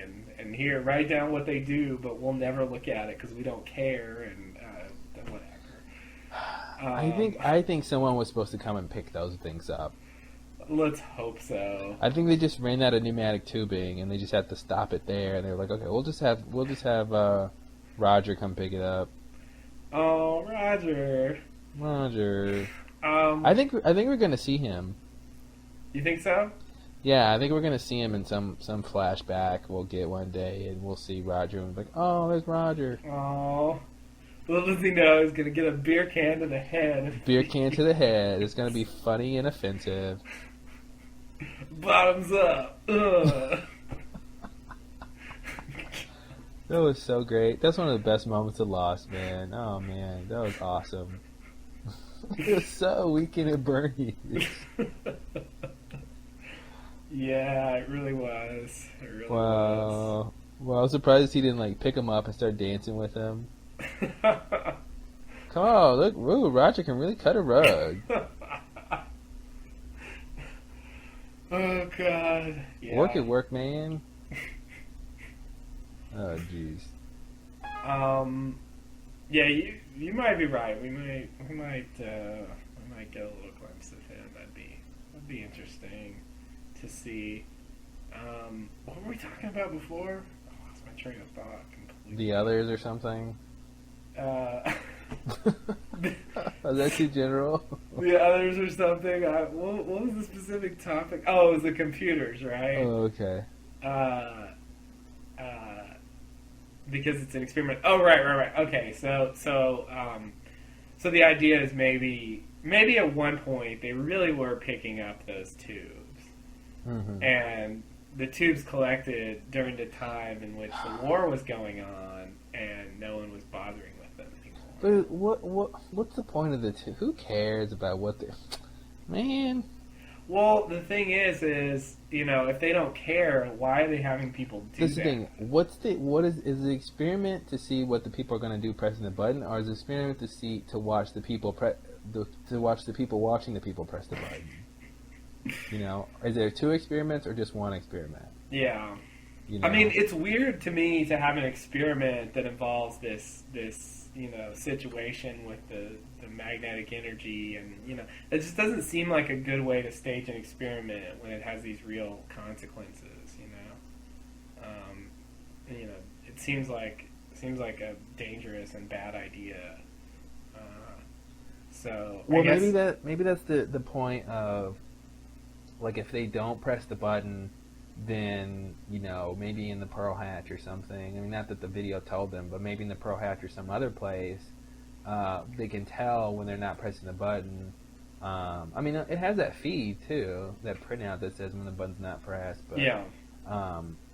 Maybe when they're not pressed, someone is supposed to remotely do it or something. But then, of course, for those people in the Swan, the experiment's over because Yeah, they because see then it nothing building will up. happen, and that'll Well, be it. well, they see it sort of building up, depending on how long they wait to remotely press the button. Yeah, I but, guess so. Yeah. but then either way, something happens and they're scared and they realize it's real and they press it because they know it's real, or nothing happens and they're like, well, I'm not going to press it again because nothing happened. It sort of fixed itself that they Yeah. would think, and so those people would have to be booted out of the project experiment. So. Right. Yeah, I mean, I guess we don't know how it was supposed to run originally when they had a full staff. So it's possible that there were safeguards in place so that, you know, if the experiment caused them to just say screw it and leave, you know, that it wouldn't result in, you know, the thing going crazy. I wonder if it was something like, you know, the electromagnetic portion of the, you know, the research scientists on that, you know, they came up with this whole idea and they were at the Swan, and then for whatever reason, you know, they had to, you know, the incident happened, and so they had to, you know, have the computer and the button, and then maybe after that is when the psychological part, the, you know, team said, hey, let's study these guys, let's see what happens. You know, maybe it wasn't designed to be a psychological experiment from the beginning. But they just stepped in and thought it would make a good one, which it is. Yeah, and they're like, hey, we don't have an idea. Can we use your project? And your idea is much better than anything we could think of. Oh man. I mean, I think that's a great experiment. I really do, but yeah, it's just I need to believe they have some backup plan. Mm-hmm. Otherwise, it seems extremely foolish to just put it in the hands of these people, you know, when it really means something. Maybe it doesn't mean anything. But I think that's a fair point that maybe the psychologist stepped in. I like that. Maybe it doesn't mean anything. Maybe what doesn't mean anything. Maybe nothing happens if you don't push the button. Oh, come on. Hey, who are you? What season is this? This is season 2, Claude. Early season 2. I just got a scary flashback. Yeah. Oh my god, that's what I thought at first. But you know, I don't know. We can't prove something happened. We weren't there. Oh god. Yeah. I don't know. I don't know. Are you done with your questions? Yeah, I think so. Let me see. Yeah. Yeah, that's blah blah blah blah blah. Yeah, I think that's it for me. All right. Well, I just want to do a couple comments about the feedback. Okay. I'd like to know from our listeners, since this was sort of brought up on the comments, and it's I don't know, it doesn't really matter, of course, but I'd like to know what people think. Who looks better in a ponytail? Desmond, Kate, Saeed, or Sawyer? The fearsome foursome. That was a little thing. Bruce goes for Kate, only by a hair. Nice pun. Yeah. But I don't know, Justin. Who do you think? Let's see. What Desmond? I don't like Sawyer's ponytail. That sort of Asian martial arts. Yeah. Half I just don't think it thing. works on him. Mm-hmm. Saeed's ponytail. You're talking about what ponytail are you talking about in the flashback? I don't know. Okay. I think his hair was sort of pulled back in the flashback. Yeah. Okay. Let's see. Kate. I don't even remember what she looks like in a ponytail. Again, I'm not good at this. And who was the last person? Desmond. Desmond. Desmond wins. Desmond wins? Mm-hmm.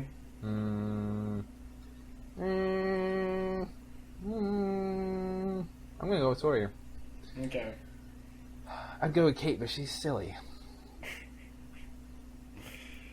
So Yeah. if anyone's interested, please let us know in your comments who wins your ponytail prize, the ponytail The prize. ponytail prize. Yeah, Oh man, yeah. the prettiest ponytail prize. Need some alliteration there. The other thing I wanted to mention was 420's comment.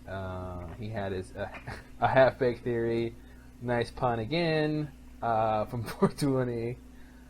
Half-baked. 420 brownie, half-baked. What are you doing? I don't know.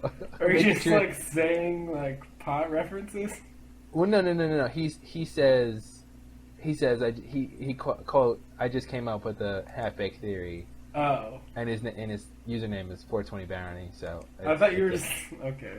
no, I wasn't. I thought you were just 420 brownie, half baked joint, No, I was just bong. Like, okay, I was just making. I was overemphasizing the pun there. I see. Anyway, he says he wonders if Mikey rewired the flame to self-destruct when 77 was pushed.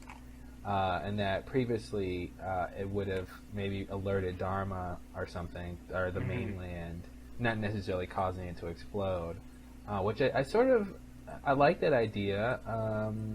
The wiring seemed, I don't know, something about that it seems to fit, that it was recently wired or something like that. If I remember correctly, the stuff had Dharma logos on it. It doesn't mean it wasn't Dharma C4. Well, what's Dharma C4 doing Hey, laying around? Hey, you're gonna ask that question? I got some questions for you.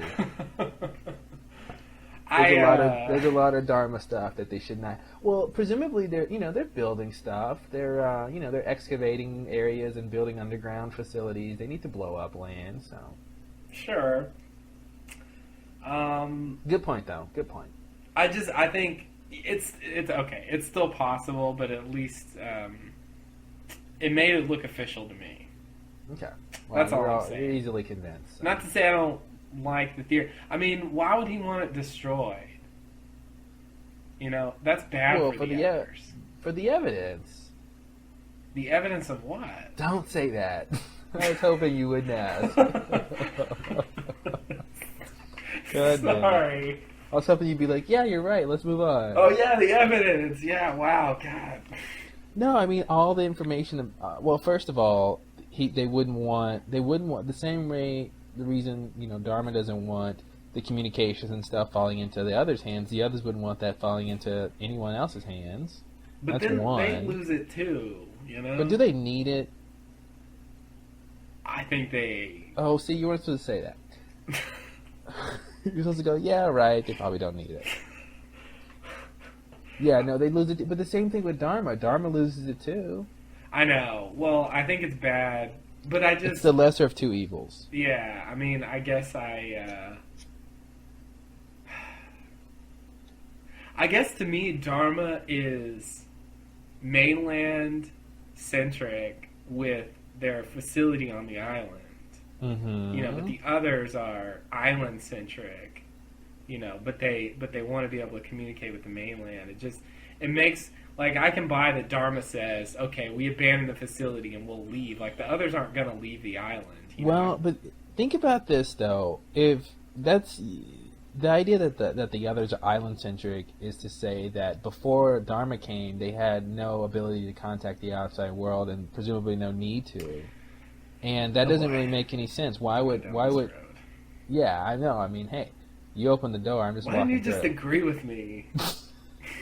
Exactly. See, I mean that's the thing. It's like why would the others just start needing access and wanting access to communicate to the outside world when presumably they didn't have the ability to before? There's a big disconnect. Like, how did they go from these people living on the island to these sort of suburbanites living in the barracks and having book clubs and baking muffins and Yeah. what happened? I mean, obviously Juliet wasn't there, but what happened where they turned into those people?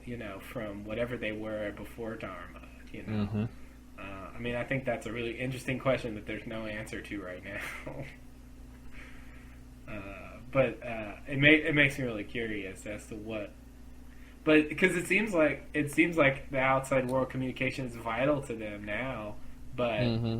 but you're right. I mean, if they didn't need it before, what's the big deal? You know, why can't they go back? Like having all this Maybe Dharma stuff like change them fundamentally. I don't know. Maybe the others weren't like primitive and sort of grew up, sort of lived there for centuries and stuff like that. Maybe they just got there, a long time before Dharma, but not necessarily like, they're sort of, not the idea that they're indigenous to the island. Yeah. So they do have this ability to go back and forth, connect to the outside world, but they just predate Dharma. But they weren't, I mean, some of them may have been born on the island only because they were there so long ago, but not that they were sort of kind of always been there or anything like that. Mm-hmm. Because it is an island. I mean, you got to get there. Someone's got to get there at some point. I mean, I would say the earliest way, the earliest they could have gotten to that island was, during the colonization of that area or something like that. Back whenever, I don't know, but someone's passing through on a ship, the Black Rock, and they find it and they sort of make camp and live there, and of course, that ship couldn't have held too many people, so presumably there would have to be more people to come, and for all we know, they could, we could find out that there was some sort of colony on that island or something, and then something happened and it got cut off from the rest of the world, and I don't know. But where were they living? I mean, where they're living now is like a Dharma facility. Like, what? They don't need to live anywhere. They're others. Oh, okay. They live in our hearts and dreams. I mean, if they were living normally, like, where is their stuff? Like, everything on the island is Dharma. That's what makes me think, that FAMP was reminiscent of how they used to live, because they built that very, authentically. Yeah. And it was very easy for them to get back to that primitive state, the no shoes, the and like, I think that's probably how they really were, and and you can see a group of people like that easily being called hostiles. Yeah. So. Yeah, I mean, maybe so. And then, like, there's the Dharma theatrical glue and stuff. Mm-hmm. Like, what were they doing with that stuff? Like, were they trying to dress up to, like, go infiltrate the others or something? Like,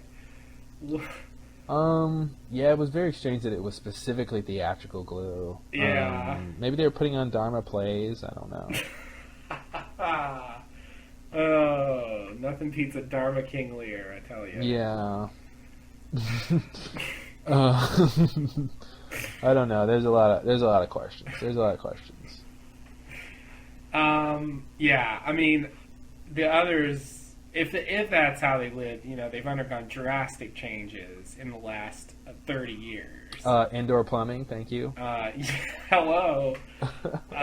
Yeah, I mean, their entire way of life has changed dramatically, if that's what they were living like before. But it's an interesting point, and it's been a theory for a while, and who knows? I mean, maybe, they bothered to construct a fake hatch door. That's going to blow my mind until the end of the series. Yeah.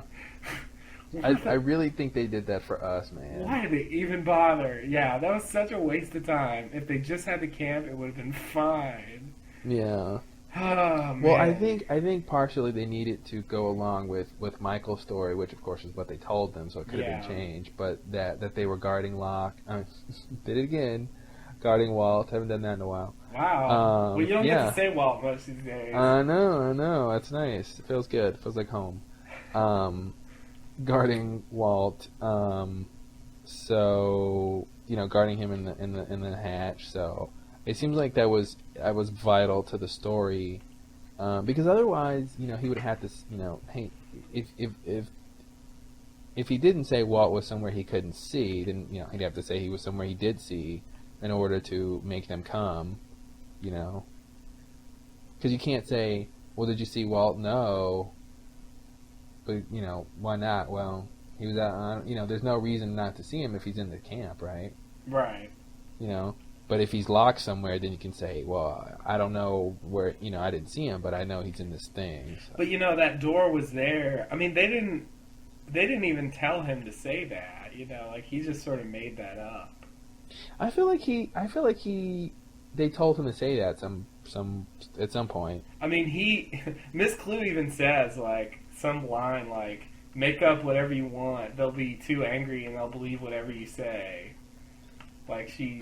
I just don't buy that he said that, and then they had this door with two people guarding it with guns. I don't buy that. I mean, it was there when he came to the camp. That's right. Yeah. He said that. So wait, what's your point? What I'm saying is... Oh, he didn't have to say Walt was down there. Yeah. Like, they built that thing before Michael came. Yeah. And they didn't tell him, say Walt is in here, you know. Yeah, you're right. I don't know why he did that, and I don't know why. I mean, I guess I'm saying I don't know why they built that then. Yeah, well, me either. Oh. It seems like a bizarre, like, achievement of craft. Maybe they took it from somewhere else. It was already made, and there's another Dharma station somewhere that has that door, and they just took it off. I wonder what that area looks like right now. I know we won't ever know, but well, you would think at some point they would come back and get all those materials. That's right? the thing. I'm curious. Like, did they move the door and move all the TPs away? And I don't know. I think those were wigwams. Thank you. Wigwams, okay. Excuse me. Get it right, bitch. Get it right. So another thing 420 asked, he wanted to know, basically people are saying that the Russian conversation between Clue and Mikey was she was saying, she was telling him to shoot her, and he was saying, no, there's another way, and 420 was wondering what we thought on, what other way could he be referencing? Well, I would say my standard line on pieces of dialogue that they don't intend for us to understand is that, you know, it doesn't really matter.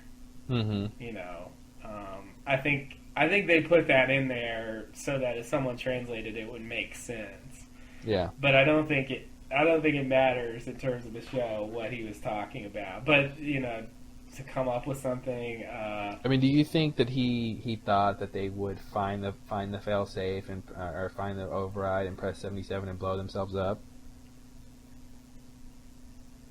Maybe. It's a fair point. All right. I have no idea what. I mean, you know, there's another way. We'll stay alive and we'll wait for our chance to attack them. I mean, I don't know. You know.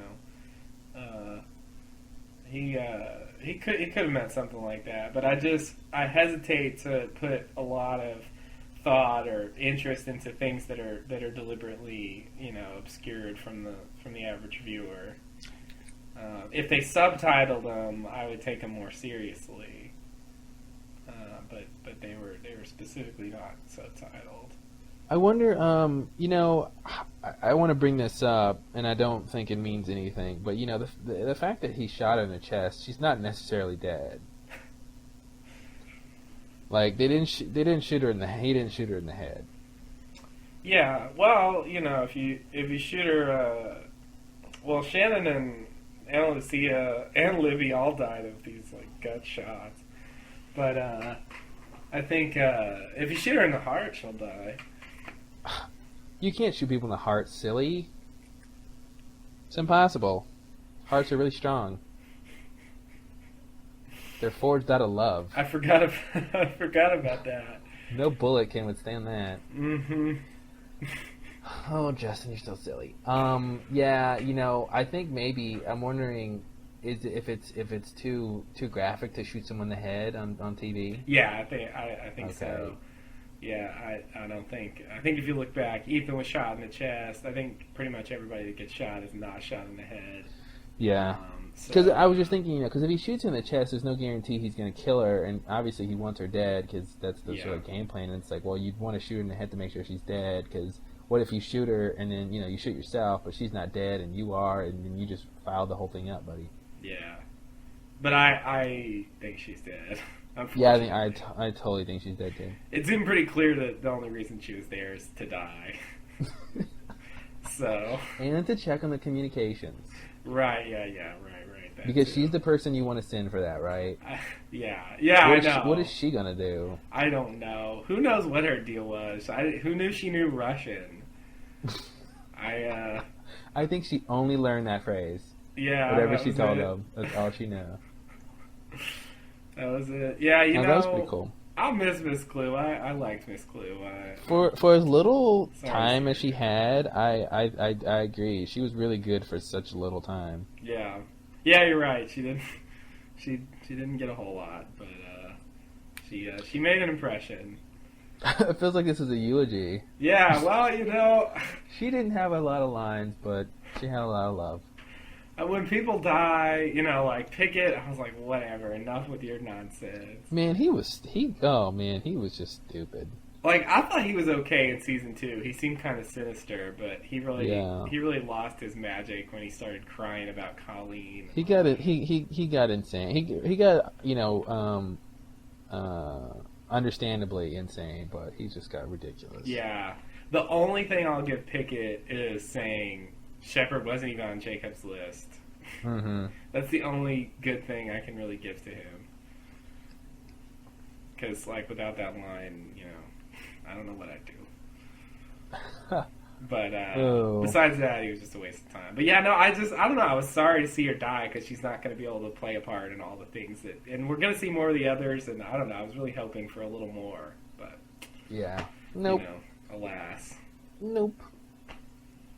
All right, buddy. It wasn't to be. Only other thing I want to mention real quick is that Bruce on the comments mentioned that Amira, when she's petting the cat and telling the story, calls the cat a he, but Mikkel, named the cat Nadia, which is a feminine name. Yeah. So presumably it's not supposed to be the same cat, or either it's the same cat and neither one knows which gender it really is, or one or the other doesn't know. So.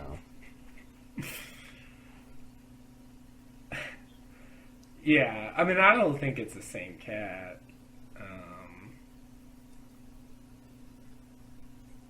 I just think they're similar looking. Well, if Amira shows up on the island, we'll know the truth. We will. God, flashback people. I guess Desmond was the precedent for that, right? And then also Kelvin. So that has happened. I was about to say that never happened, so never mind. That's not gonna work because it's really false. Yeah, it'll happen. It could happen. I tend to believe people in flashbacks will not appear on the island. Maybe since it's happened twice, it won't happen again. How about that? I wouldn't be surprised if Nadia shows up on the island. Nadia? She's in LA. She's not going to show up on the island. Dude. We saw her in Locke's little flashback. Did we really though? I just feel like how else are they gonna tie up that storyline? Maybe she works with Penny to try to find. They're both trying to find their boyfriends. There's a sitcom right there too. That is a sitcom. Oh God. Unlikely heroines. Penny and Nadia. One's a neat freak and one's a sports fan. And One shops on Fifth Avenue. One shops at the Gap. How are they ever gonna get along? This is never going to work.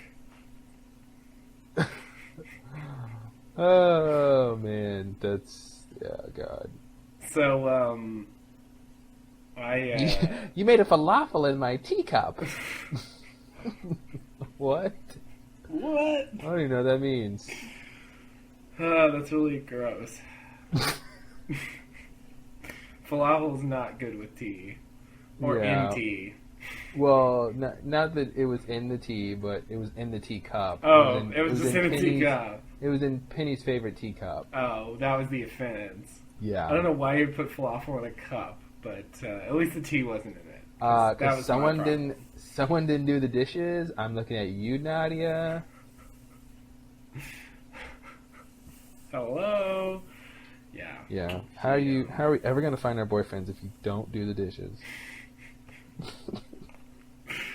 I think they might just leave that as dangling as Locke and his dad, or various other. Oh well, that had a resolution though.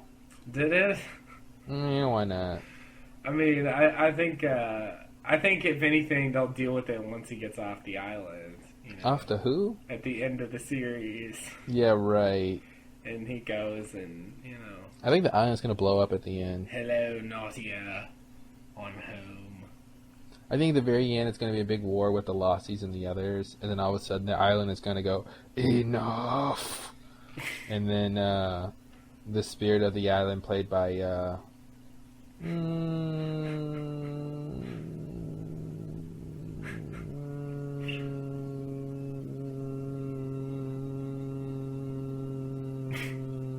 Yes. John Malkovich. Okay. And that took me a long time to figure out. And he's gonna say, "This has gone too long. I am upset. I'm a robot, apparently.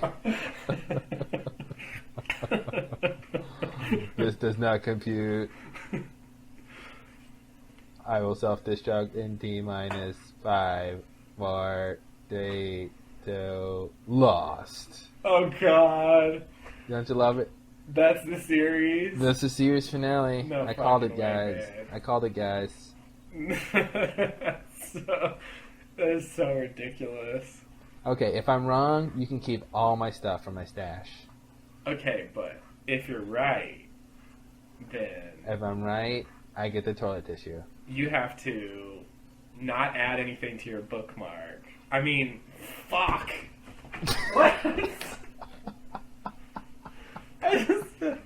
You totally ruined it. I'm tired. I can't believe it's a bookmark. That doesn't make any sense. Why would you add things to your bookmark?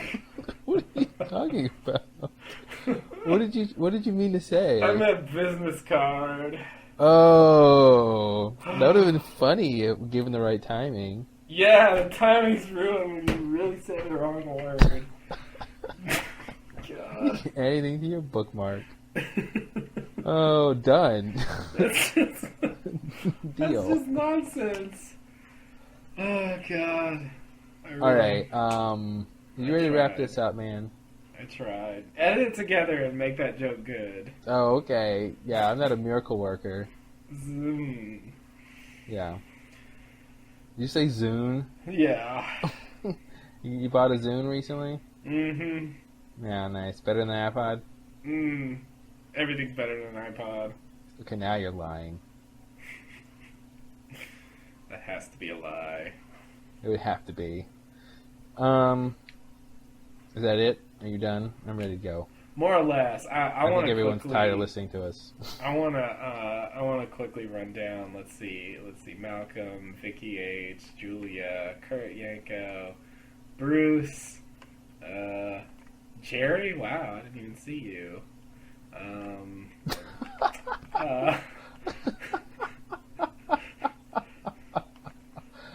I'm sure that makes Jerry feel great. Sorry, Jerry. It was a one-liner. I missed it. Everybody else is writing paragraphs. Ooh, what are you calling him out? I'm not saying you Or have her. to live up to that. It's fine. Leave one-liner. I might not read it.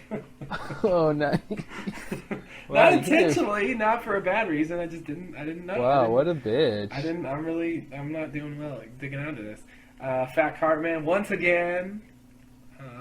Mentioned last time, mentioned you again. That's right, we did it again. 420 Brownie, of course.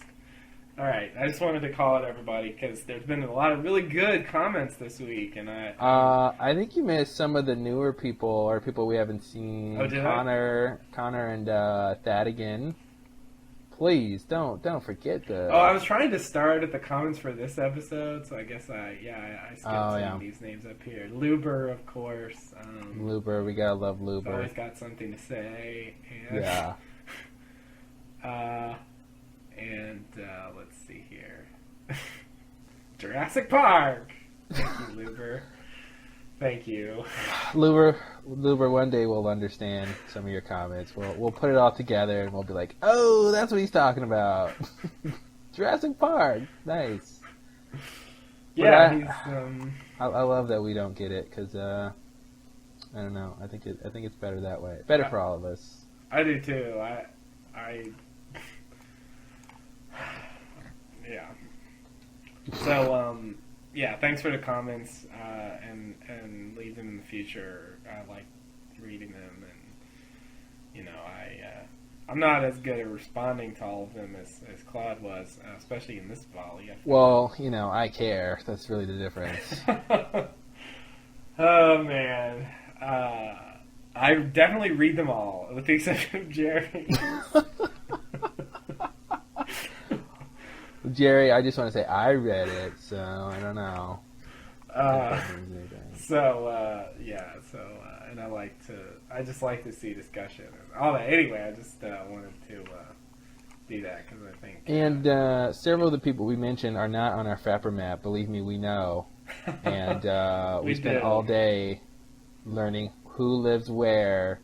And if you ever get a knock on your door one early morning, it just might be Claude and Justin. Hello. That sounds really scary. Hello, want to podcast? Maybe, yes. All I know is our Frapper's been viewed 3,332 times, and we don't have nearly that many people on it. No. So. Well, I think 700 of those times was me. Yeah. Viewing it. That's you're probably right, and 1,000 are probably me, but that still leaves a lot. So. Yeah. Yeah. So join it if you want to. It's easy. No, not if you don't want to. Join it because we beg of you. You must. Oh, okay. You can't consider yourself a Lost Lowdown, a true Lost Lowdown fan if you're not on the Frapper. See, I didn't want to go that far, but hey, I'm gonna go that far, and I'll go further. All right. Hey, if you listen to us, okay, you're a fan. If you're on the Frapper, you get that. You just get that much more credibility. It's a hierarchy, and it is. You get there's a point system. You get points for commenting, you get points for being on the Frapper, and you get obviously a lot of points for listening because that's the meat of it. But yeah. But the other stuff is good too, and emails also are pretty good to do. Yeah. So yeah. I didn't want to insist because I hate to tell people to do things, like donate money or something. But, well, once we get to the point of asking for money, then we'll ask instead of saying give us money. Oh, okay. But come on, they can join the Frapper. I'm on the Frapper. You're not gonna say you're not a real fan unless you donate $20 a month. I don't know. We got those bandwidth charges coming up. No. If we ever start asking for money, I don't know what to say to that. I want you all to simultaneously stop listening. I want us to have 0 downloads. Yeah. Then we'll get it, I think. Yeah. No, seriously. We will never ask for money because I don't know. There's plenty of reasons why we won't do that. Particularly because we don't need to, and it's crappy. Yeah, it really doesn't cost that much. Don't believe what other podcasts are telling you. Yeah. Well, I mean, granted, it doesn't. The point is, it doesn't have to cost a lot to do a podcast. So yeah. I think that's the point. Other people do crazy stuff and whatever. And they got all these fancy things, and they buy equipment and they whatever. So you can make it cost all kinds of money, but it's far from necessary. Yeah, it's about quality, not quantity. Yeah. I mean, wait, exactly. What? I don't know. I guess if we had bumper music and listener call-in things and all that, hotlines and maybe that would jack up the price. Yeah. I don't know. But jack up the price. It's funny because I see what you're saying. Okay. But anyway, yeah, we don't want to charge because that's crappy. I would be happy if we had one person in every state and one person in almost every country in the world. I'd be happy. It would be nice. It would be nice. Yeah. I'm looking at you, Thailand. It's it's hard to get every country. I mean, there's some countries where Lost isn't on. I don't care. And it's kind of rough for them. I know they can Oh, download is it, it, but I mean, there's some countries where internet access isn't that widely available. All right. Thanks a lot. You just ruined my dream. Fine. But we do have a pretty decent selection of countries so far. So, Luber's over in Norway. That's good. Yeah. Got Laura in Helsinki, Finland. We got a couple in England. Got Adrian in Spain. Yeah. Okay, Adrian, your job is to get someone in Portugal because you're the closest. And let's see, it's between Luber and Laura to get someone in whatever's between Finland and Norway. Zvergi? What's the Sweden, I think. Sweden? There we go. I knew it was something. It was something Nordic. And then Emily or Karen needs to finish the British Isles. Yeah, definitely. We need Ireland and Scotland. We've had some anonymous people, looks like, from Ireland and Scotland. But those anonymous people need to shun their anonymity. Thank you. Anonymousness. It's a hard word. I think we need someone from Australia, too. We're really missing. Well, considering that so much of Lost is Australia-centric, it'd be nice if we had someone in Sydney. And the show's definitely on there, so yeah. No excuses, guys. No excuses. No excuses. Yeah. Canada, hello. You know what? I think the Canadians know we don't like them, and they don't like us. It's not a really Canadian-friendly show, right? You got a point. Yeah, I was kidding. I know. Okay. Yeah, I know you know. I just thought I'd make a weird joke. Okay, that was a weird joke. We can get some Canadians. Come on. Maybe don't have Frapper up there.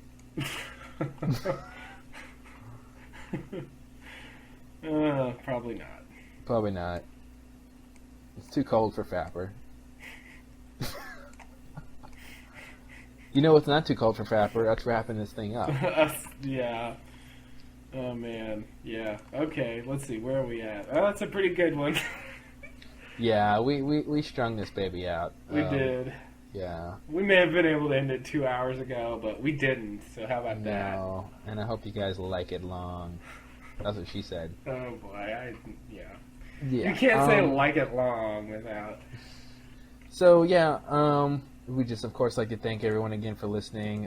It's a fairly long one, but, we do these 5-hour ones every now and then, so, you guys should be used to that. Last couple Lowdown have been short, so... Yeah. LostLowdown@gmail.com, thelostlowdown.blogspot.com. You guys know the drill. This episode, if you're listening to it, you already know, will be up early, so enjoy that. And hopefully the next couple of weeks we'll be able to get it up a little bit earlier than usual.